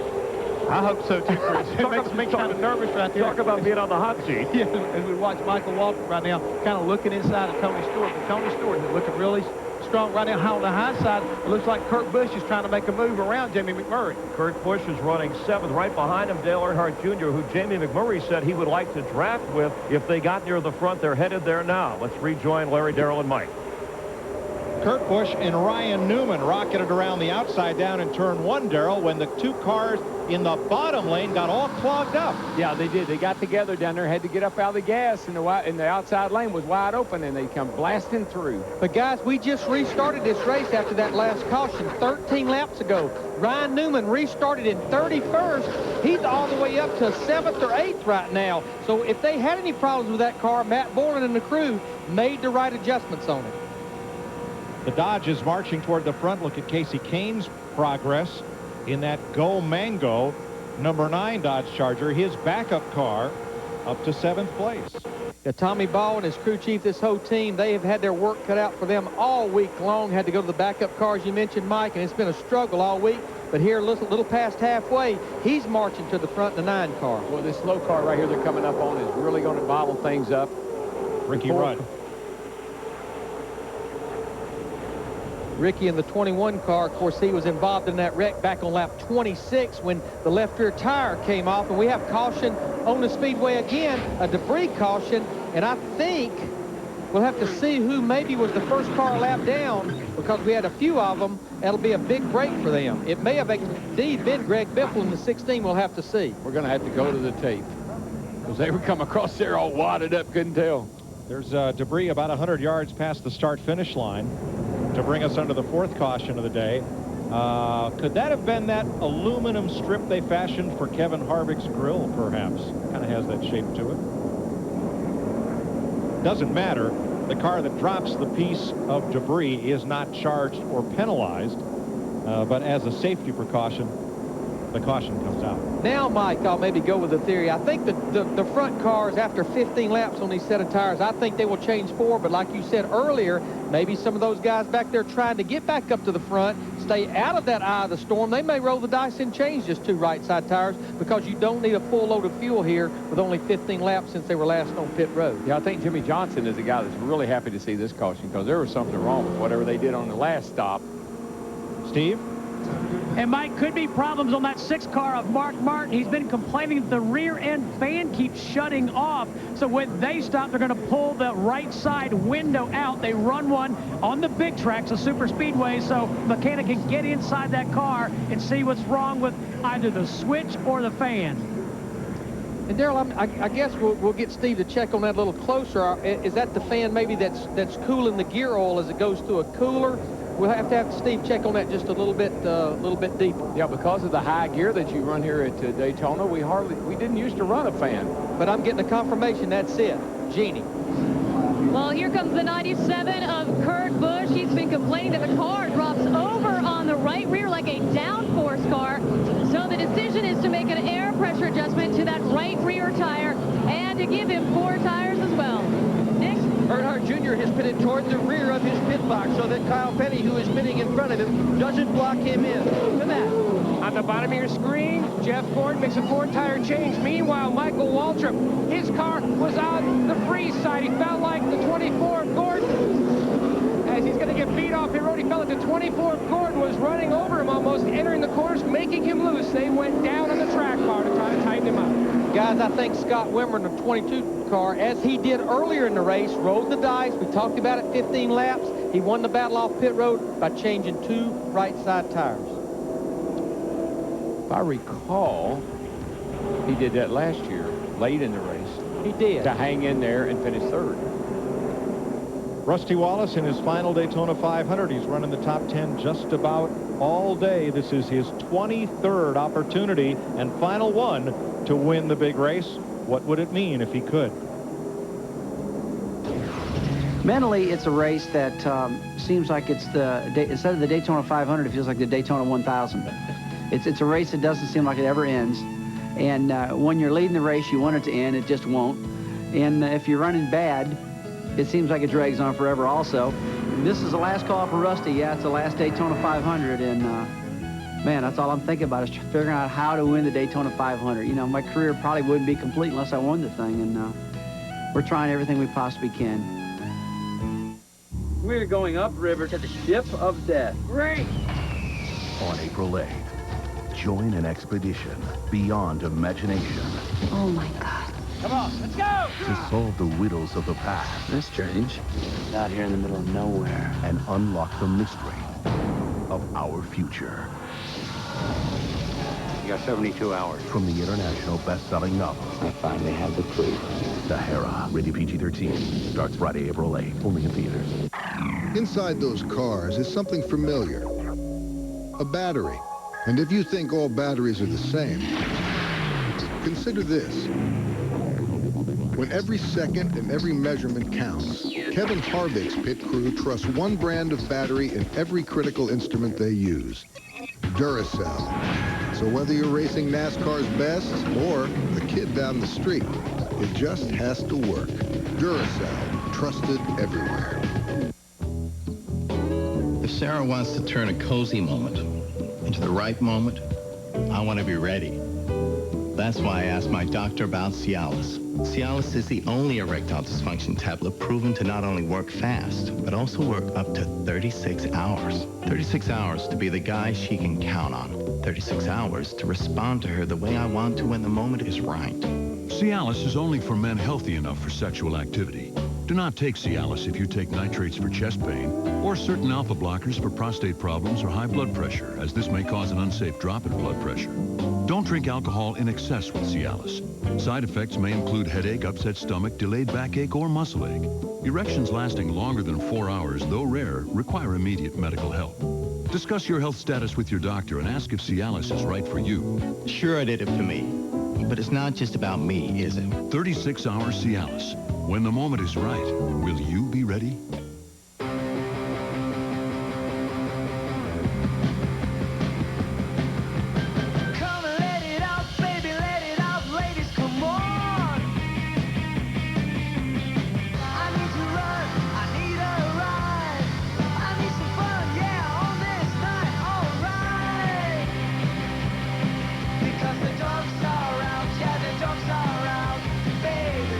Chevy, the revolution race is on.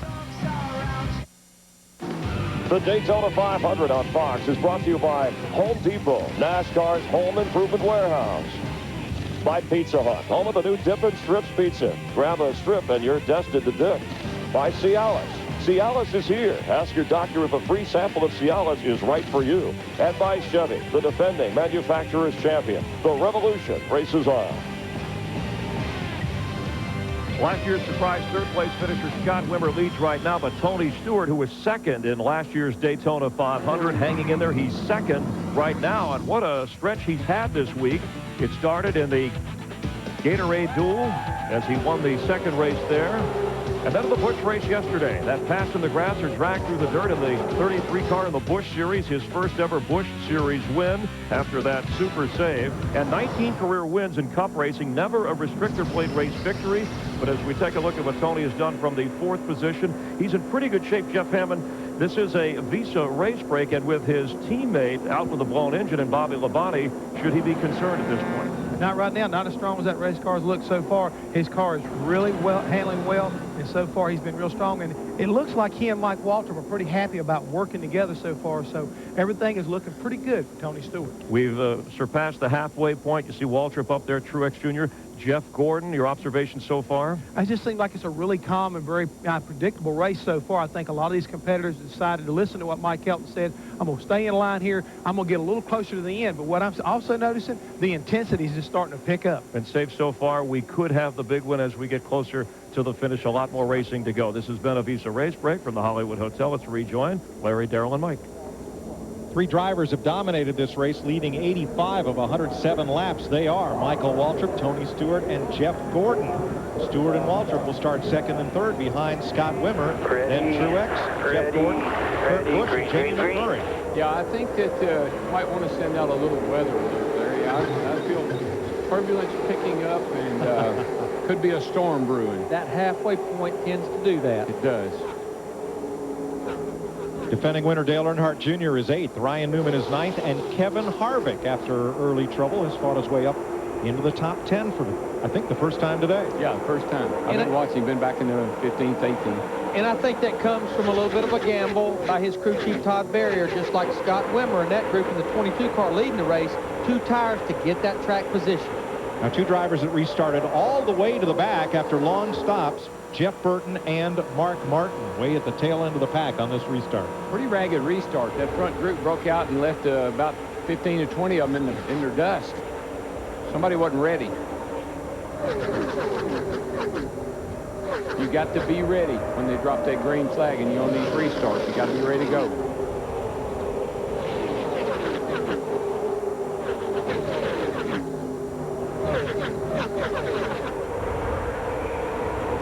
Jimmy Johnson in the 48 car on the high side, he is starting to really drift backwards before that last caution, maybe like they didn't get the right adjustments made, but now he's right back up in the thick of things, banging on the door of the top 10 again. He's the last car in that lead pack on the outside. Martin Truex, number 1, Dale Earnhardt Jr., number 8, have found each other at the front of that high groove. They've got Newman, the 12, behind them, and here come Mark Martin and Jeff Burton, 30th and 31st. Behind the 43 of Jeff Green. Steve? Mike, with Jack Roush, the owner of the 6th car. Jack, you've had Mark on pit road twice. Tell us what the situation is. We've got 2 fans for the rear end cooler hooked to 1 circuit breaker. It was blowing the circuit breaker, it was tripping it. So we've unhooked one of the fans. It may be that the fan that's hooked up is a bad one. It's either that or a bad circuit breaker. The next time we get a caution, we will reverse the fans and we'll know it's either we can't be fixed because it's a circuit breaker's problem or we've got the wrong fan hooked up to it right now. We'll figure it out later. Thanks, Jack. To Dick Berggren. Well, Jeff Burton had been running in the top 5, but that was a long, long pit stop. The problem, under the back end of the car, a seal in the rear end appears to have failed, and he is losing rear end grease, and they tried to fix it. Boy, that's going to make everybody behind him very unhappy. And that's a shame. He had an awfully good car earlier in the week. We talked about making no mistakes. There is Jeff Burton getting into the back of Dale Jr. as they both came on to pit road. They were both able to make their stops, but a little later on, Burton came in too close to the wall, and the Jackman has trouble getting the car up in the air to complete the 4-tire change. You know, one thing, Larry, I just thinking about, the reason that Mark might be having a problem, you try to run the rear end grease as low as you possibly can. All that grease in there creates drag, and so you try to keep it right on the minimum side. That's why he needs those blowers to keep that gear cool. Now Burton, after another long stop, you see him just ahead of Jason Leffler, and you see some of that rear end grease on the windshield of Leffler's car. The windshields in these cars aren't glass like in your passenger car. They're Lexan, and they're very hard to scrub clean. Steve. Hey, Mike, just an update on Tony Stewart. When that caution came out on lap 103, he told crew chief Greg Zipadelli, I need a lot of help now on the rear end of this race car. So they brought him down pit road, put on 4 tires, and he raised, the team rather, raised the track bar on that 20 car. It sounds like that, again, the handling characteristics of this track continues to change. The more laps that get run on it, and again, these cars start sliding around more and more. That's where these crew chiefs, through feedback of the driver, has to stay on top of adjustments. Here's our final singular virtual crew chief question of the day. To vote, text the word crew to 191 on your singular wireless phone, or go to foxsports.com, and you'll be entered to win your own singular number 31 car and answer the question, will Tony Stewart win his 3rd race of the week? You know, some of these issues too, Larry, you create yourself. It's that old theory I have, don't beat yourself. Why, you know, fix things the way you know they got to be to run 500 miles here, and don't do things to the car to make it go fast short-term, or short-term gain and long-term loss. It'll sure bite you in a 500-mile race. We've heard from the leaders pit. Let's go to the pits of the 2nd place car.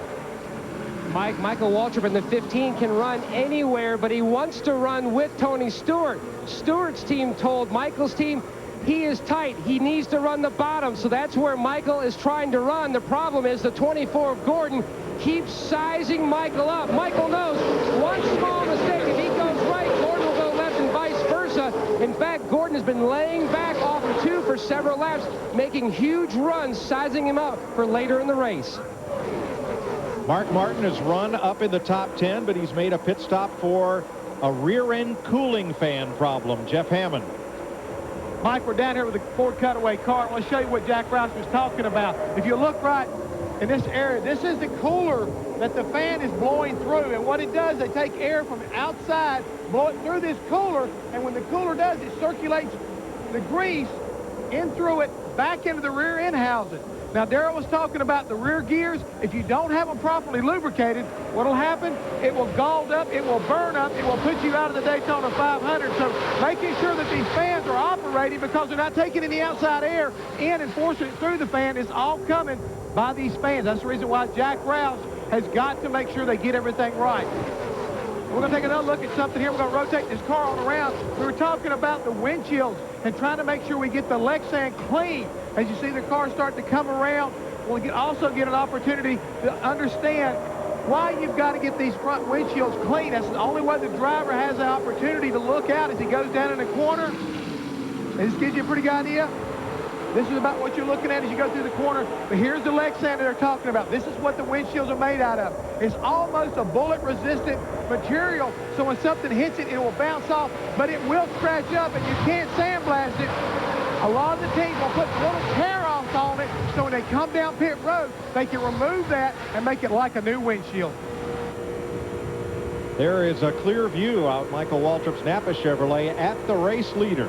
Tony Stewart won his Gatorade Dual Race Thursday, won the Busch 300 Saturday, trying to win his first Daytona 500 Sunday. 116 laps complete as Bobby Labonte and Matt Kenseth's team begin the long ride home. They're already out of the Daytona 500 on Fox. Too bad she dumped you. She didn't dump me. We're just taking a break. Right. That's good. Can't believe you locked this thing, man.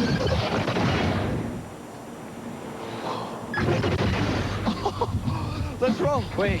What? I'm driving. Hey. Casey? A little help? Thanks, man. Wait, where are you going? I thought I was driving. You sure you don't want me to drive? I got it, rookie. That's rookie of the year to you, pal.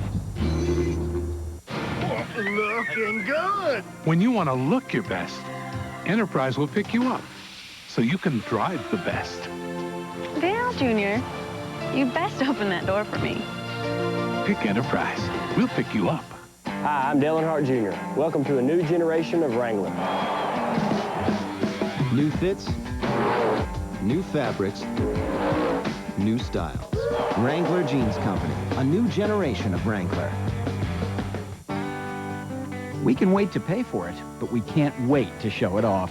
At the Home Depot, you can, because we're driving down costs every day. Now through President's Day, get no payments, no interest for 12 months on any purchase of $2.99 or more with your Home Depot or Expo consumer credit card. Plus, get $5 off by mail on all 1-gallon cans of Behr interior paints. It's now through Monday, and it's only at one place. The Home Depot. You can do it, we can help. There it is. There, what is? The Harley I almost bought.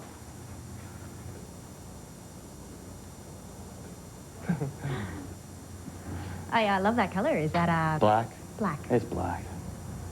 That almost looks great. Well, I can almost hear that big V-twin. Almost won't get you there.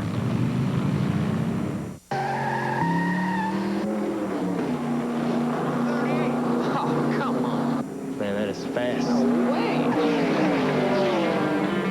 He's got to have a bigger carburetor. I got this figured out. You're messing with the shock. No, it's traction control. He's running nitrous. So tight. New rapid release gels. Huh. Rapid release gel? Rapid release gel? What is that?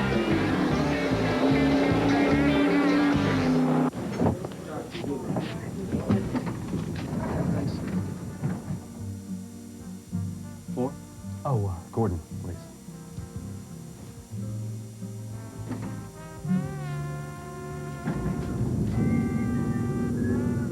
NASCAR is coming to work.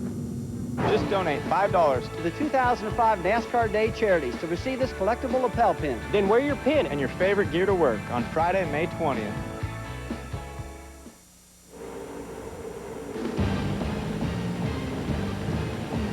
Welcome back to the Daytona 500. 80 laps to go. Tony Stewart leads Michael Waltrip and Jeff Gordon. 3 Chevys on top. Kurt Busch and a Ford.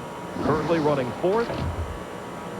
Joe Gibbs Racing with Dale Jarrett won the Daytona 500 back in 1993. Trying to do it today with Tony Stewart. Play the Gillette Young Guns $1 million watch and win game. Buying game pieces on specially marked Gillette, Oral-B, and Duracell products.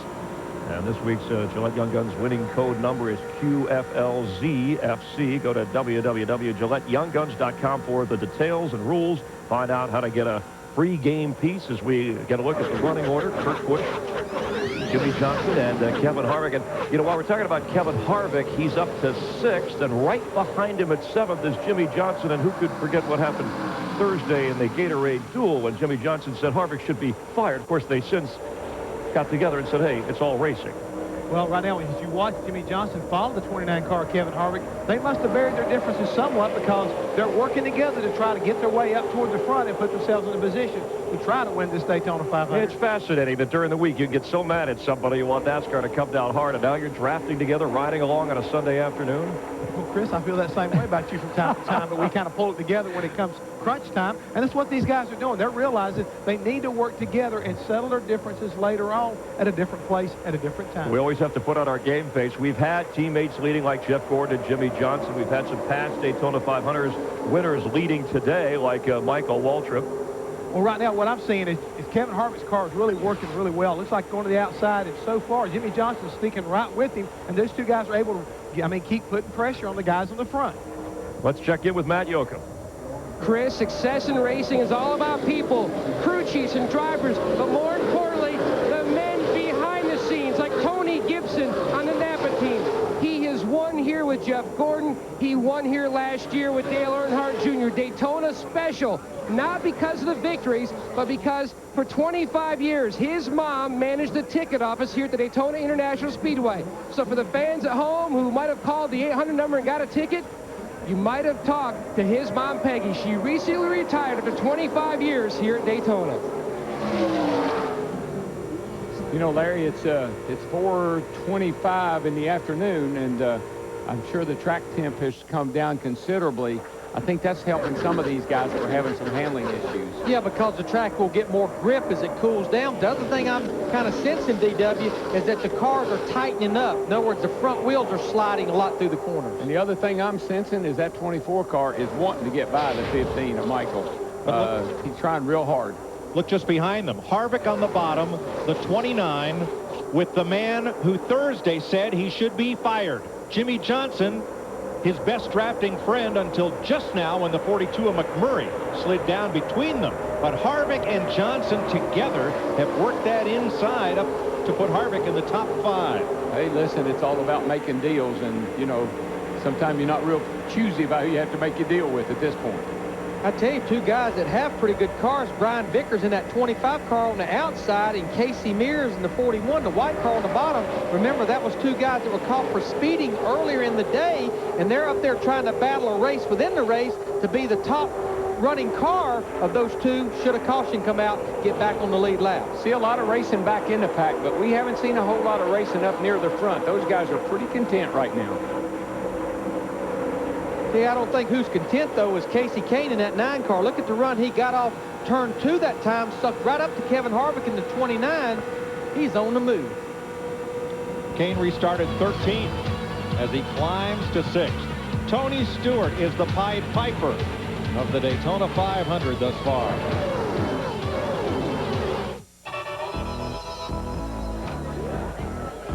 Introducing a new kind of beer. Budweiser Select. Brewed for a crisp taste and no aftertaste. A beer this good is a long time coming. So, grab a new kind of beer. Budweiser Select. Kiss your aftertaste goodbye. Wish I could go to California. Why don't you? Can't leave all this. Thank you.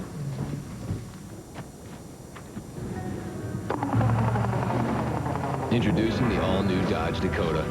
With the only V8 under 20,000 and best-in-class torque and towing of over 7,000 pounds, why not take it with you? Now grab 0 Plus, 0% financing plus February bonus cash for total savings up to $5,100 on Dakota. Hey, want to have some fun? Start them off with a relaxing hot shower, and then when they're all soapy and dripping with shampoo, bam! Cut to cold. Uh-huh. It was hilarious. And to think they replaced you. Crazy, ain't it? Propane water heaters heat water nearly twice as fast as electricity. I meant to do that. And over time can cost a third less to operate. For more exceptional value, visit usepropane.com. Chicken selects from McDonald's. They're good. Why? Because they say they're good? I bet they also said crispy. They are crispy. Of course you would say that. They're in your dome, using words like juicy chicken breast. Yeah, they are juicy, and it comes with a Chipotle barbecue sauce. A zippy dipping sauce. Like we wouldn't have seen that coming. Why do you do this, man? You know, why did they do this? Turn right. You have reached your destination. Great directions, Carol. You named the phone? Yeah. Carol. You have reached your destination. She's accurate, she's pleasant, and she's funny. You've fallen in love with the phone. No, I haven't. You have reached your destination. All right, yes. I didn't plan it. It just happened.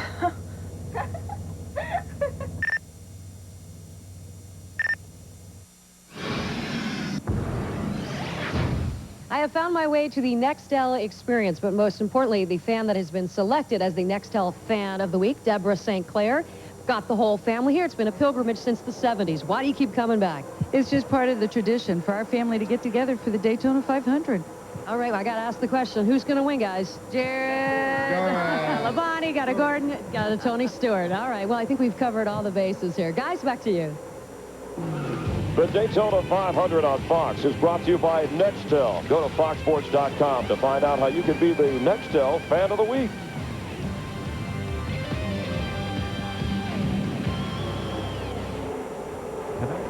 129 laps complete. Tony Stewart continues to drag the front 5 now around single file. Jimmy Johnson has caught up with the leaders. But from there on back, Darrell, things are busy in that second pack. Well, that's because these crew chiefs, these spotters are telling the drivers in that second pack, you got to get back up to that front pack. If you don't, they're going to get away from you. And they're beating the fenders off these cars back in here. And when I say back in here, we're only talking about 6th, 7th, 8th, 9th, 10th. Look at that. Casey Mears in the 41 sideways at 190 miles per hour. But I tell you who's in that group right there. I've been watching him. Mark Martin in the 6 car. Remember, we have 32 cars on the lead lap. He was at the rear of the field on this restart because he's fighting that rear end fan, but he's not going to let nothing keep him from contending for this Daytona 500. Martin's number 6 restarted 32nd as he passes Mike Skinner. That will move him up to 12th. Some of these cars are really jukey, man. I mean, they're just jumping around from one. But I think this late in the race, Darrell, I know we still have 70 laps to go. Mark Martin, Pat Trice, and Jack Roush, they got to forget that rear end fan. Forget it even exists. We got to go now and keep this track position. Can't fix it now, baby. Steve, 175 miles left to race. What's going on the leaders pit? Hey, Mike, Matt Yoakum just introduced you to one of the men behind the scenes who are so important to these race teams. I want you to meet one in Tony Stewart's pitch. You're looking at Jason Shapiro. He's been with Joe Gibbs Racing since the team's inception. He and his wife had a plane tickets booked to go scuba diving at Phuket Beach in Thailand. They were to leave December 27th. The tsunami hit on December 26th. Jason Shapiro, one guy who is in fact just happy to be here. And I like that second group. Jimmy Johnson's right there at the tail end of the front, but these guys behind him are chasing them down. They're a couple of 3/10 quicker, and pit stops are coming.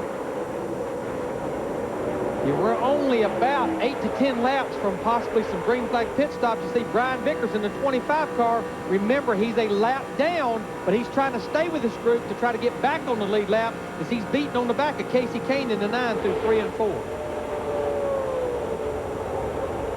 Well, right now, Larry, you know you got to try to keep these front 5 cars here in sight, and you're going to have to do something weird on a pit stop, like take 2 tires. Possibly. To stay with them or at least catch back up to them.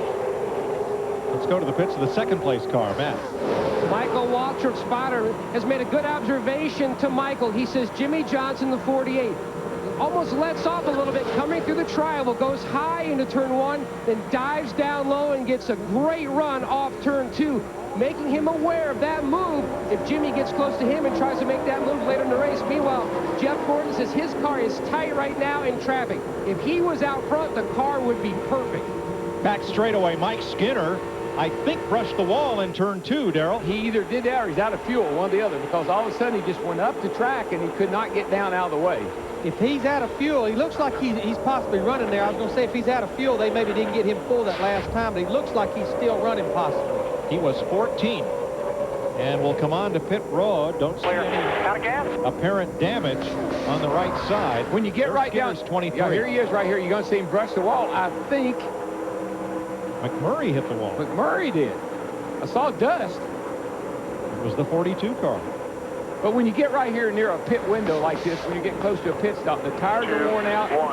Cars are handling the worst. You know, you can barely hang on to them. Going to get the left front fender pulled out. Left front fender pulled out. Now he gets down in here, down into, there you go. Somebody got into him. I knew I saw the dust fly. I think that maybe is 99, Carl Evans. Pit stop's coming, so we'll take one first. You're watching NASCAR on Fox. The driver's view. The crew chief's view. And the spotter's view are now your view. And it's all live.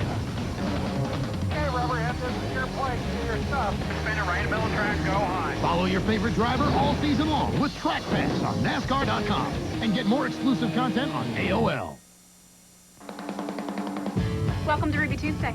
Introducing Ruby Tuesday's new classic seafood catches. Like our perfectly seasoned New Orleans seafood. Rich, creamy shrimp Alfredo pasta. And our new juicy sirloin and golden coconut-covered shrimp. Ruby Tuesday's new classic seafood catches. For a limited time only. These things are really starting to make some noise. Recently, Anheuser-Busch introduced a new Budweiser, a light beer called Budweiser Select. Why? Well, you'd have to ask them. All we can say is that Miller Lite still has more taste than Bud Light and half the carbs. Miller, good call. The next generation of Ford is here, and we're celebrating with an additional $500 Auto Expo bonus on select Ford cars, trucks, and SUVs. That's a limited-time $500 bonus on top of the huge offers that already exist, like a $500 bonus on the new Ford 500 and the new Ford Freestyle. But hurry, your chance to add this $500 bonus to existing offers is limited. It all ends February 28th, so get to your Greater Cincinnati Ford dealers today. Okay, KFC lovers, here's the number, 104699. Got that? 10 legs and thighs, original recipe, or extra crispy, just $6.99. It all adds up to the best tasting deal ever. 10 pieces, $6.99. Don't forget the wings. UC tries to topple TCU, Saturday at 3 on Fox 19.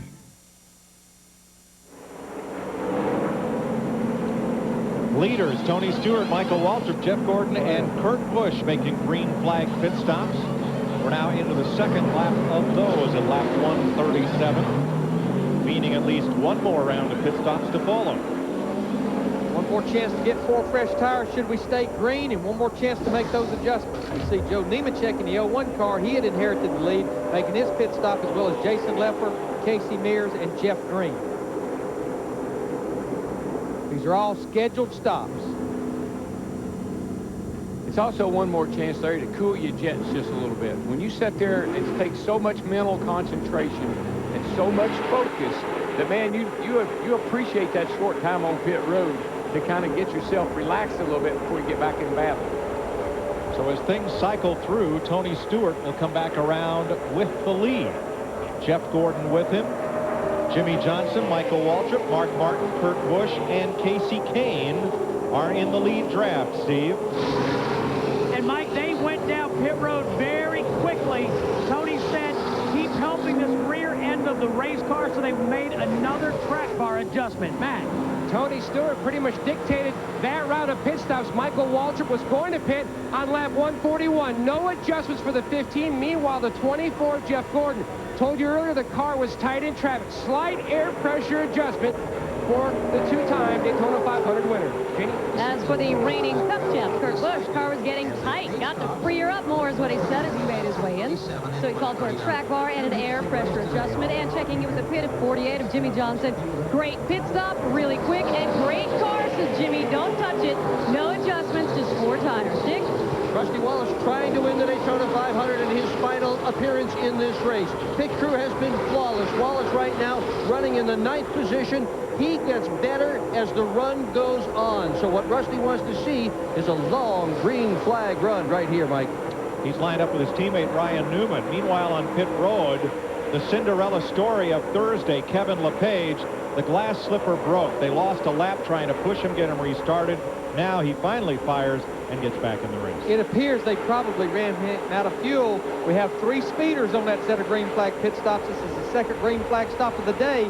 Dale Jarrett, our Bud pole sitter, we're riding with him here now. He had to do a pass-through, and they've been black flagging him, which that means you have to come to pit road for your penalty. But 2 other drivers for the second time today, Dave Blaney in the 07 and Jeremy Mayfield in the 19. Now we see Dale Jarrett doing the pass-through, which means he just has to come down pit road, not stop, maintain pit road speed 55 miles per hour. Well, let's remind you folks, there are no speedometers in these race cars. There's a tachometer that shows engine speed, and on the pace lap before the start of the race, the field is split in half. There are 2 pace cars that each lead half the field at pit road speed, so the driver can tell where that is on the tachometer and get a rough gauge of how fast they should be going. In the past, they've done it with stopwatches. You see the lines up and down pit road. That's the timing lines. And the driver only has that tack, and he can only get a reading under the pace lap when he's behind the pace car. And it can vary. You listen to the spotters. I'm 42. What's everybody else? They're 44. Oh, well, maybe I missed it a little bit. No, the guys are 4,000. It's all over the place. Not really an exact science. Guys, I'm so impressed with our 5th place car right now. Mark Martin in that 6th car. Impressed with Mark, impressed with his team. Remember, in the qualifying races on Thursday, involved in a big wreck, instead of going to a backup car, Pat Trice and his team decided to repair that car. They worked hours after hours repairing it. He had a rear end blower problem just a few laps ago. They restarted back in 32nd position.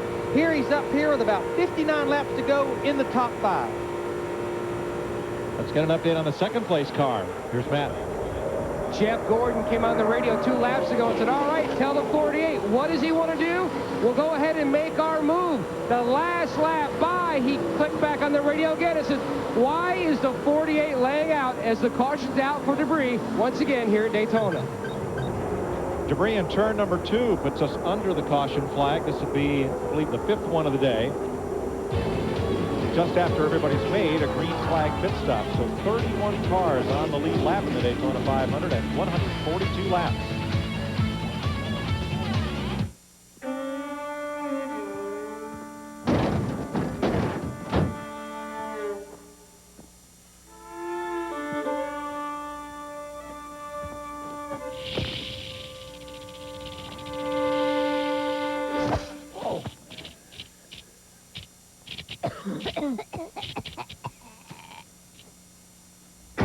How tough does your truck make you?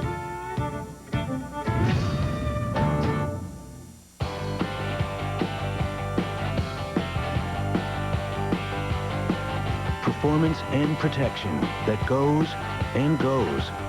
For 5,000, 7,500, or 15,000 miles, introducing new high-endurance oils from Mobil.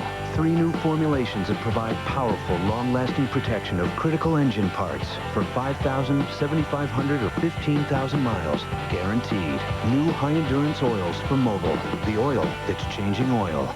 From Walt Disney Pictures, I'm Lieutenant Shane Wolf. The Navy's top commando is about to face his toughest assignment. Protecting those kids is a matter of national security? On March 4th. Ma'am, I've dealt with... Oh, my... That's scary. He knows nothing about their world. Babysitter. But he's about to get... We're gonna be late. Not on my watch. The ultimate crash course. Land! Disney's The Pacifier. Rated PG. I've got 3 pizzas here for Mr. NASCAR. That's mine. I'm Mr. NASCAR. No, I'm Mr. NASCAR. Those are mine. I'm Mr. NASCAR. It's the 555 deal from Domino's. Buy 3 or more medium one-topping pizzas, and they're all just $5 each. Get the door. It's Domino's. Okay, next up is item CRB 218634, a 1992 Chevrolet Astro van fuel injector spider. Spider? Yeah, see how it's got these legs sticking out from it? Like a spider. Yeah, but it only has 6 of them. So? Well, that makes it an insect, not a spider. My cue card says spider. I'm just saying 6 legs makes it an insect. You know, like a fly. It'd have to have 8 to be an arachnid. Arachnid? I thought they had pouches. No, that's marsupials. Hi. Hey. See that UPS guy? The official delivery guy of NASCAR. Say a mechanic is missing one of these, but UPS can have it there tomorrow morning. And this looks critical. Hate to be without one of these on race day. So, when you need something delivered fast, use UPS. Hey, kid, put those back. Dale, I was just trying to help you out. Dale Jarrett. The Daytona 500 on Fox is brought to you by UPS. We're going to race the truck.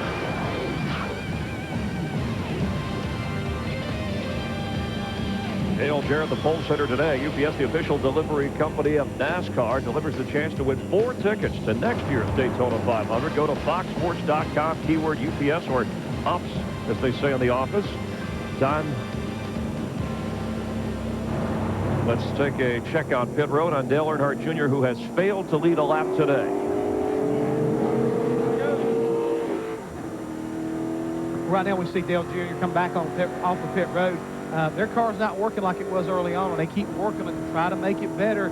As he comes off pit road, we were also seeing a shot of Dale Jarrett. It looked like they made his car a little bit better, and all of a sudden he faded back. Now, here's a guy who's been having a lot of trouble on pit road. They look like they're working underneath the right rear spring. I don't know if they're working on the trying to put another spring rubber in, or if they're working with the trailing arm trying to make this car track a little bit better. Let's check in back on Dale Earnhardt Jr., and Dick Bergman has the latest. Dick? Well, Junior's really having a problem with the nose of the car. He says it simply does not have any grip, and they have adjusted that car a lot to try to make the front end bite. We'll see if it works this time when we get back to green, Chris. All right, thanks, Dick. So 9 leaders today, 14 lead changes. Tony Stewart leading for the 4th time. We've gone 144 laps here in the Daytona 500. Take the dollar. What's going on, man? You won't take my dollar. Oh, that looks good. Oh, yeah, it's new from KFC. Real chicken breast. Only $1. You got that for $1? Yeah. I took your $1. Oh. Ready for a tasty bargain? Try the brand new 99-cent snacker from KFC. 100% hand-floured chicken breast, pepper mayo, and crisp lettuce freshly prepared on a sesame seed bun. Now your dollar goes further at KFC. Ever since I won all that money on Jeopardy, What is stinking rich? I've had a lot of relatives coming out of the woodwork. Ken Jennings. Kurt Jennings. I'm your aunt's sister twice removed from your cousin's ex-wife's second husband. great uncle's third cousin. Cousin. Stepfather's Son through common law marriage. You're my cousin on which side? Exactly. I'm gonna need a good family plan. Their Family Talk plan lets you talk to 48 million people for free. Who is singular? That's right, Ken. And now you can add a line for just $9.99. The new Singular, raising the bar. Dear Daryl, you've become quite the famous entertainer. You're not going Hollywood on us, are you?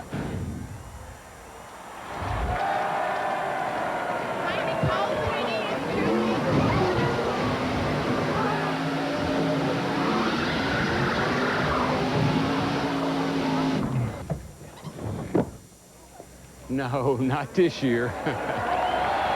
Sincerely, Darrell Waltrip.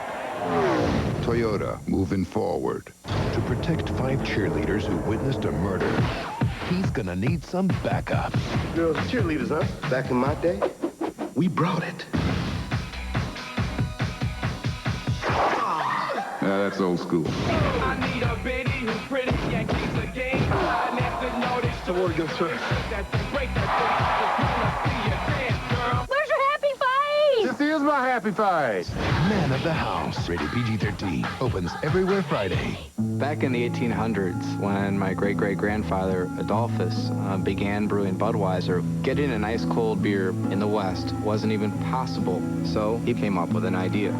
Refrigerated railroad cars and ice houses along the railroad in order to get Budweiser across the country in the freshest possible condition. That sure made a lot of cowboys happy back then. Today, we take the same pride in bringing our customers not only the very best tasting beer, but the freshest beer possible.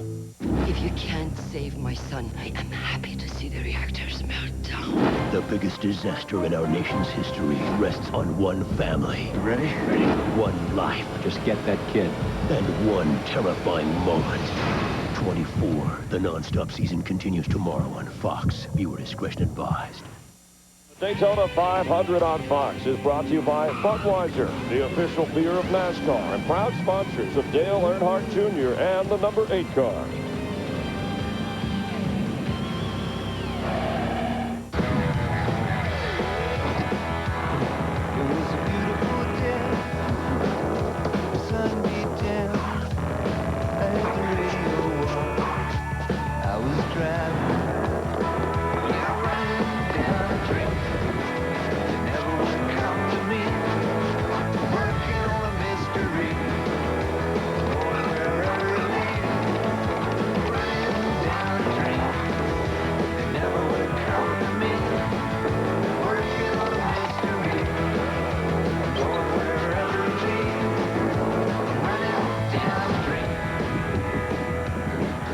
...2005 will be my last shot at a Daytona 500. Does that eat on me? No, it does not. And I'm not going to apologize to anybody. I've had a great career, and I've been incredibly blessed, and I've done more than I ever could have dreamed of. Every race is an opportunity to win, and it doesn't matter to me if it's Martinsville or the Daytona 500. A win is a win is a win is a win. If I was only going to win one, it might be different. But they didn't give me a choice of which one I could win. I was just fortunate enough to win more than one race, and that's how I look at it. Today, Mark Martin begins his 18th season with Jack Roush. He's started every race since the 88 Daytona 500, 545 straight races.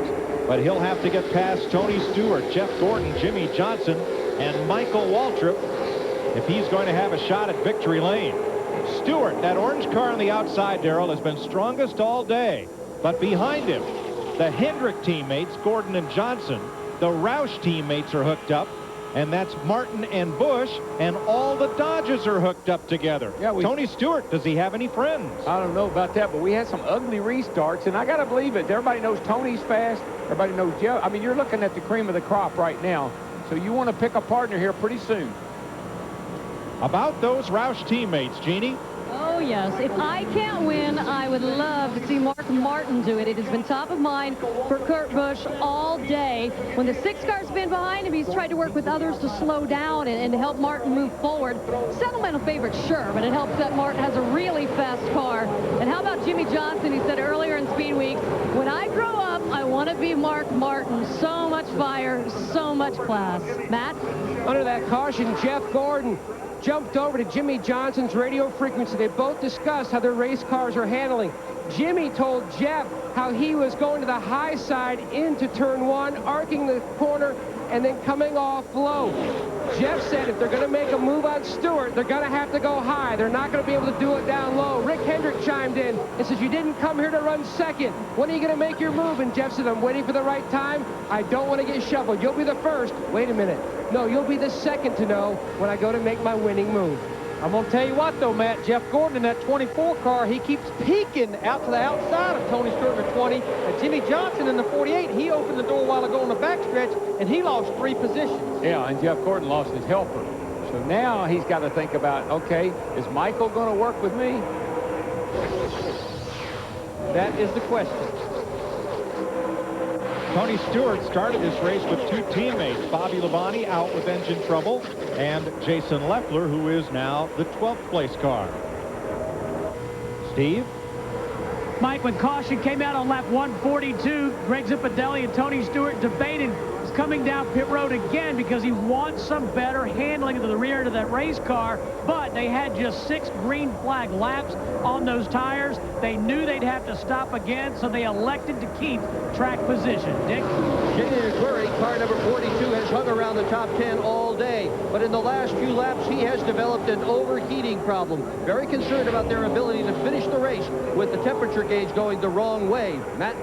Tony Stewart and Jason Leffler both won national championships driving for the same USAC midget team. Tony's acted like a mentor to Jason. In fact, during practice, the 2 teammates were drafting together, and then Tony dumped him, hung him out twice. And then when the practice was over, Tony sat him down and said, this is what you did right, and this is what you did wrong. This is how you can fix it next time to work better in the draft. So Tony has been working on his protege, hoping that he can get up there and help Tony go to victory lane.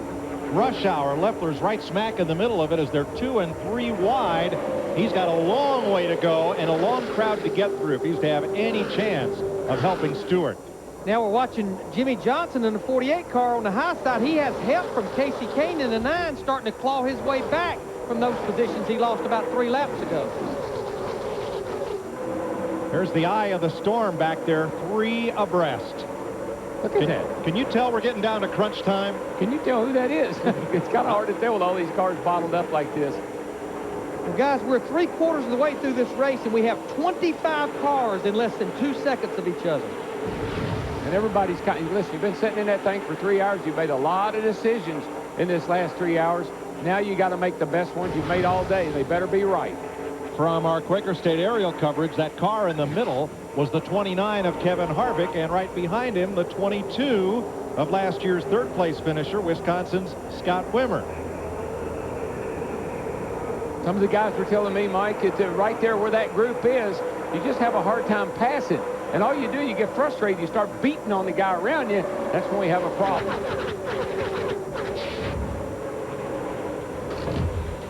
48 laps to go.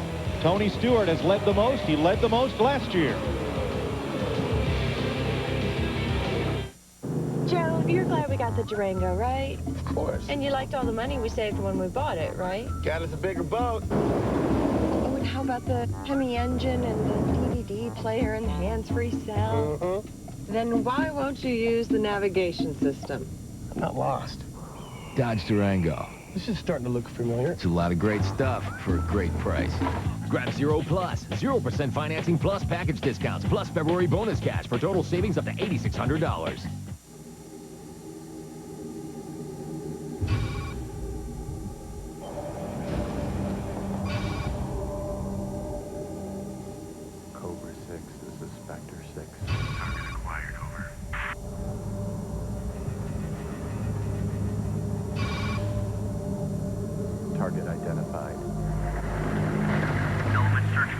Oscar Tango 2 and 8. Execute assault time now. A new computer virus? That sounds terrifically exciting. New computer viruses? They could be nice. I like virus protection that never updates, like my wardrobe. Millions of Americans are just asking for a computer virus because they're not nearly as protected as they think they are. Nostradamus made no mention of new viruses, so I'm cool. That's why America Online now gives our members virus protection that updates automatically, absolutely free. Awesome. Want a better internet? You belong at America Online. Everybody's getting wireless camera phones. Don't get left behind. Radio Shack makes it easy. My designer has got to see this. Now buy any Sprint PCS or Verizon wireless camera phone and get up to 3 select Samsung color screen phones free with 2-year agreements.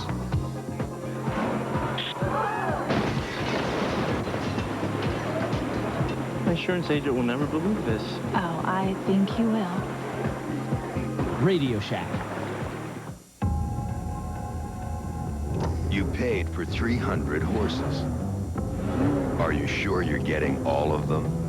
Introducing new Q from Quaker State.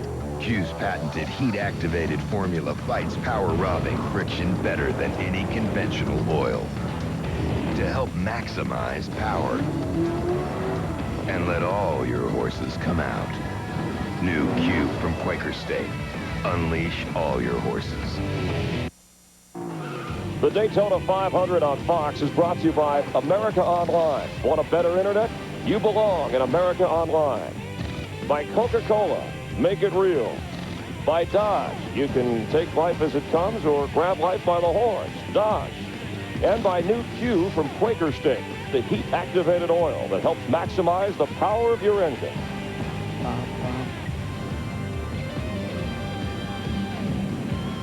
A look at the world's most famous beach, where they ran speed trials from the turn of the prior century to 1958, and then moved the racing here to Bill France's big new 2.5-mile tri-oval speedway, high banked, where we still run the Daytona 500 47 years after the first one, when Lee Petty beat Johnny Beauchamp in a photo finish that took 3 days to decide.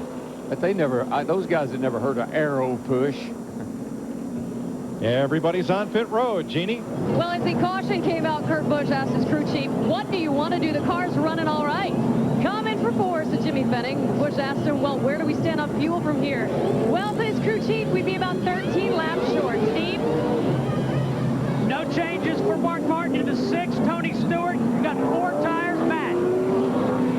Shuffling the air pressure on the 24 car of Jeff Gordon. Just a slight adjustment. No changes from Michael Waltrip's team. He was talking about possibly 2 tires. Tony Eury Jr. wanted to go for 4. Nick? Rusty Wallace' strategy to win the Daytona 500. He just took 4 tires. No changes at all in the chassis. He likes the way the car is handling in the corner. Now, here's the plan at the end of the race. He expects to take just 2 tires. He has 1 windshield tear-off left on that windshield. He wants it pulled on that last stop. That's the game plan. And I think here's the deal, guys. We need to make note that caution was for debris, but I think this gives these guys an opportunity to get those 4 tires on, like Dick Bergman was talking about. Maybe an opportunity late in the race. They're going to be about 8 to 10 laps short of making the distance of taking 2 tires or maybe fuel only. 486 drivers in history have started the Daytona 500. Only 29 have won it. The Gillette Young Guns.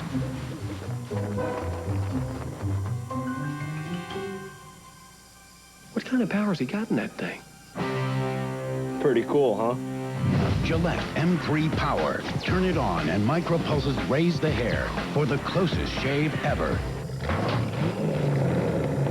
You can't keep that power to yourself. Wait till I show the guys. M3 Power. The power behind the Gillette Young Guns. To solve an ancient mystery, the treasure is still buried right here. You don't go to the government. That is not a company problem. You turn to the experts. We're going upriver to the ship of death. Great! You got 72 hours. On April 8th. Come on, let's go! A secret only they can uncover. Oh, my God. Is a threat only they can stop. It's time to call the cavalry. Sahara, rated PG-13, starts April 8th.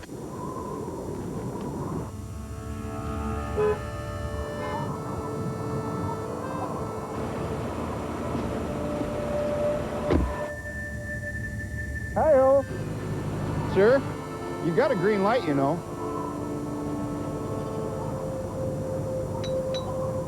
You just don't introduce a convertible this irresistible in the middle of winter.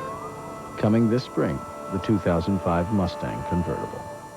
When my belly starts a-rumbling and I'm jonesing for a treat, I close my eyes for a big surprise, the tender, crisp bacon cheddar ranch. I love the tender, crisp bacon cheddar ranch. The breasts they grow on trees, and streams of bacon ranch dressing flow right up to your knees. There's tumbleweeds of bacon, and cheddar paves the streets. Folks, don't front you 'cause you got the juice. There's a train of ladies coming with a nice caboose. Never get in trouble, never need an excuse. That's the tender, crisp bacon cheddar ranch. I love the tender, crisp bacon cheddar ranch. No one tells you to behave. Your wildest fantasies come true. Dallas cheerleaders give you shaves.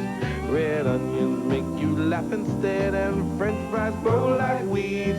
You get the veg all day, all the lotto tickets paid. There's a king who wants you to have it your way. That's the tender, crisp bacon cheddar ranch.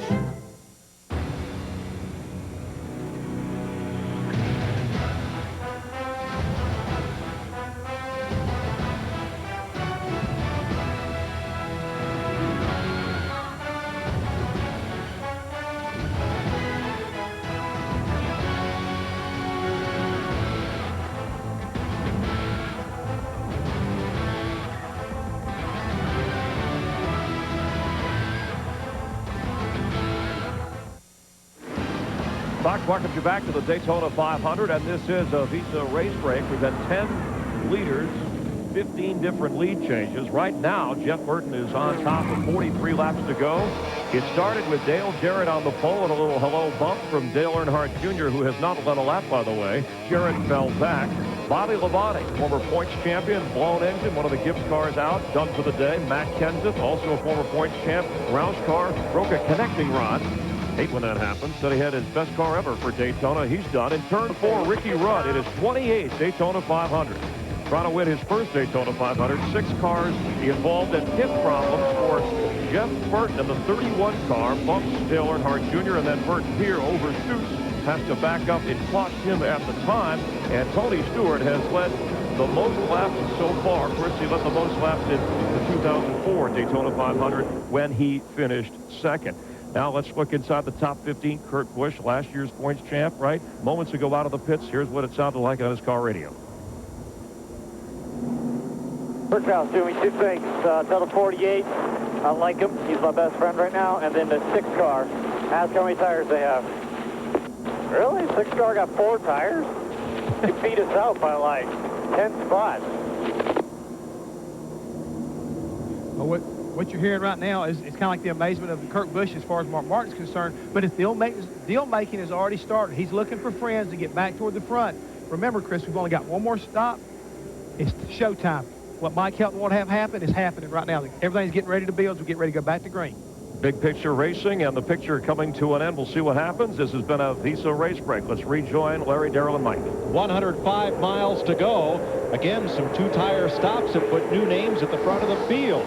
Jeff Burton, Scott Wimmer, Carl Edwards in front of Tony Stewart. Yeah, and some of these guys, Jeff Gordon, Michael, and Michael Waltrip, and some of these guys are back. That's the furthest they've been back in the field all day long. So they got to be careful working their way back up through there. And the guy leading the race, Jeff Burton, in the 31 car, elected not to pit. Remember, he's fighting that rear end seal problem. He was on pit road a couple of extra times the pit stop before.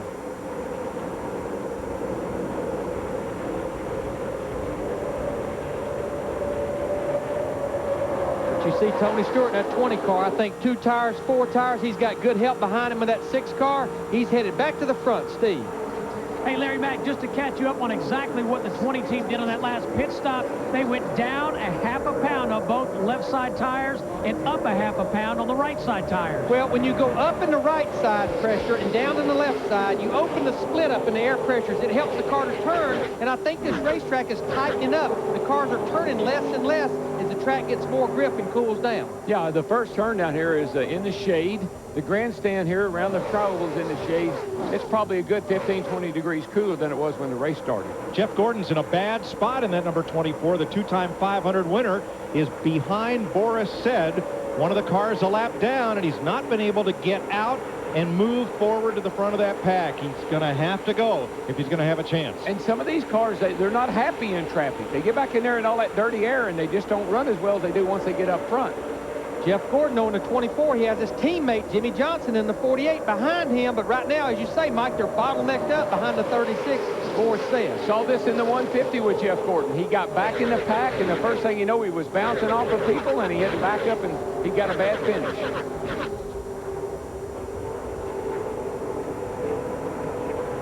Whoa, Michael Waltrip in a cloud of smoke. I don't think that's a good thing. He's got his hand out the window. Big pack inside here. Big pack inside. They're all coming hard. Tom, Jimmy, you got a tire down?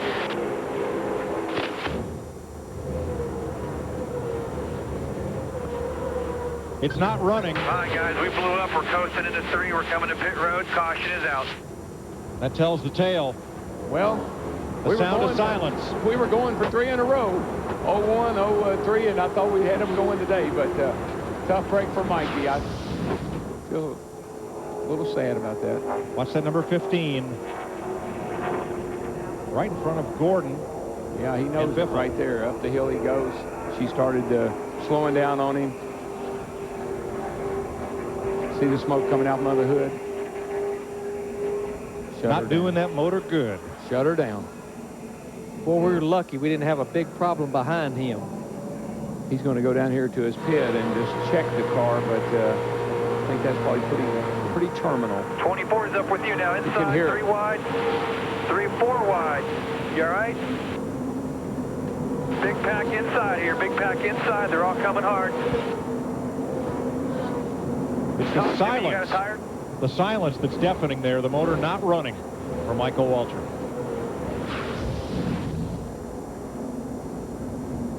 That's Buffy, his wife. She's headed back to the coach and packing up and getting ready to head west.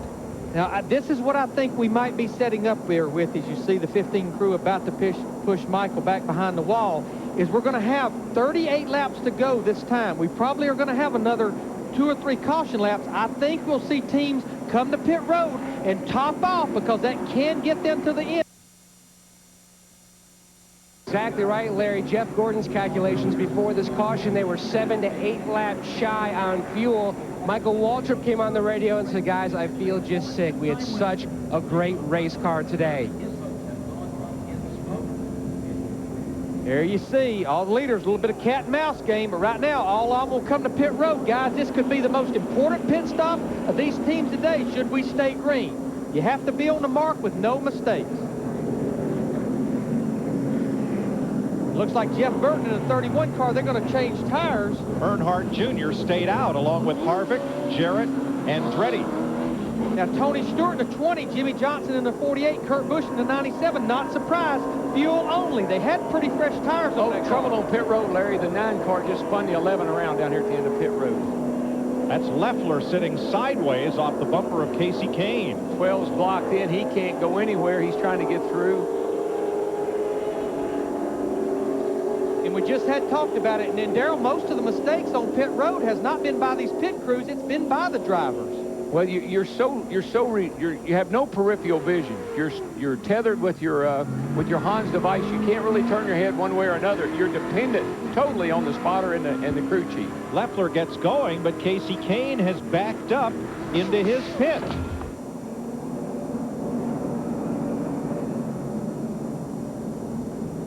And it appears that Casey Kane in the 9 did have no idea that Jason Leffler in 11 was fixed to turn into his pit box. Yeah, Casey's coming out, Leffler's coming in. Whoa. Contact.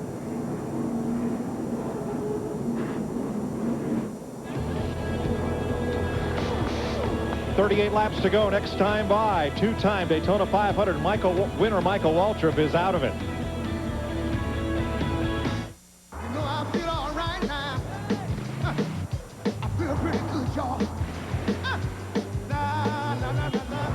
The SS Chevys are back. 6 cars, 1,926 horsepower.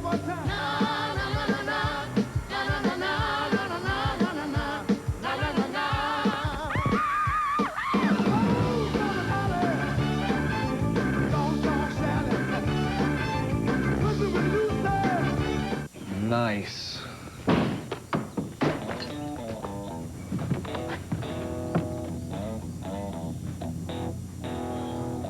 Hey, there's some Bud Light.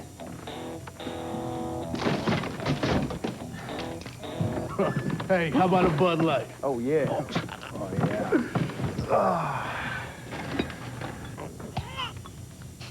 Fresh, smooth, real Bud Light. Another Bud Light?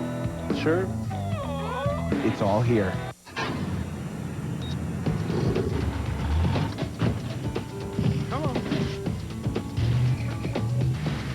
Every morning at Lowe's, our crews supply the finest pro-grade materials and equipment. Roll in, load up, roll out. Taking notes? Just drive. Lowe's, home of Jimmy Johnson, Team 48, and everyone who gets the job done fast. Don't miss another moment. Go to Cialis.com and find out what the Cialis Promise program can mean for you. It's an offer you won't want to miss. Are you ready?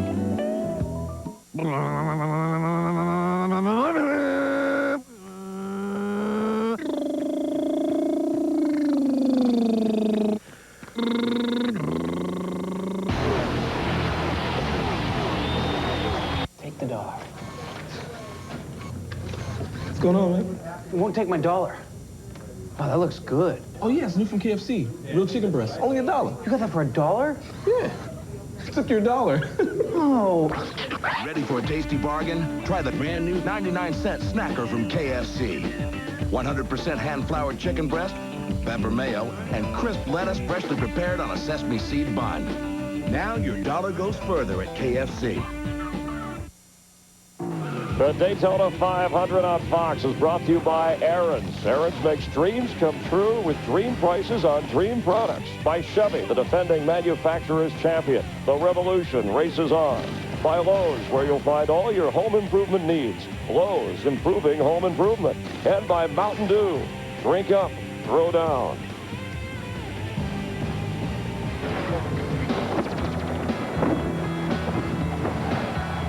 The nation's outstanding race driver will be after a rich $1,200 purse. We're here at the world's fastest speedway for the running of the inaugural Daytona 500. Richard Petty for second, but they both spin. They're in the wall. Here's Petty trying to fire to come across the line. The winner is car number 21. And there's a fight between Cale Yarborough and Donnie Allison. Oh, I won the Daytona 500. I won the Daytona 500. Dale Earnhardt will come to the caution flag to win the Daytona 500.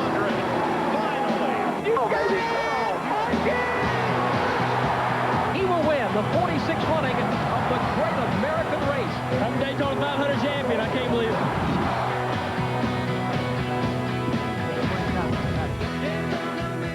They started over on the beach, moved here in 1959, 46 years, so many great memories. 29 different drivers have won the great race. The first race in front of 20,000 people in one low-rise grandstand.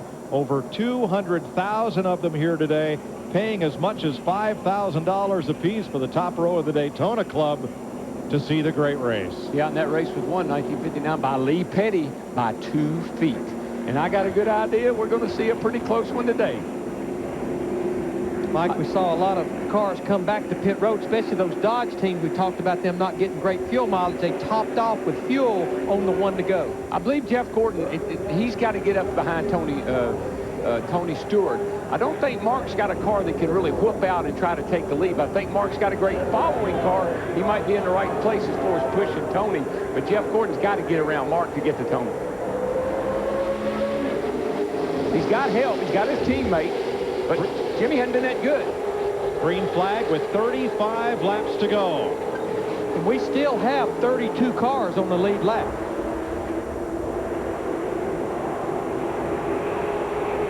We heard Mark say in the interview early, you know, his car was a good following car, a good pusher. His teammate Kurt Busch, 97, trying to come up and help Martin. Now here's where, yes sir, here's where Jimmy needs to help Jeff if they're going to get to Tony. They got to get him now. I don't think they can wait. It's Jeremy Mayfield in the 19 car up the high side. He's up there in the 5th or 6th position. He's had 2 pit road speeding penalties today. He's got Blaney with him in the 07. Squeeze playoff turn number 4. Well, Mark Martin, the 6, dove to the bottom, put the block on Jeff Burton in the 31 car, headed into the trial. His old teammate. I just didn't, Mark doesn't have a real fast race car. He got a good handling race car. Michael Waltrip, 2-time Daytona 500 champion, out of the race. Matt's with him. We've caught up with Michael Waltrip walking back to the garage area. Michael, what a great race car today. You were just sizing everybody up. It was all about positioning throughout the middle of the race. I just followed Tony. You know, you try to make you some comrades, and he was going to be a buddy of mine, and I just couldn't wait, Matt. I just couldn't wait for those last 25 laps because it was going to get right. People in the stands are going to see a heck of a show. You can make major runs out there, and we had a car that was going to make some, and man, the Napa Auto Parts, Domino's Pizza, Best Western Oreo Cookie, Bass Pro Shops, you know, all that part. I know all that stuff. Yeah.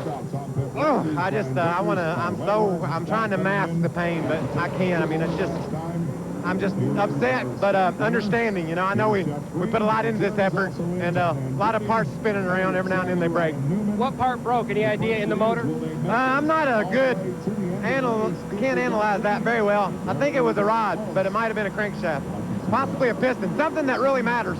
It was something very important, but thank you, Michael. Trouble down here, guys. Turn 4. 4 wide, and we've got a problem. John Andretti's 14 and the 11 of Jason Leffler. Bring the caution flag out. Scoring stops immediately. And we're under caution again with 32 laps to go. Darrell, that happened just in front of those 2 cars where they got 4 wide. Well, as you heard Michael say, he knows, we all know, now it's showtime. And Jeff Gordon's doing all he can. Come on down. Jeff Gordon's doing all he can to get by Tony Stewart now. He knows he can't wait, and he lost his running mate there. Jimmy Johnson went to the outside and fell back. And what did Jimmy Johnson say earlier in the week? Whoever gets out in front on that last pit stop is going to be tough to pass. Look at him, 4 wide here. 14 just shoves up, comes right down in front of Leffler. 14 got into Travis Quaffle in the 77, come down. Leffler in the 11 car had nowhere to go.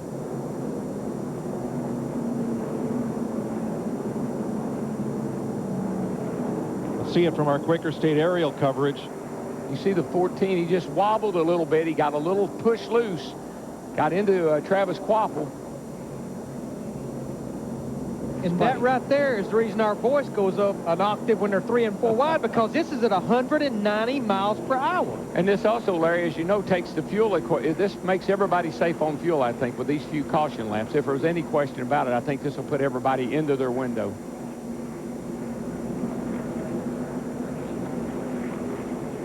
Leffler's car is probably done for the day. Let's ride with him here. That was a hard hit. Right in the door. They turned one right dead in front of him. Jason just pulled her to the bottom, All clear all around. Take it to pit road. Still 3. That's the worst. As a driver, We just got to get, guys. Come on, John. It's the worst sound you can hear is that.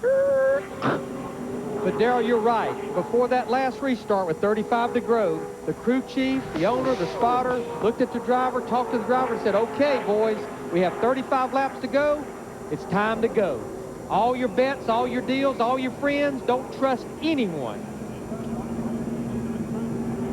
Steve Burns. Hey, Mike, talk about confidence. Before the last restart, crew chief Greg Zipadelli told the leader, Tony Stewart, said that one car is in 9th. He said he'd help you if he can get to you, but other than that, I don't know what other help you have. Tony Stewart's reply, I got me, myself, and I, and that's all I need. Exactly. It's all about me, baby. It's all about me. Remember 10 laps with Tony Stewart in our pre-race? The most common answer? Me.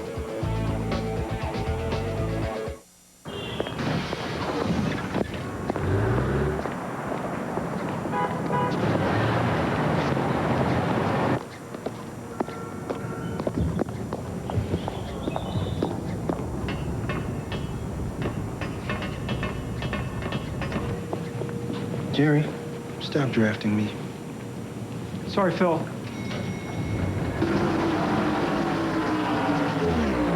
FedEx is proud to introduce the number 11 car. There's a new pizza from Pizza Hut with only one thing on its mind. That's dipping, darling. Introducing Pizza Hut's new Dippin' Strips Pizza. A box full of dipponomically designed strips that just beg to be dunked in 1, 2, 3 delectable dipping sauces. Ranch, garlic, and marinara. All just $9.99 for one topping. So dive into Pizza Hut's new Dippin' Strips Pizza and let the dipping begin. Gather around the good stuff.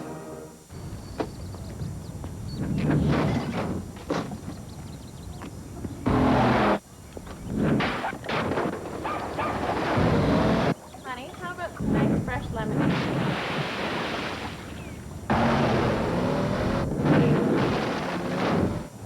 The 500 horsepower Dodge Ram SRT-10. Hi, Ryan. Hey. The fastest production truck in the world.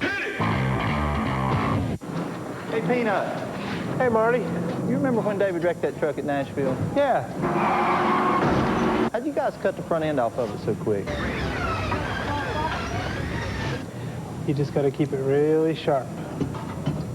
What about in Kansas City when Dennis put it in the fence? How'd you guys get out so quick? This little baby right here. Craftsman, the official tools of NASCAR at Sears. Hello, I'm Chaplain Bob Blessing in Iraq. I'm with the 1st of the 184th out of California. Hometown is San Diego. Wish the best to Jeff Gordon. God bless you all. It's all about winning. To me, that's the only thing that's really ever driven me. I love the competition, but you know, it's really all about going to victory lane and celebrating with your team, and just there's no other feeling like it in the world. And I think I felt it for the first time when I was 6 or 7 years old, and that's the one thing that's always drawn me to racing and kept me interested in it for all these years, and it's the one thing that keeps me going now. And getting that victory means so much, and it's what you live for. Jeff Gordon trying to win his third Daytona 500, 30 laps to go, and before the last restart, he said this to his Hendrick teammate, Jimmy Johnson. I think the only way we're going to get them is on that outside. And, you know, I just want to wait as long as we can, but I understand you got to do what you got to do, and hopefully we can do it together. Jimmy Johnson tried the outside, slipped back a spot for his trouble.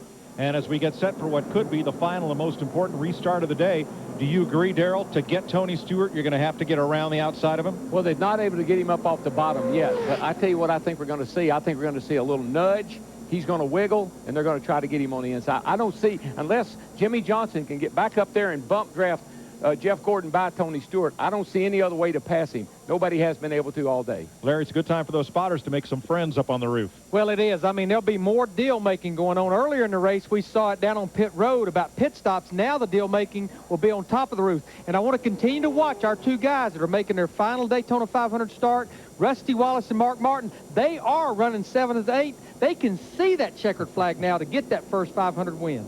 Jeff Hammond, it doesn't matter if the guy in front of you is your best friend or your worst enemy. Right now, you need him.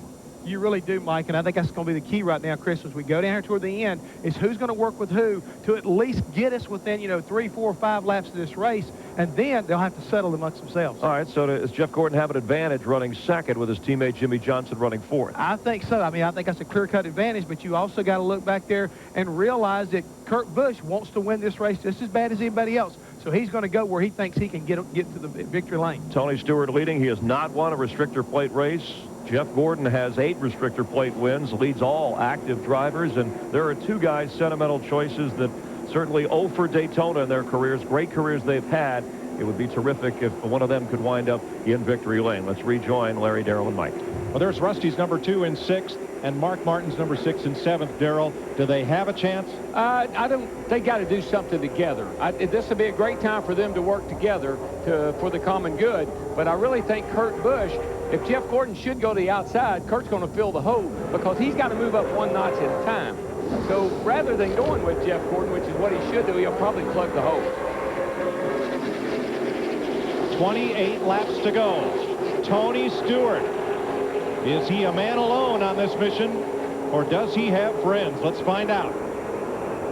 Darrell, that was one of the better-looking restarts that we've had all day long by all the top cars. Yeah, they've been, you know, the front 4 or 5 have really been able to bust out every restart. Gordon pushing Stewart around turn 2, trying to get away. No, he's trying to get his attention. What he's trying to do is say, hey, where am I going to go next?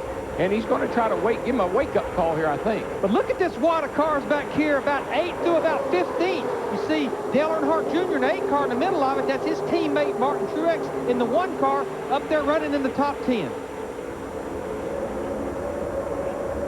They're going to start, they're going to start pushing and shoving. Because the only way you're going to get people past you is you got to give them a bump draft. And when you give them a bump draft, sometimes it upsets them and they get to wiggling and then they have a wreck. We go to California next Sunday on Fox. But first, 27 laps to go to settle the biggest race of the year. A lot of unfinished business here yet. 3 wide in the eye of the storm. McMurray up high with Mayfield. Plus, Mike, you don't know who back in the pack here has been holding back a little bit. The 1 car's back in there. Elliott Sadler's in there. He's in 13th place, and we know those Fords are fast. So there's guys back here that could make a run that we haven't even thought about. 17 cars single file. Casey Mears breaks out and drops to the inside on Mike Skinner's number 23. Makes the pass to move into the top 10. And at one time, Casey Mears was a lap down. That's a fast hot rod if he can get somebody to work with him. He just got that lap back by getting the free pass just a couple of cautions ago, and now he's up there in the top 10. But we've seen it time, and there's a lot of racing from a 4th, 5th, 6th on back in that 10th to 12th spot. But trying to get around the guy in the front, that's going to take some real effort on Jeff Gordon's part. He's going to have to pull out all the stops. But no matter what the outcome for our 5th place car, Scott Riggs in that 10 car, what a great run he has had all day long. He'd love to get that Daytona 500 victory and on his 2nd start. This joint is notorious for guys that have never won a race anywhere else, winning right here. Tony Stewart is on the Bobby Allison plan. Allison is the last driver to lead the most laps 2 years in a row. It was 1981 and 82, and in 81, Bobby Allison finally won the Daytona 500. With that 20 car, Tony Stewart, he showed his strength early in the week, all through practice, and especially in that dual race on Thursday. And as you can see, he's protecting the bottom, that yellow line. If somebody's going to pass me, dude, you're going to have to go below the yellow line, and then you're going to get black flag. You almost want to, if I was Tony, I'd almost want to set a guy up, kind of say, hey, why don't you try that inside? Is it somewhat ironic that Rusty Wallace and Mark Martin are running nose to tail, 6 and 7? I think it's pretty cool they're both that close to the front right now, because those 2 guys, anybody in that first 10 or 12 got a shot at this thing.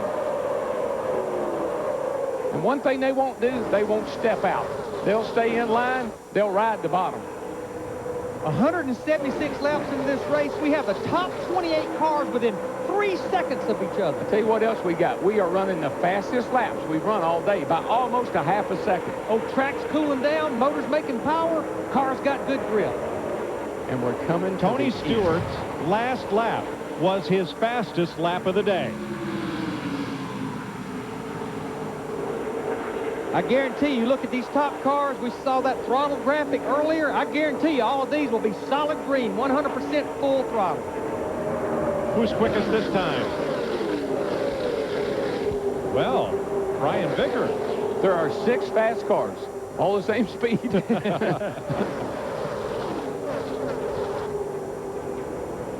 Yeah, Brian Vickers is back in 15th position. Well, look out there. Gordon shoved up a little bit. He almost opened the bottom up for Kurt Busch. And look who's coming on the outside. Dale Earnhardt Jr. has not let a lap all day. Here we go. Here we go. Down into turn 3. He's Gordon to the outside. Zone. And up front. Jeff Gordon has said, I got to make my move. I got to do it on the outside. But who's there to help him? Nobody. Looks like Scott Riggs in the 10 car has Hendrick engines. He wants to jump up there and get some of this. Jimmy Johnson did not move up with his Hendrick teammate Jeff Gordon. He stayed on the bottom and ruffled up Riggs just a bit. He wanted to get there, but Scott Riggs in the 10 was already there. This is just what Kurt Busch wanted to have happen. Gordon, you go the outside. I'll plug the hole. Now it's my turn to work on Stewart. Junior alongside of Mark Martin. You're riding with Dale Jr., the defending champion of the 500. These guys get a really good pull down the back straightaway going into turn 3. That's where they can step out sometime. I mean, look at this. The whole field is 2 and 3 wide down the back stretch. This is no longer a 2-horse race. It's a 2-lane race. Boy, this is when you're sitting there thinking, what am I doing? What have I chosen the wrong line? Have I chosen the wrong partner? Have I chosen the wrong profession? Yeah, that too. All I know is we got 22 laps to go, 200,000 people. Nobody is sitting down here. Let's go to Junior's pit. It's almost always a good thing to pit the first time around. When the leaders pit, you pit with them. But the last round of pit stops, Earnhardt did not do that. He waited several laps. That put him behind, well behind all the leaders. Why did he wait? He didn't have enough gas to go all the way to the end if he had not waited. So this drive toward the front has come from deep in the pack. Nonetheless, he still is not happy with the way that car is handling, Mike. Thanks, Dick. Kurt Busch in the 97, you saw him just launch Tony Stewart a car length out in front of the pack. And you see what it done to Stewart. It just shot him that much further ahead. You can get to the back bumper of the guy in front of you, but boy, Jeff Gordon, I just don't think he's going to be able to make that pass on Stewart. Dale Earnhardt Jr. at 8, he wants to go, but he's bottlenecked up. He can't go anywhere right now. He's behind that 10 car with Scott Riggs. Tell you what I'd do if I was Jimmy Johnson. I'd do everything I could to get over there behind Jeff Gordon and bump draft him going into 3 and knock him in the lead. Let's see if Scott Riggs allows him room to do that. He does not. Johnson's 48 on the bottom. Going to give a tap to the 97 of the Cup champion, Kurt Busch. How about Kurt Busch? 7 years ago, he was fixing water mains for the city of Las Vegas. 8 or 9 years ago, he was stocking supermarket shelves. Now he's got a chance to win the biggest stock car race in the world. Look at them, 3 wide through the triangle. And Rusty Wallace in the 2, Mark Martin in the 6. They're getting up in this battle. And Jeff Gordon is slowly falling back. I just think that outside move was a bad move on his part. Stuck in the high lane. Jeff Gordon and the rest of that pack, they're going to have to move it on over if they're going to have a shot at Tony Stewart. Dear Darrell, if you hadn't been a race driver, what would you have been?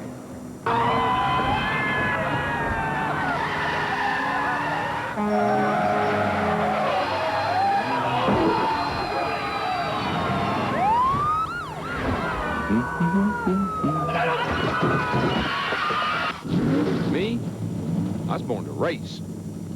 Sincerely, Darrell Waltrip. Toyota, moving forward.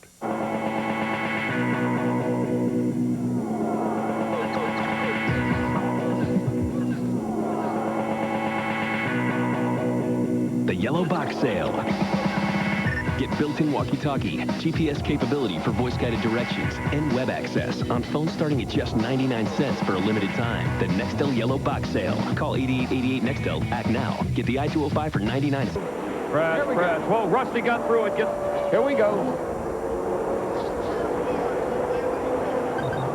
Harvick slides up in front of traffic. Cars upside down, cars everywhere.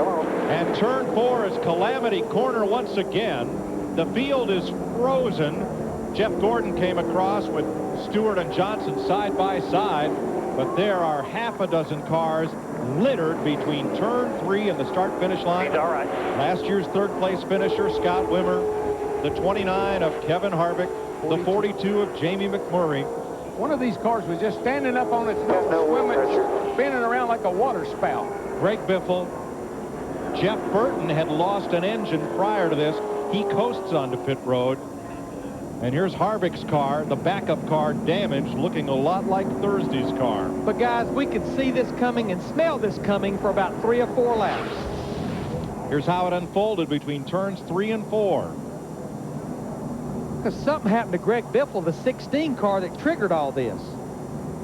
I believe, watch it, see if it's Harvick's car. Oh, no, it's the 22 car. Scott Wimmer. Look at him just spinning around. He got up on his nose and come back down on his wheels.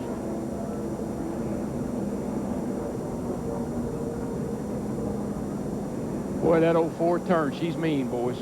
Watch the 22 of Scott Wimmer, the yellow car, take a wild ride here. What started at Greg Biffle came down in the 10, or the 10 went up to Greg Biffle. They got together anyhow. The luckiest man there was Rusty Wallace. Got a little tap but kept on going. Now watch Wimmer. Over once, twice, 3 on his nose, 4, wham. Huge. So initial contact, the 10 and the 16, right there. Looked like Biffle in the 16 actually came down into Scott Riggs in the 10. And Darrell, when you're flipping like that, it probably seems like eternity, don't it? Oh, listen, I can't tell you what it does to you. You just pray that when you stop that you can remember what happened. I think Scott Wimmer will remember this one for a long time.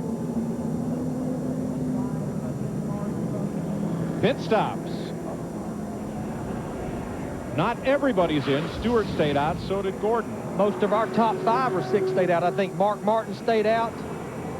Dale Earnhardt Jr. stayed out. Not surprised, because we're going to be probably within about 10 laps of this race in getting back going. Kurt Busch stayed out. Here's Dick. Well, Dale Earnhardt Jr. appears to be much happier with his car than he has been before. When he came across the line and realized he was third, he let out a war whoop. Yahoo, he said. And then he said that he thought he might bend the gas pedal. Cruz told him, don't worry about it. They got more. Steve? Dick, when the caution came out, Greg Zipadelli said to Tony Stewart, what do you think? Tony very simply said, we got to stay out. You agree? Absolutely. Yeah, I totally agree. I'm not coming in. I don't want to get back in that melee. We just saw what happened to these guys that were back in the middle of it. Let's have another look now.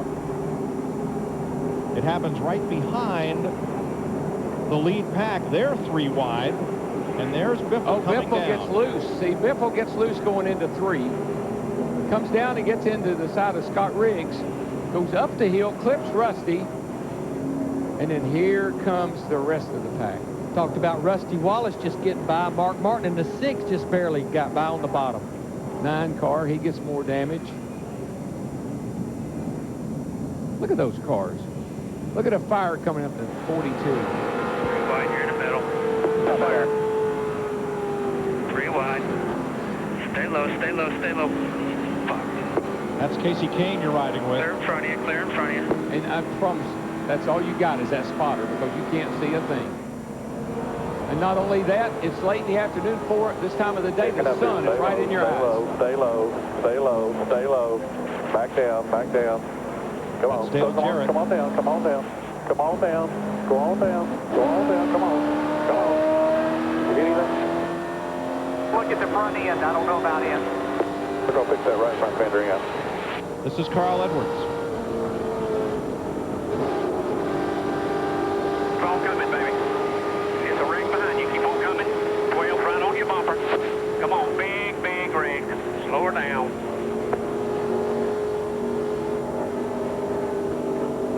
Jeannie? Jamie McMurray in and out of the car, but I guess the most important part is you're getting back in here. Yeah, they think that's just got a hole in the oil cooler, so we're going to get back out and just try to run 1 lap. We came so close, you know, last year, and kind of learned our lesson with points, so we're going to try to get back out and just make as many as we can. I know you're asking me the same question I'm asking you. What happened? You know, I don't know. I just was up on the outside, and, you know, cars just kind of go everywhere, and you really can't see anything. I saw the 16 car going backwards, so I kind of knew that wasn't good. All right, go get him, guys. The best news, Jeannie, is that Bill Davis's driver, Scott Wimmer, walked away after flipping 4 times. Here's Wimmer climbing out. And you heard Jamie say, one of the things they learned from last year, go back out and get you 5 or 10 more points. Might help you. 15 laps to go in the Daytona 500 on Fox.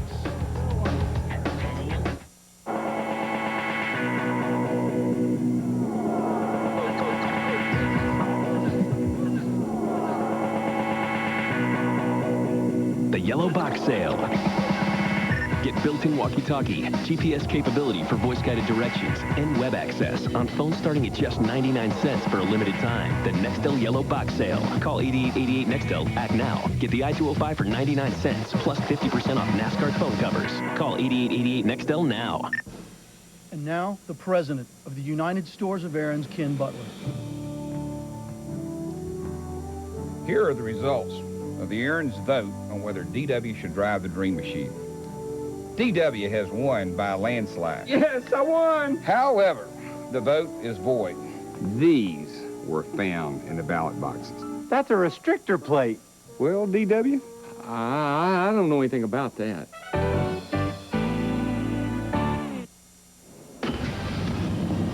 Next weekend, NASCAR moves to California. Our coverage on Friday with Nextel Cup practice and the Craftsman Truck Series racing on speed. And Saturday, Busch Series qualifying on speed, followed by Nextel Cup qualifying, the Busch Series racing on FX.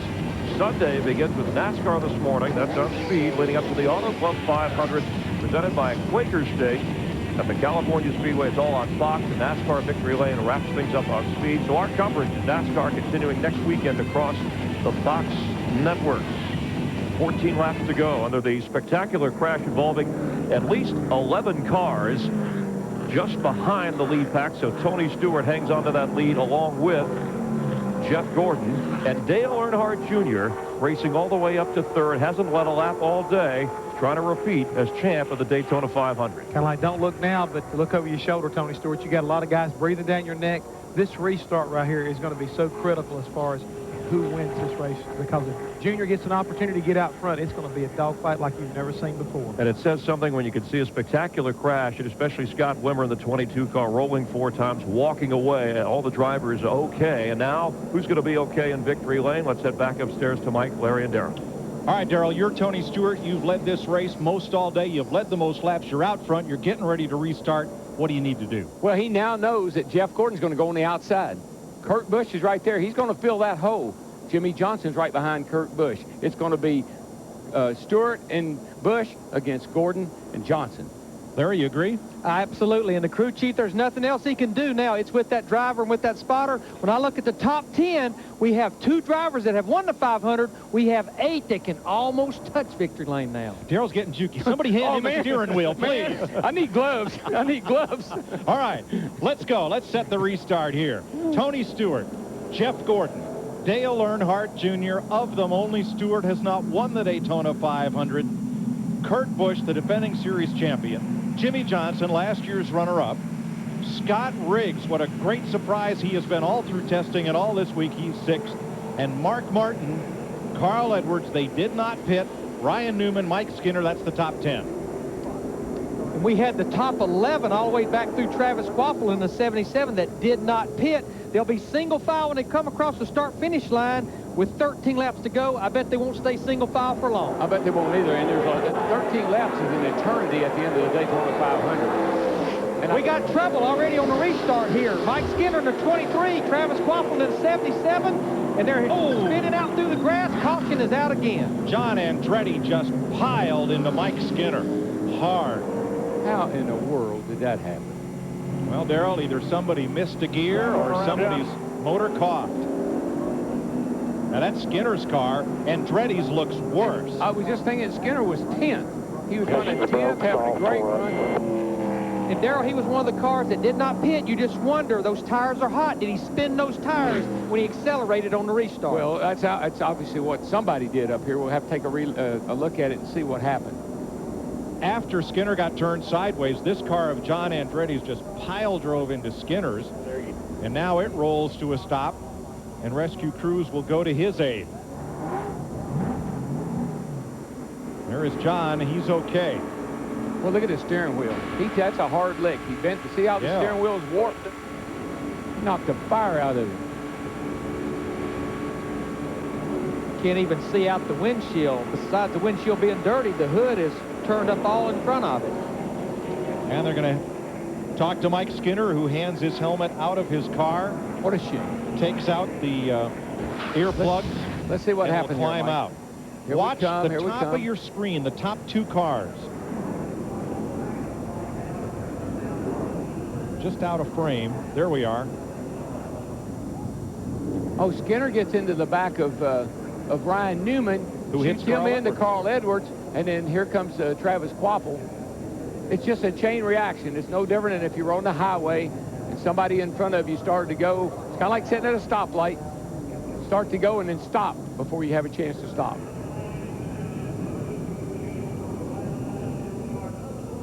It almost looks like it started up there at about Kurt Busch, the 97, or Jimmy Johnson in the 48. They just started getting into each other. Even Dale Jr.'s lagging back. There's a huge gap between Dale Jr. and Jeff Gordon. And Mark Martin squeaks through once again, as does Rusty Wallace. Rusty's been so lucky the last 2 times, and the mark was in. Up against the rev limiter there. Casey Kane. He got hit from behind.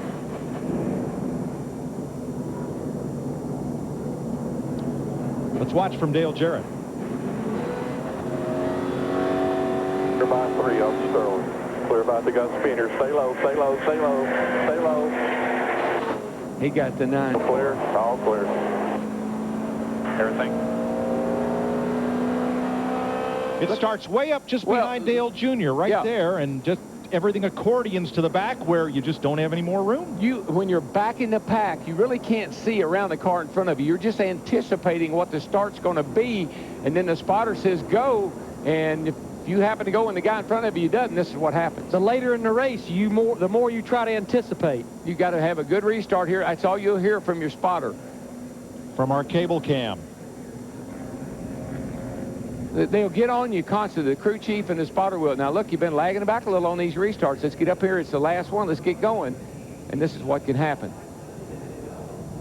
And what's a shame, Travis Quapple in the 77, Mike Skinner in the 23. They've overcome a lot of problems today. Was up there in contention, at least for a good top 10 finish. You see this happen on the roadways. The first car to hit their brakes is never part of the wreck. It's all the fellas following close behind, 3, 4, 5, 7 cars back, that end up with all the damage. Yep. Now let's listen in on the defending champion of the Daytona 500. This ought to be good. Dale Jr. Tell Tony, if you see him, I got to be on the bottom. You know, I don't want to, if he's going backwards on the top, I'm not going to jump up there and save him. We'll both go backwards. Tell him to be on the bottom. If he gets jumped on the outside, I can help him on the bottom a lot. Now, why would Dale Jr. help Tony Stewart? 1 year ago, Tony Stewart pushed Dale Earnhardt Jr. into position to win the Daytona 500. Steve? Hey, Mike, and I'll tell you who else wasn't happy about that restart is Tony Stewart. He said to his spotter, I'm not happy with the way the 24 was laying back on that restart. Well, they're all 24's laying back. They're trying to get a run on him, and here you see him looking to the outside. He knows he's got to get him on one of these restarts if he's going to get him. And there, he had a run on him. That's what he wants to do. The rule says you cannot pass to the inside on a restart before the green flag. Or till you cross the start-finish line. Jeff Gordon knows he's got to get Tony on these restarts, or at least a lap or two thereafter, or once they get going, I just don't think he has the steam to do it. You got to use the element of surprise here. What's he think I'm going to do? Do just the opposite. Matt? Mike, Jeff Gordon just said to Robbie Loomis, his crew chief, and Robbie is talking to a NASCAR official as we speak. He says, tell NASCAR to watch the 8. The 8 is laying back too much on the restarts. Yeah, so I didn't think the gap between Tony and the 24 was that great. It was 1 car length. Yeah. Yeah, Dale Jr. was laying back there pretty good. They all are, man. You got to get a little run here. That's the Daytona 500. There's $1.5 million on the line. You can't fire that slingshot unless you pull it back. I'll deal with this after the race. 10 laps to go.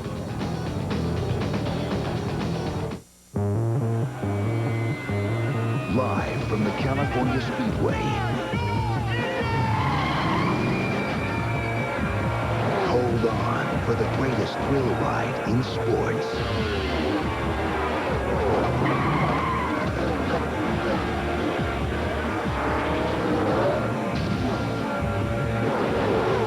Saturday, the Busch Series on FX. Next Sunday, the Auto Club 500 presented by Quaker State on Fox. Fox tomorrow. It's the moment you've been waiting for when American Idol goes to 3 nights and the voting begins. This is the beginning of the show. Be there tomorrow when the first 12 finalists compete on stage and the phone lines open. Then Tuesday, the second 12 battle it out for your votes. It was fantastic. Congratulations. And Wednesday, the voting results are revealed. Who will survive? The future of our contestants rests in your hands. 3 nights of American Idol begins tomorrow at 8, 7 Central on Fox. A baseball superstar is mysteriously dying. Your heart's beating too fast. Keep talking to us, Hank. It's not steroids, and it's not cancer. So what's killing him? But in order to save him, the kidney's almost shut down already. He'll die. I'm giving him one of mine. His wife will have to make the toughest choice of her life. You're pregnant. You can't be a donor. Did you give up a baby for someone you love? She wants to trade a child for a kidney. That's murder. I want that baby. A controversial new house at 9/8 Central Fox Tuesday. Viewer discretion advised. This week's Speed Channel presents a NASCAR show for the masses, NASCAR Nation. It's more than just news. It's all access to the hottest sport in the country behind the scenes. Declare your citizenship. NASCAR Nation exclusively on the Speed Channel.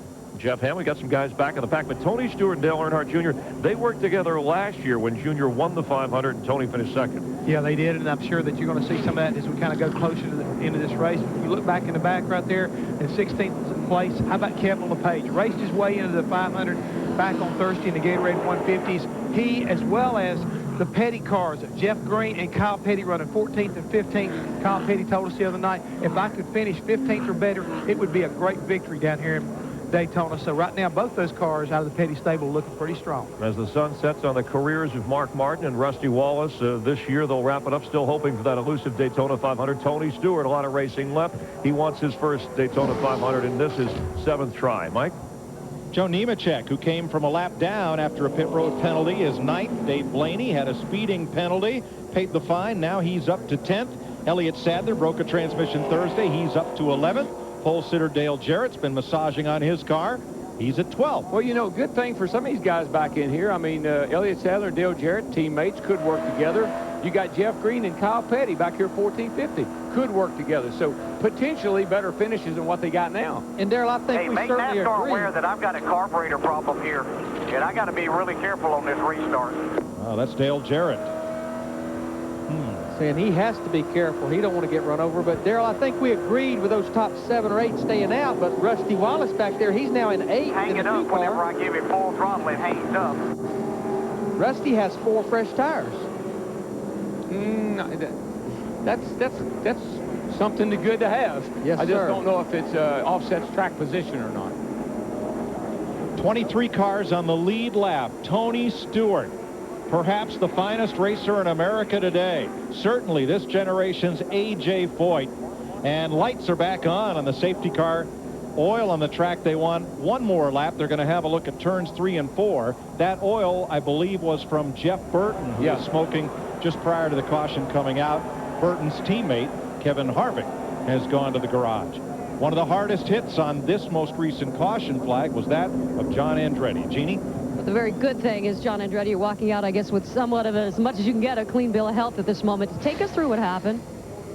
I don't know. I mean, seems like I was running down through 3 and 4 the first time, and the guy just, as far as I know, made a left. All of a sudden, I saw him in right and spun us down through, and we got hit in the side. And then, I don't know, I heard that maybe the same guy might have did the same thing on the front straightaway. And they said, go low, go low, go low, and I'm trying to steer. I mean, we were in exactly great condition with the car, but, and I got turned down. I turned down into Mike then, so it's too bad for our VBA. Plus, don't go forward, but it's, you know, it's Daytona. We'll go to California now. All right, thank you for the time. I don't know a common phrase late in the day here. Steve? Well, Jeannie, don't count Mark Martin out yet. He said, pass the message to Rusty Wallace with this big old motor and me pushing and him pushing me. There ain't no way they can stop us. How about that? 2 guys that started their careers together back in the Midwest in the ASA. Here they both are in their final Daytona 500, seeing if they can help each other. Yeah, it'd be kind of ironic if they ran first and second. And neither one of them ever have won, and so it'd be it'd be pretty cool. The other one's going to be mad, but... Yeah, but we don't have time to pave another 3 lanes of width to this racetrack, and we may need it. There is the Harley Earl Trophy.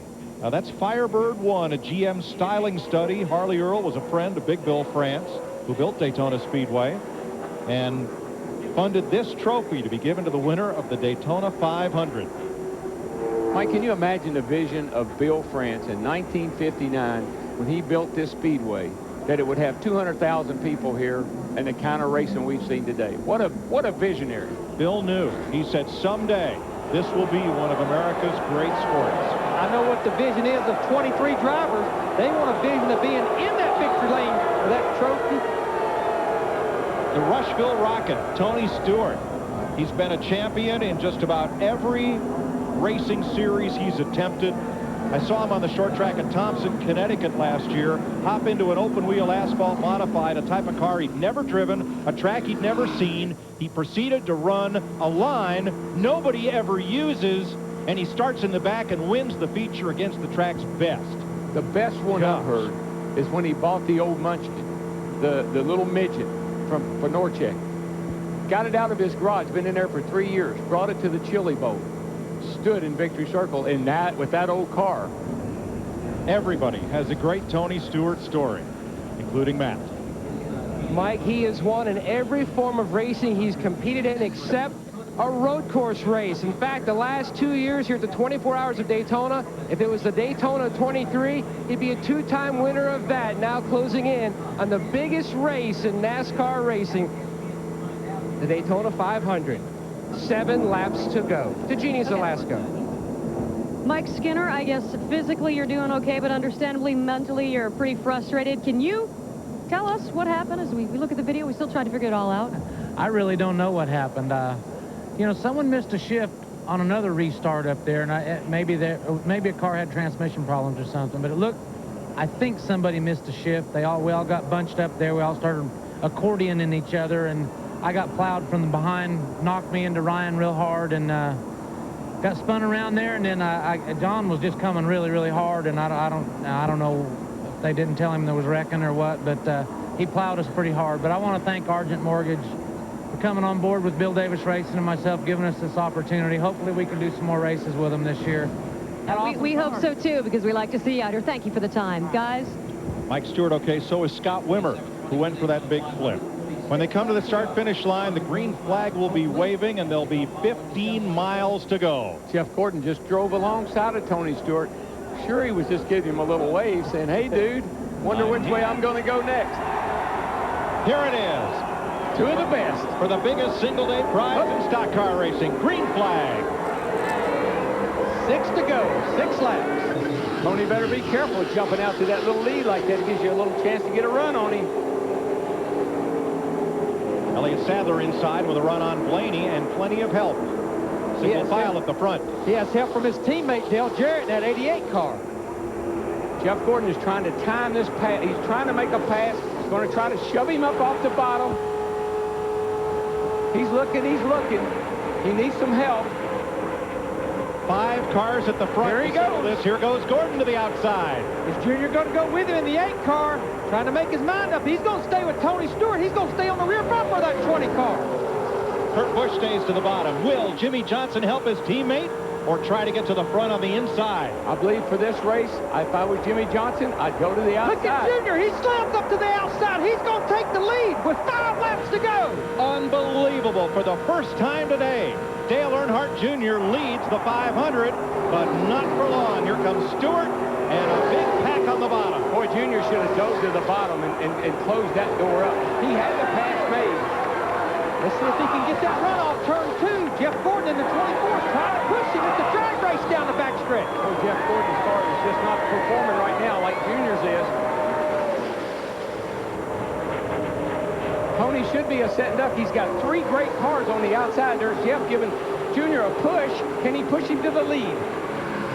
This is where he got the good run a while ago, coming off turn 4. Jeff Gordon in the 24 trying to push him. Oh, smoker in the middle. That's a fender rub. It's just a little fender rub back in there. I saw it earlier. At the line, Stewart by half a car length. 4 laps to go. Man, you can get up there even with that other guy, but you just can't get the pass made. Or can you? Yes, he made it. Go to the bottom now. He'll slam the door. He made it. And this crowd is on their feet going wild. What a pass. Way to go, Junebug. 3 wide from 11th on back. Now what are you going to do, Tony? Got to hug the bottom. Got to go with Dale, don't you? That's what, I mean, he's stuck to the bottom. His car's been there all day long. There's no time to move around now. Dale Earnhardt Jr. did not lead a lap until lap 195. Hard to believe, but he's going to be out front with 3 to go. I guarantee he's driving out that back window as much as he is in that windshield. He slammed the door on Gordon, 24, 3 to go. That's what you do when you're in the lead. You just move around, move around. Look at Kurt. Gordon still thinks he can make that outside car in the wall up to 2. I think it's the 9 car. But he keeps going. Debris all over the place. Yep. Casey Kane bounced off the wall, turn 2. And Jeff Gordon has made a pass. Caution is out. The field freezes. Caution is out. And NASCAR scoring freezes the field at the last scoring loop the cars cross before the instant of yellow. We've seen this before. Remember Talladega.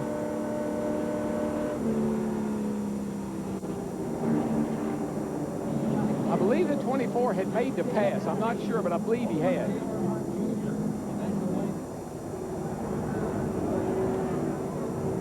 Three laps to go. Caution is out, but the air has not been let out of the balloon.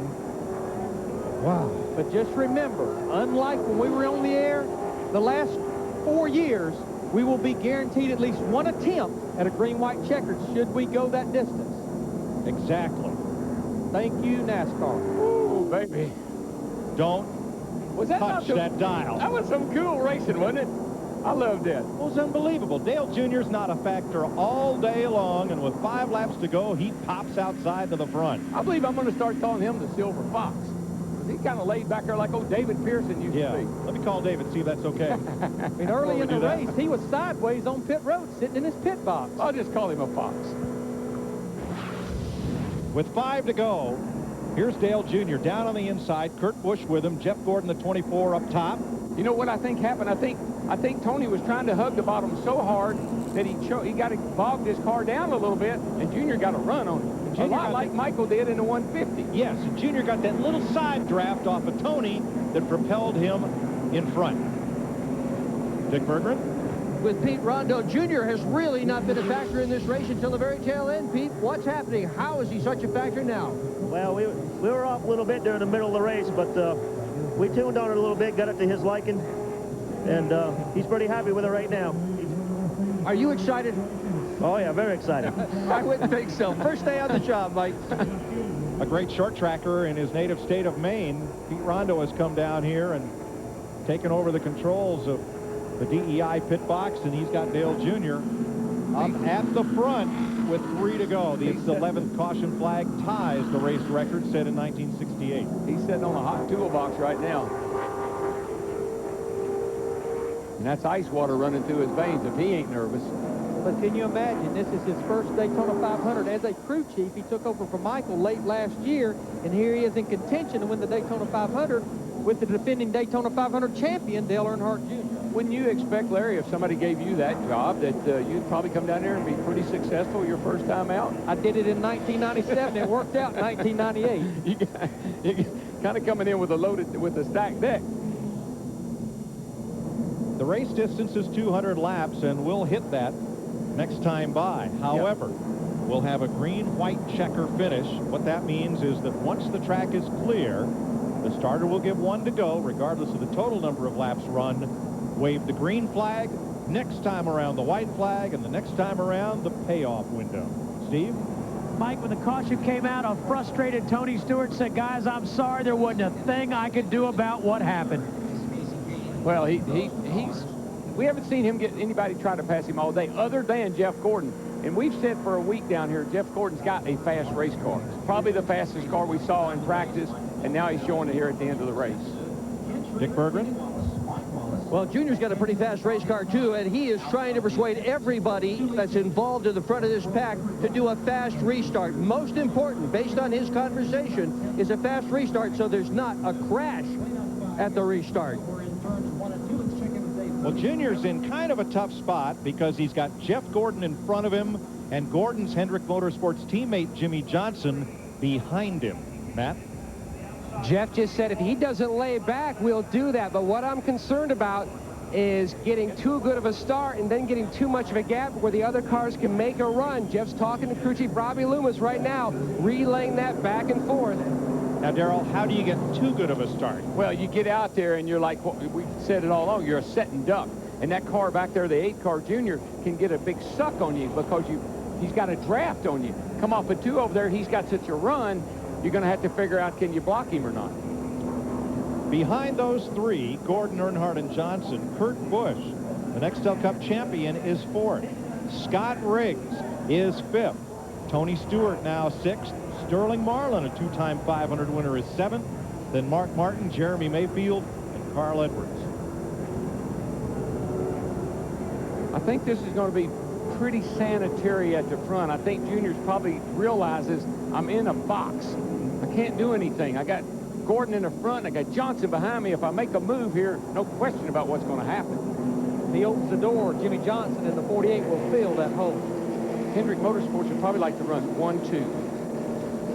We have 23 cars still on the lead lap, so there's no question. We could see action back there for 8th, 10th, 12th. All of these guys want this good finish in this Daytona 500.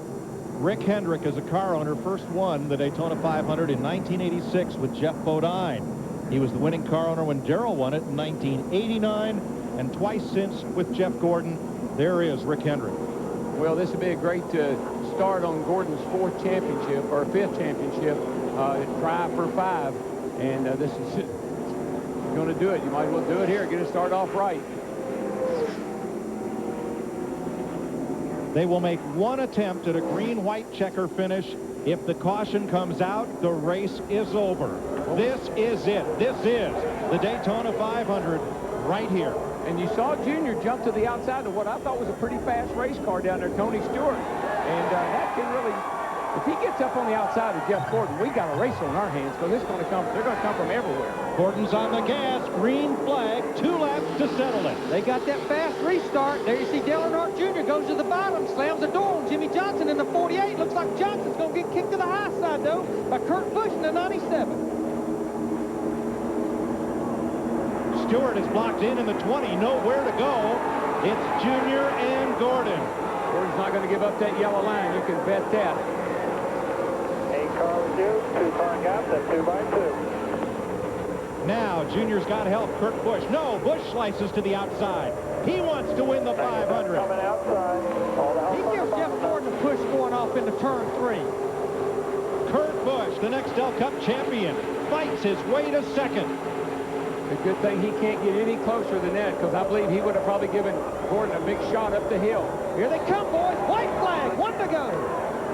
Scott Riggs to 4th. Stewart looks to go 3 wide. Thinks better of it. He is trapped behind Jimmy Johnson. Boy, that 97 car of Kurt Busch is a fast piece of equipment right there. He's got to look.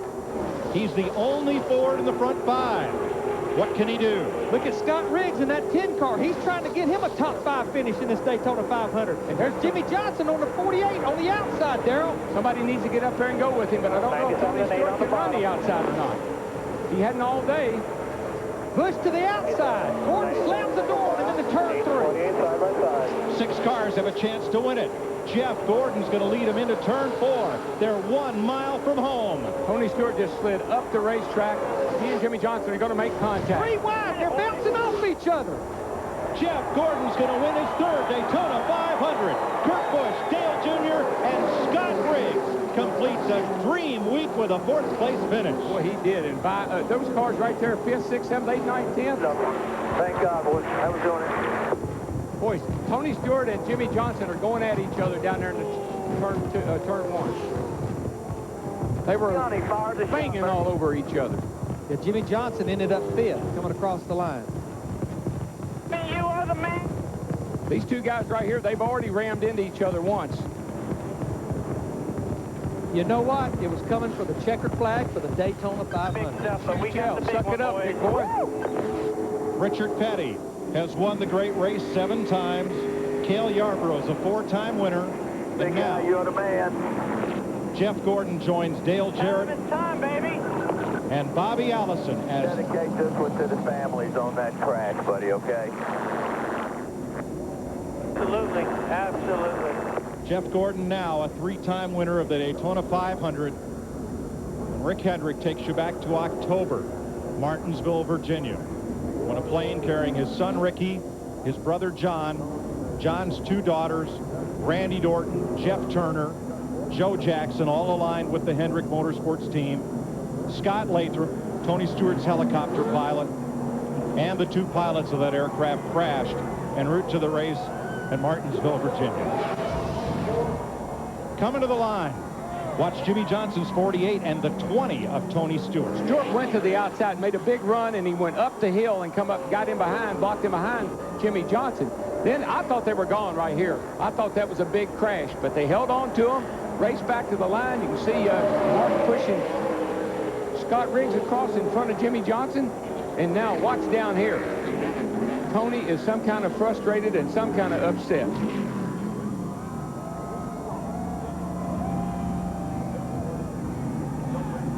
Run 500 miles, don't have a scratch on your car, and then decide to beat them all up after the race is over. Darrell, there's only going to be one happy man in Daytona, and that's this man. Can you imagine leading the most laps of the race, got the best car all day, and get shoved back to 6th? Dick Berggren. Well, Dale Earnhardt Jr. with a smile on your face, surprised at that, finishing 3rd. What a wild finish. Yeah, we, my buddy Arturo Gotti says we saved it for the championship rounds. The car wasn't that good during the race, and he made some adjustments, and I could drive right up through there, man, and it was really good. I got the lead there with a couple laps to go, and I had enough room to pull up in front of Gordon in the middle of 1 and 2 and hold him back there, but I didn't know if I had him cleared or not. He come on by me down the back straightaway, but he had a good car. We had a good car. I don't know if it was a 3rd place car, but it was good, and I want to thank my guys for staying with it all day. If you'd had a little help at the end because you won that race. Absolutely, yeah, man. I had a great car. It was amazing the difference from the car then and maybe 50 laps before then. I mean, it was really, really fast. But Budweiser Chevrolet, she runs good when you need it to. Nice job. Jenny? Jimmy Johnson getting greeted by his new wife, and I will politely say, excuse me, you can get in close to your hubby here. Can you take me through the last lap and what was going on with Tony Stewart? I don't know. I mean, we're all trying to block and do what we can, and evidently he was upset with me blocking him like you're supposed to. And he tried running me in the outside wall down in turn 1, and heck, I just tried saving my car, and we bounced off each other a few times. So there's no retaliation. we hit wheel to wheel, almost spun me out, and I ran back into him. So one of those deals. I'm sure he's upset. He led a lot today and didn't win the race, but congratulations, Hendrick Motorsports, Jeff Gordon, those guys for doing it. Absolutely. Thank you for the time. All right. The average speed, 135.1 miles an hour with all those caution flags, almost exactly the same winning speed of Lee Petty in 1959. And you know what? We've been up here for like 4 or 5 hours, had a heck of but I wish there was a few more laps to go. I love the end of that race. That was so cool. I don't know many of us could stand a couple of more laps to go. Man, I love that. Jeff Gordon rolls into Gatorade victory lane with his 70th career Nextel Cup victory. It's all about this flames. That car runs so good when it's got those flames on it. Painted flames, no decals. Those are pretty flames.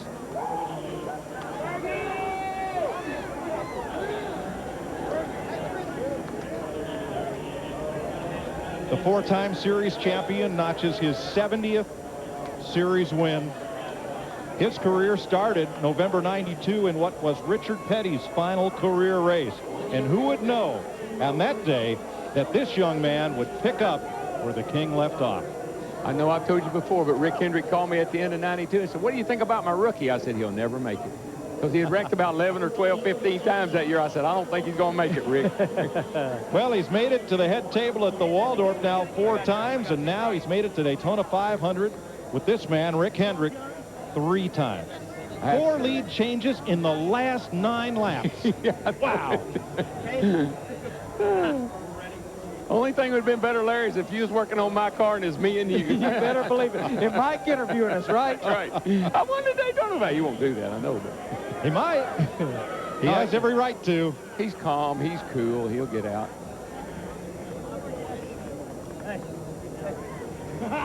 Yeah, atta boy, atta boy. Robbie Loomis is crew chief. Come on out of there. Let me see you jump up and down. Let me see you do the Icky shuffle.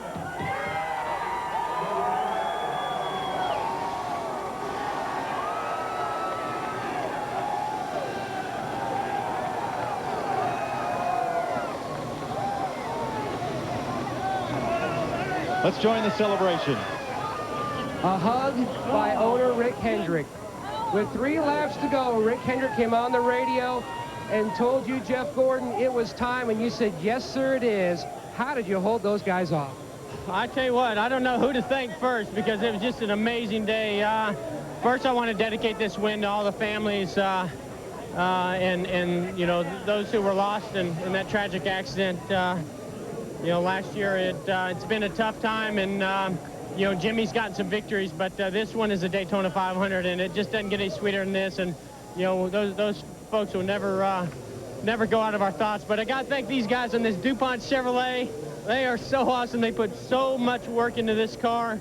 I want to thank Pepsi, GMAC, Quaker State. It's just been Chevrolet. It's been an amazing off season. And I didn't know what the week had in store for us. I knew we had a good car. We hadn't showed everything, and you know, I knew over 500 miles that the pit crew, that team, and hopefully you know, some patience would pay off there at the end, and it certainly did. And I'm so stoked. Daytona 500. Yes.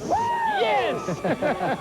Now, when Junior went around on the outside, you came on the radio and said, imagine that, Junior passing all by himself, taking the lead. Were you concerned about your chances for victory then? Well, let's not say I gave up, but I thought it was over. I mean, he hadn't been anywhere all day long, and then all of a sudden he came out of nowhere, and he pushed me so hard down this front straightaway when I was trying to take the lead from Tony that I knew that it was going to be impossible to keep him behind me. The best thing that happened to me was Kurt Busch. I want to thank Kurt Busch. You know, he got into me in the 150s, but we talked earlier in the day, and we knew everything was good. And by him getting by that 8 car and getting in front of him, then we just left them other guys a battle, and I just kept him in my mirror. And oh my goodness, what a just amazing day. I don't know, who did I thank? GMAC? Well, everybody dreams of winning this race. Jeff Gordon's not done it once, not twice, but 3 times. He's a winner of the Great American Race, giving owner Rick Hendrick his 5th Daytona 500 victory. And there's Steve Berge. 6 months ago, Mike Joy, he sat down with a piece of paper, came up with 28 different things that he wanted the Hendrick guys to try on this race car, and they did it. It's now going to go to Daytona, USA. How many headlines tomorrow across America will start out, I am so stoked, the Daytona 500. And it doesn't matter how good you are, you still are always amazed that you won the Daytona 500. There are more great stories. Sterling Marlin finishing 8th, Kevin LePage 9th, and we'll talk to Tony Stewart when we return to Daytona. Remind me of Australia. They remind me of my heartburn. It keeps coming back 2-3 days a week. So I carry these. Hey, that's frequent heartburn. Maybe you should try a different kind of medicine. Like? Prilosec OTC. It's the only OTC that directly shuts down lots of acid pumps. That's why 1 pill a day can work for 24 hours. 24 hours of 0 heartburn. Bye-bye boomerang. 1 pill a day. 24 hours. 0 heartburn. This February, the dawn of a new NASCAR season rises in the east. Then accelerates west to California Speedway for the NASCAR triple header. 3 premier NASCAR series, 1 wild weekend. February 25th through 27th. Tickets start as low as $30. Grab a friend and race over to California Speedway. Don't let the sun set on your chance to experience the thrill of NASCAR. Call now, 800-944-RACE. California Speedway. You have to be here. The next generation of Ford is here, and we're celebrating with an additional $500 Auto Expo bonus on select Ford cars, trucks, and SUVs.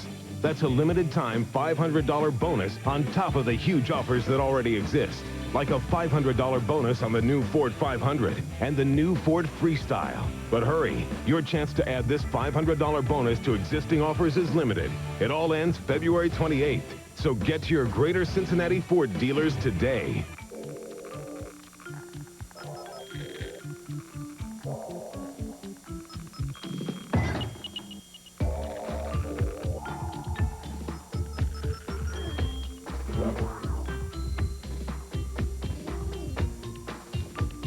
No spare change is safe. 35-cent Wing Tuesdays, now at Buffalo Wild Wings. All the essentials. Welcome to the neighborhood.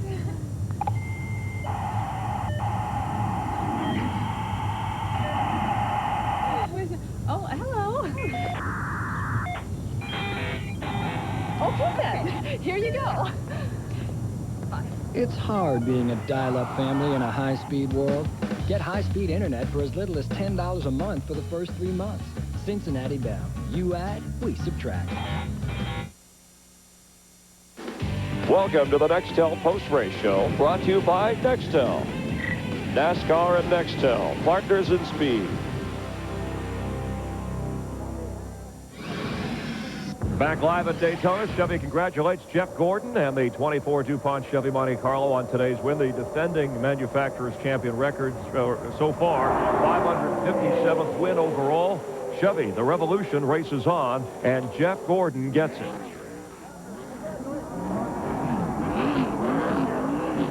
Hey, boys, we got him! Daytona 500! Woo-hoo-hoo! You guys are awesome! An excited 33-year-old Jeff Gordon, a long way from Indiana, his 70th career win, his third Daytona 500 title. This is a guy who, back in high school, he was voted the prom king. The day of his graduation, got his diploma, changed into his racing gear so he could go to a dirt track and enjoy racing. Let's go back, Jeff Hammond, and Tony Stewart and Jimmy Johnson. We heard Jimmy's version of the story. Yeah, they come off that corner right there. He'd been trying to pass Jimmy Johnson. Finally saw a hole right there. Got together coming off of 3 and 4. They bounced across each other all the way back down to the start-finish line with Tony Stewart winding up in 7th place. Thought he was going to win it. Let's check in with Steve Burns.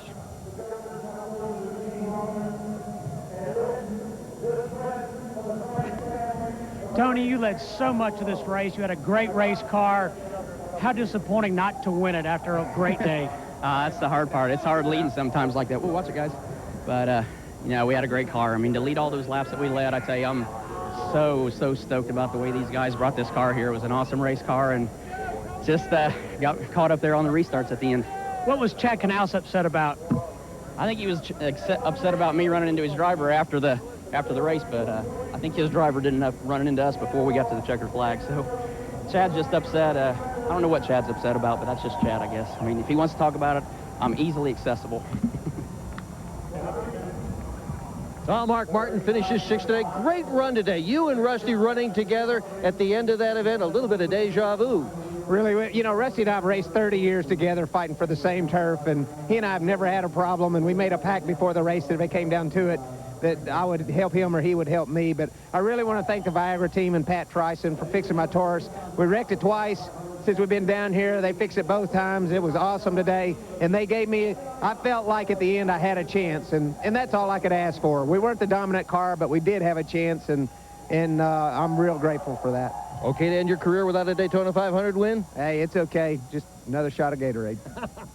Mark Martin finishes 2nd today. All right, one more plug out the door. Mark Martin, Rusty Wallace do finish in the top 10. We'll talk with Kurt Busch in a moment as Jimmy Johnson and Jeff Gordon celebrate Gordon's win. Tony is easily accessible. We'll address that as well when we come back on Fox.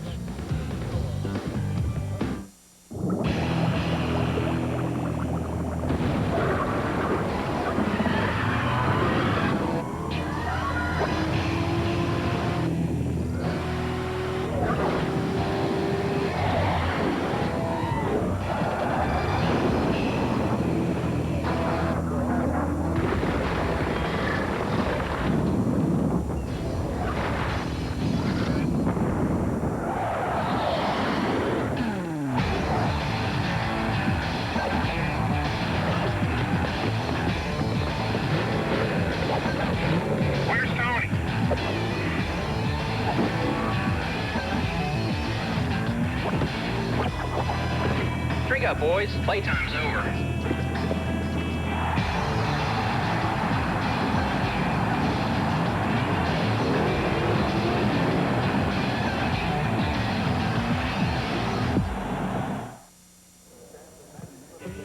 Jeff Gordon with an exciting 4 lead changes in the last 9 laps of the 47th running of the Daytona 500. Pulls into victory lane. Right behind him, Kurt Busch, and he's with our Dick Bergman. Like the drivers do. Good night, everybody. Busch, an incredible drive today. How did you do those last few laps to finish second? We got a great run from the 10 car. I had to block him. Tony was pushing him. Got by the 48, the 8. It was just an unbelievable ride all day with adjusting on the car and being in position late. We knew it was going to get busy at the end, and I had a run on Gordon, but I wouldn't have made it by him. We would have stalled out. The field would have caught us. It would have been 6 wide, cars upside down. I couldn't quite clear him, and so just a great day for our Sharpie Ford and what we did as a team to build this great car. I'm very happy and satisfied with this finish, but I've got a few years ahead of me to try to win this thing. Was it as wild behind the wheel as it was to those of us watching you? It was an ecstatic race behind the wheel. The way that everybody worked together, and we all wanted the yellow line, but yet we all gave, and there was give and take. Just a nice balance of great racing and good action. Nice job. Congratulations. Great way to begin his defense of his Nextel Cup title. Second to Jeff Gordon. Dale Jr. came on to lead near the end. Scott Riggs, a great day. Kevin LePage, who came in here without a sponsor, ends up in the top 10. Wow. I am physically, mentally, and emotionally drained. This is the hardest race I've driven in years. I'm worn out. And how about that green-white checkered? The top 13 cars on the last lap, 10 of them changed position and finished in about a half a second of each other. Wow. The 47th Daytona 500 goes to Jeff Gordon in a race that halfway down the backstretch in the last lap, any one of 6 or 7 drivers could have won it. And this is such a great way to start the year. I mean, they started with the Super Bowl, baby. It's the biggest race we got. What a kickoff to 05. Wow. Now you got a year to work on it till next time. But your heart, it goes out to Tony Stewart to have a car, Greg Zipadelli as crew chief, lead 107 laps, over 250 miles of this race. But at the end, those guys somewhat kind of ganged up on him. And as he said, there was nothing he could do about it. No, sometimes you get up here and you get comfortable. You think you got them covered. And, man, they turn up the heat. Wow, a great finish to a great race. Chris? All right, thanks, guys. Tony Stewart leading the most laps for the 2nd straight Daytona 500. But that man, Jeff Gordon, the winner, you'll probably see him with Regis and Kelly live soon. He's filled in on that. And how about the finish? Gordon, Jr., and Stewart. I mean, you can't ask for better drivers battling at the end of this great race. It was an exciting finish. I mean, we kept talking about the intensity and how it was going to build. And nobody let us down so far right now. When it came crunch time with 10 laps to go, we saw some fantastic racing, a lot of aggression, and a lot of what I consider, I mean, just unbelievable driving. But it'll be a different set of circumstances when they go on to California next week. A whole different set of circumstances, but the same crew, I mean, the same group of guys going out there trying to repeat what they did here, and a little bit different circumstances, but it'll be just as fierce and just as good. For a while, so cautious, and then, of course, the 2 big wrecks late in this race. We had an 11-car pileup, an 8-car pileup, and in the end, Jeff Gordon coming through. Next week, we will move on to the California Speedway, where Jeff Gordon had success. You'll want to check out Nextel Cup practice and the Craftsman Truck Series on Speed Saturday, Busch Series qualifying on Speed, Cup qualifying, then Busch Racing on FX next Sunday, NASCAR this morning on Speed, and then the Auto Club 500 presented by Quaker State on Fox. NASCAR Victory Lane wraps it up, and our coverage of NASCAR continuing. It's where America gathers every weekend for NASCAR. We're glad that you were with us today on Fox. The 47th running of the Great American Race. Sentiment for the 40-something crowd. Dale Jarrett on the pole, Rusty Wallace and Mark Martin, their final shot at the Daytona 500. 11 cautions, tying a record for the Daytona 500. Tony Stewart leading the most laps, but in the end, it was Jeff Gordon with his 3rd Daytona 500 victory. Thanks for watching and being a part of NASCAR on Fox. Enjoy. We'll see you next weekend.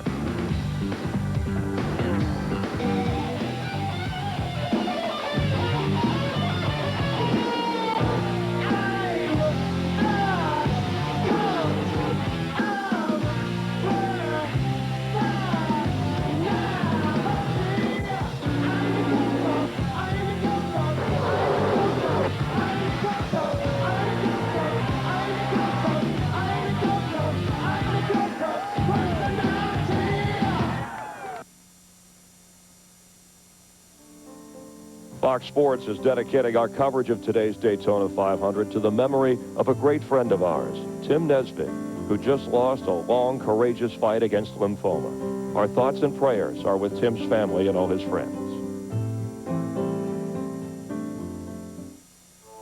You know why I like racing in the NASCAR Busch Series? It's competition in its purest form. I'm not racing for the money. I'm racing to be racing. I've been to victory lane a few times. Been there, done that. Let me tell you, it's no place to rest on your laurels. Every time I get behind the wheel, I have to prove myself all over again. That's why I like racing the NASCAR Busch Series. This copyrighted telecast may not be reproduced, retransmitted, or used in any form without the authorized written consent of NASCAR Broadcasting. NASCAR would like to thank all of our loyal fans for your continued support, and we hope you enjoyed today's broadcast.